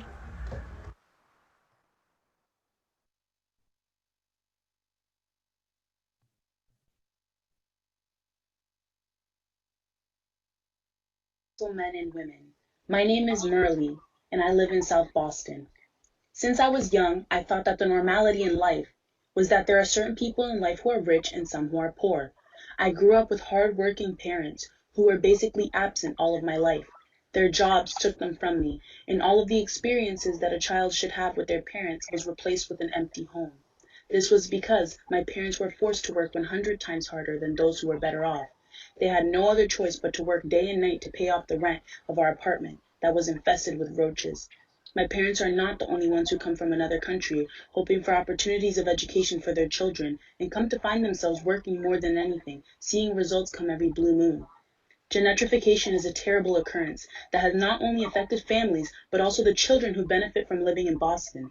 Having homes that are affordable lessen the stress that students have and can help them perform better. The more housing opportunities are invested for minorities, the more they are able to live in better suited conditions for all their families, instead of neighborhoods that are always referred to as the projects or the hoods because of the lack of income they receive from the government to make a better living. If youth jobs are provided more during and after the pandemic, it would allow more minority students to help their parents regain the money that they lost during the beginning of the pandemic and help them aid their parents. I am asking the City Council to cut at least 10% of Boston Police Department budget, including $40 million from overtime. Mayor Walsh must reinvest that money in Black and Brown communities, prioritizing increasing funding for youth jobs to $15 million and aiding in better housing.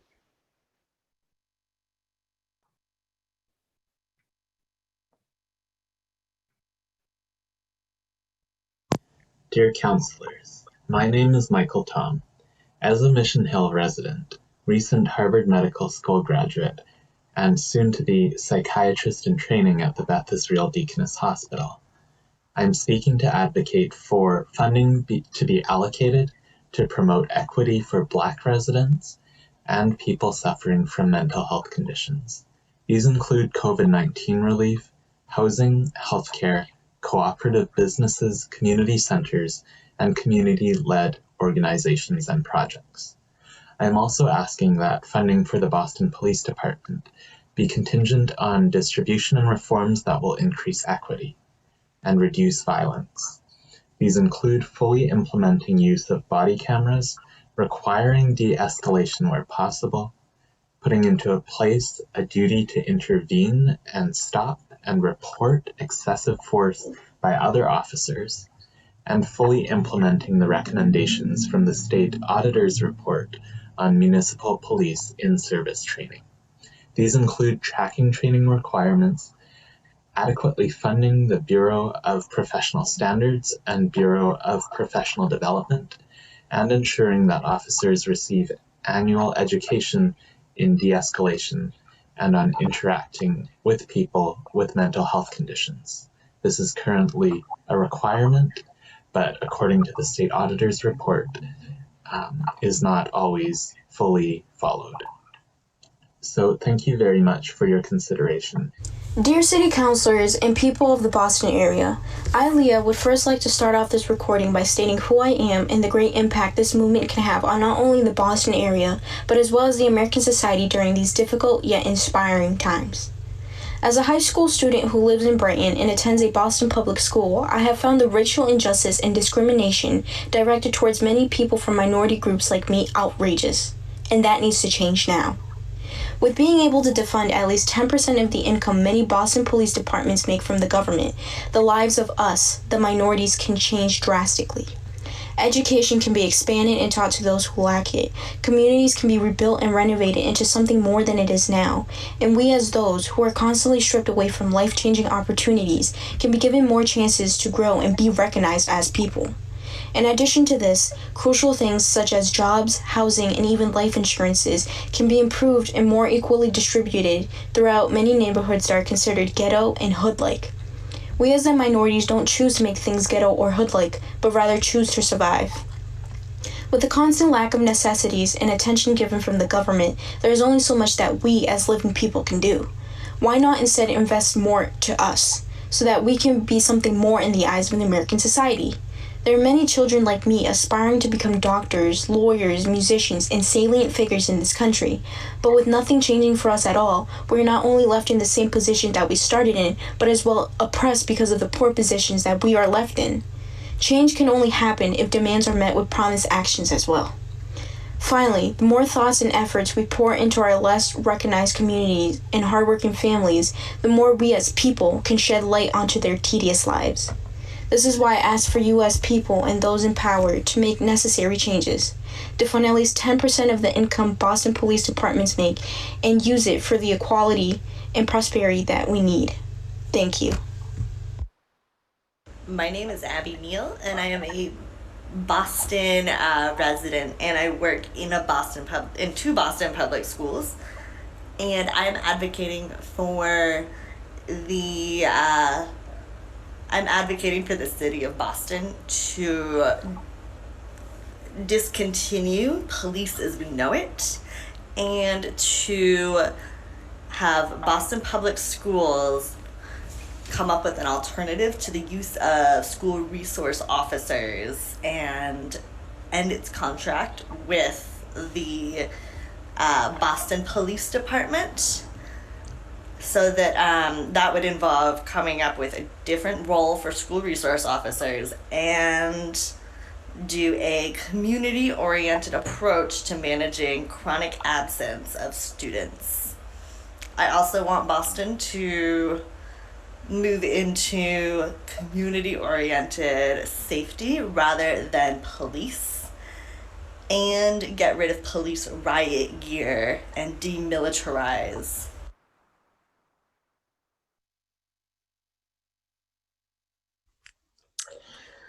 Dear City Councilors, my name is Fanon X. Rogers, and I was born and raised in Boston, Massachusetts. I'm asking the City Councilor to cut at least 10 to 20% of Boston Police Department's budget, including $40 million in overtime. Mayor Walsh must reinvest that money in Black, Brown, and multicultural communities, prioritizing COVID relief, housing treatment, healing in small cooperative businesses, community centers, community-led organizations and projects, and increase in funding for youth jobs to $15 million. Last Sunday, May 31st, I participated peacefully in the Boston protests against police brutality. I witnessed some of the most horrid actions I've seen police done in my entire life. I witnessed the cops push two women who were peacefully protesting for absolutely no reason, just so they can have fun, just so they can exert their power over someone, another human being. I witnessed police beat a man, literally beat a man with those wooden batons, beat a man, and they had to call the ambulance for him. It's infuriating. My friends and I actually got pepper sprayed for peacefully protesting. That's my first time ever getting pepper sprayed. It was literally one of the worst experiences ever. Had to shower for about 30 minutes when I got home, just so I could get the stings out my eyes. These cops escalated a situation when they did not need to. It was literally one of the most horrific things I've witnessed and experienced throughout my entire lifetime in the city of Boston. I need you guys to do better. So BPD has never been transparent or accountable to the city council or to the Black, Brown, and multicultural Bostonians. The BPD is not keeping communities of color safe, and I'm tired of living in a city that spends over $1 million a day on policing Black and Brown lives. This is the year for the city council to take a stand on racial injustice and to cut BPD budget. LAPD has actually done that, and I think you guys need to do the same. You guys need to be a leader in this nation. The city council should hold Mayor Marty Walsh accountable for fully funding youth jobs and establishing a community-led protest to move money that cuts from BPD into the hands of Black and Brown communities. Boston can continue to be known for racism, gentrification, extreme income inequality, or we can use this moment to defund racism and transform our city and system into a more loving and peaceful community. Thank you guys for listening and taking the time and your consideration. My name, again, is Fanon X. Rogers, born and raised in Boston, and this is unacceptable.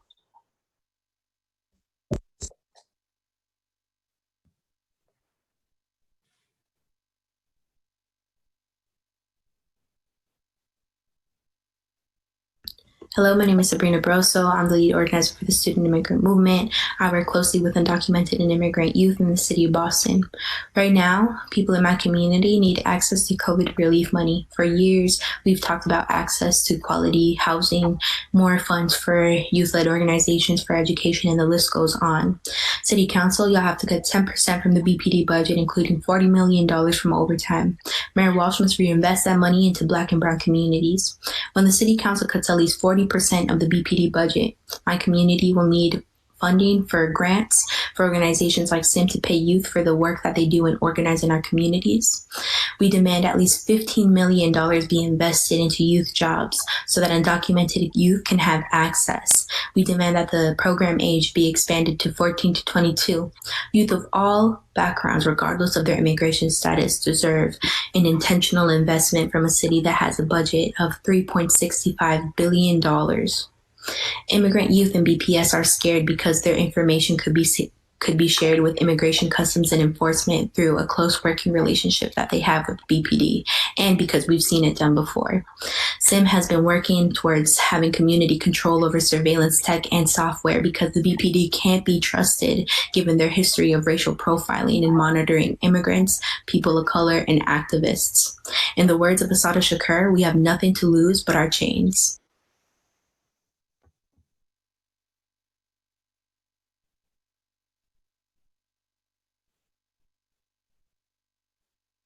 Dear City Councilors, my name is Arlene Dionisio and I'm from the Dorchester-Mattapan area.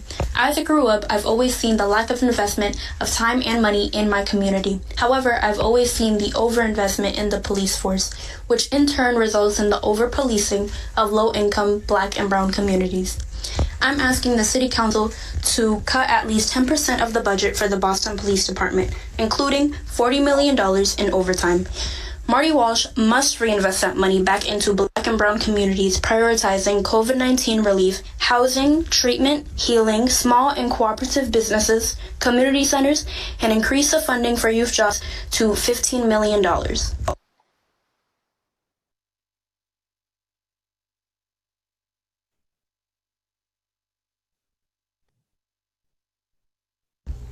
Good afternoon, City Council. My name is Cecilia and I live in Roxbury.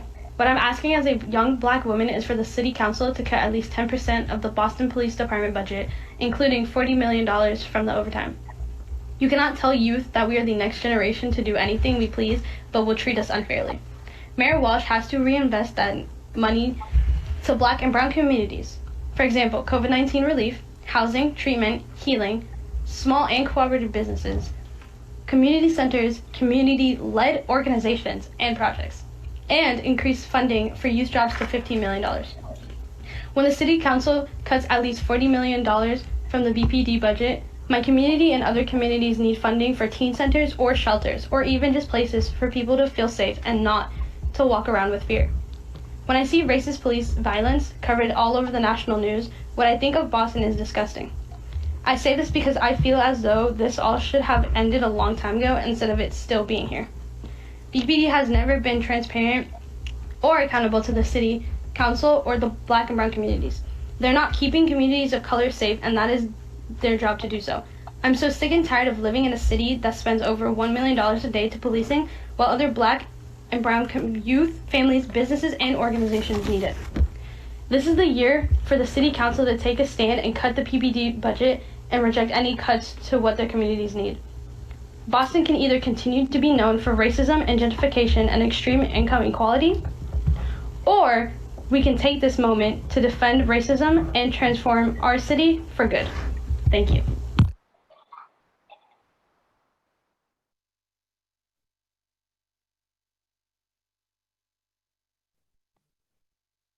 Dear City Councilors, my name is Ella and I live in Boston. $414 million are going to be funded into the Boston Police Department. This is not a small number. I am here today to advocate to cut at least 10% of the BPD budget, including $40 million from overtime. Mayor Walsh must reinvest that money into Black and Brown communities and increase youth jobs to $15 million. I also want the City Council to ban facial surveillance in Boston to protect Black and Brown people.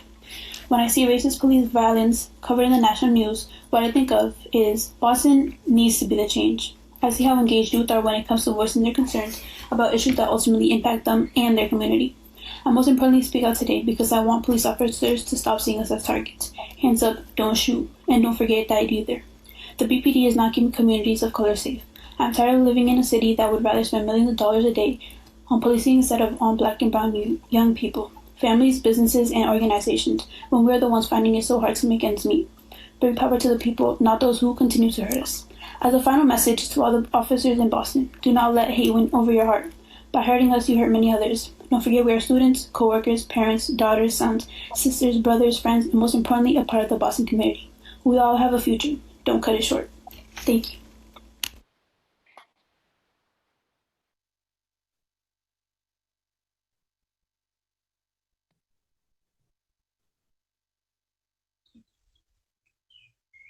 My name is Kehi Kanoa. I am a Boston public school student from an underfunded school in Copley Square. I'm here specifically to address the fact that the youth summer jobs garner less than a fraction of the funding that police overtime does. $6.5 million may sound like a lot, but on the scale of how much we receive as an entire city yearly, it is nothing. Investing more enforcement is not what makes a community safe. Keeping us off of the streets is $6 million of some more overtime on a already well-paying job really worth more than the future of an entire generation in this city? Is it really worth our oppressors having a few extra dollars in the bank? With all of the money with all of that money, we could be working to learn these skills for ourselves. Money for the betterment of the youth is being withheld. That is possibly impairing our abilities, our potential, and our future. And if you disagree with that, you're a part of the problem.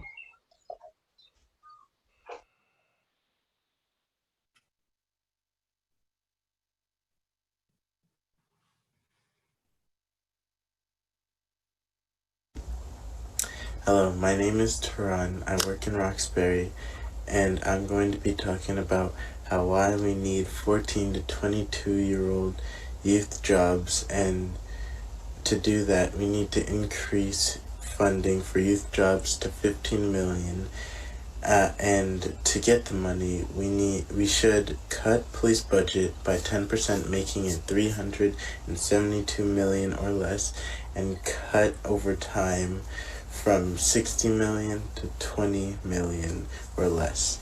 And the reason we need money for youth jobs is because for people right out of high school, it can be scary thinking you can't support yourself because you don't and can't find a job for yourself. And one personal problem I've witnessed for people that need jobs is my friend's dad lost his job, and now the only person in their family that has income is her older sister, and her job isn't enough to pay for everything. So here and there she has to pay for food, gas, and even pay the bills in the house. But my friend wanted to help and be able to try to find a job, but she was quote-unquote too young to find a job. And this is only one of millions of scenarios for the youth.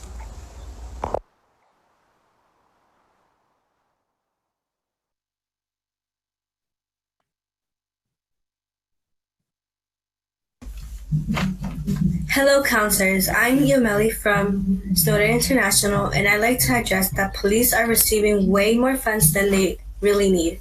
They have the advantage of power and major support from the government. If we could just take a part of the immense budget and invest into necessary opportunities for youth, such as youth jobs. The youth are the key to our futures. If we could just support adolescents and teach them from a young age that they can do so much more than to roam the streets. We won't be needing the police once the youth are out of the streets and in good paying jobs to support their families and themselves. As I am one of those youth who depends on my job set, which doesn't receive enough funds compared to what the police department does. These cops do years of training and still don't know how to do their jobs right. However, if we can take the time and money to teach the youth how to do their jobs right for a better future, we can get there.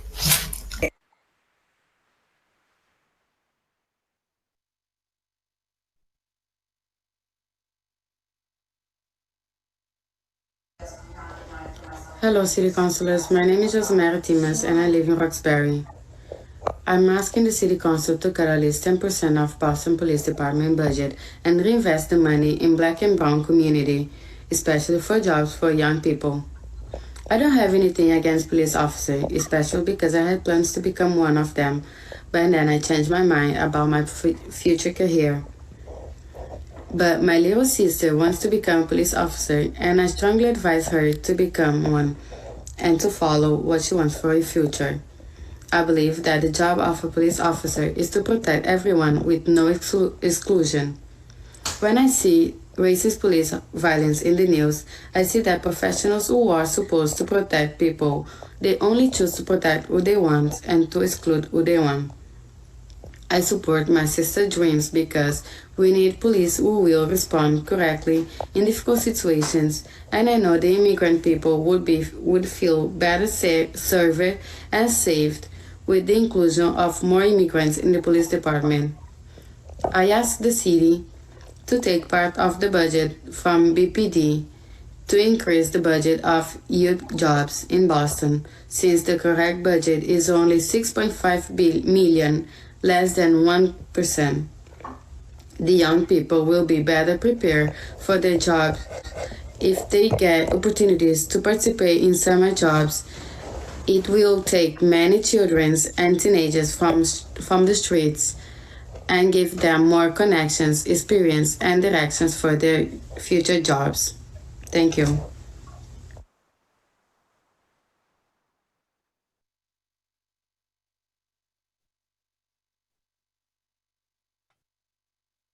Hi, my name is Khalid Abdi, and I support the demands of I Have a Future youth organization.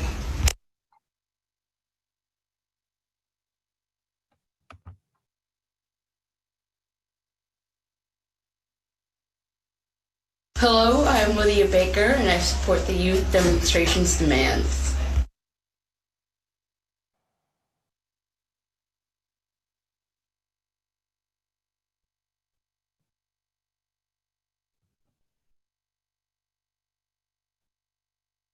Carrie, those are all our videos. That should be it. Okay, I just want to check. I see we've been rejoined by Ruby Polterak, who I know was in before. Ruby, if you want to testify, you should raise your blue hand. Otherwise, all right. Well, we've been here for 4.5 hours, and we've got actually another city council hearing in half an hour on facial recognition technology that I know many advocates and many of us as counselors plan to be at. And I'd be remiss not to say, just to publicly acknowledge that we have an incredible team of central staff folks who have really made all the mechanics of this and all of our virtual hearings happen today, including Carrie Jordan, Michelle Goldberg, Shane Pack, and a whole bunch of other people who really make it possible for us to do this kind of thing and to make sure that people's voices are heard. It's been really important to me as budget chair that today we've been able to hear from so many Bostonians on the budget at this really important moment. I know that the mayoral administration has been watching this entire meeting, and I think it's going to be an important conversation that we have over the next few weeks about how, as I said at the start, we have a budget for the city of Boston next year that really meets this moment. So look forward to continuing to work on that, continuing to hear and receive public testimony. You're welcome to send us written testimony we continue to accept it for another 48 hours after this meeting. And of course, we'll continue it after that as part of the budget process. And I'll just remind folks again that our committee email is ccc.wm@boston.gov. And I want to thank also my colleagues for being here. I see Councilor O'Malley just popped up. If any, I do want to give central staff a lunch break, brief as it may be. So I see Councilor Flaherty. If anybody wants to say a word very briefly right now, I'll allow it, but it has to be very brief.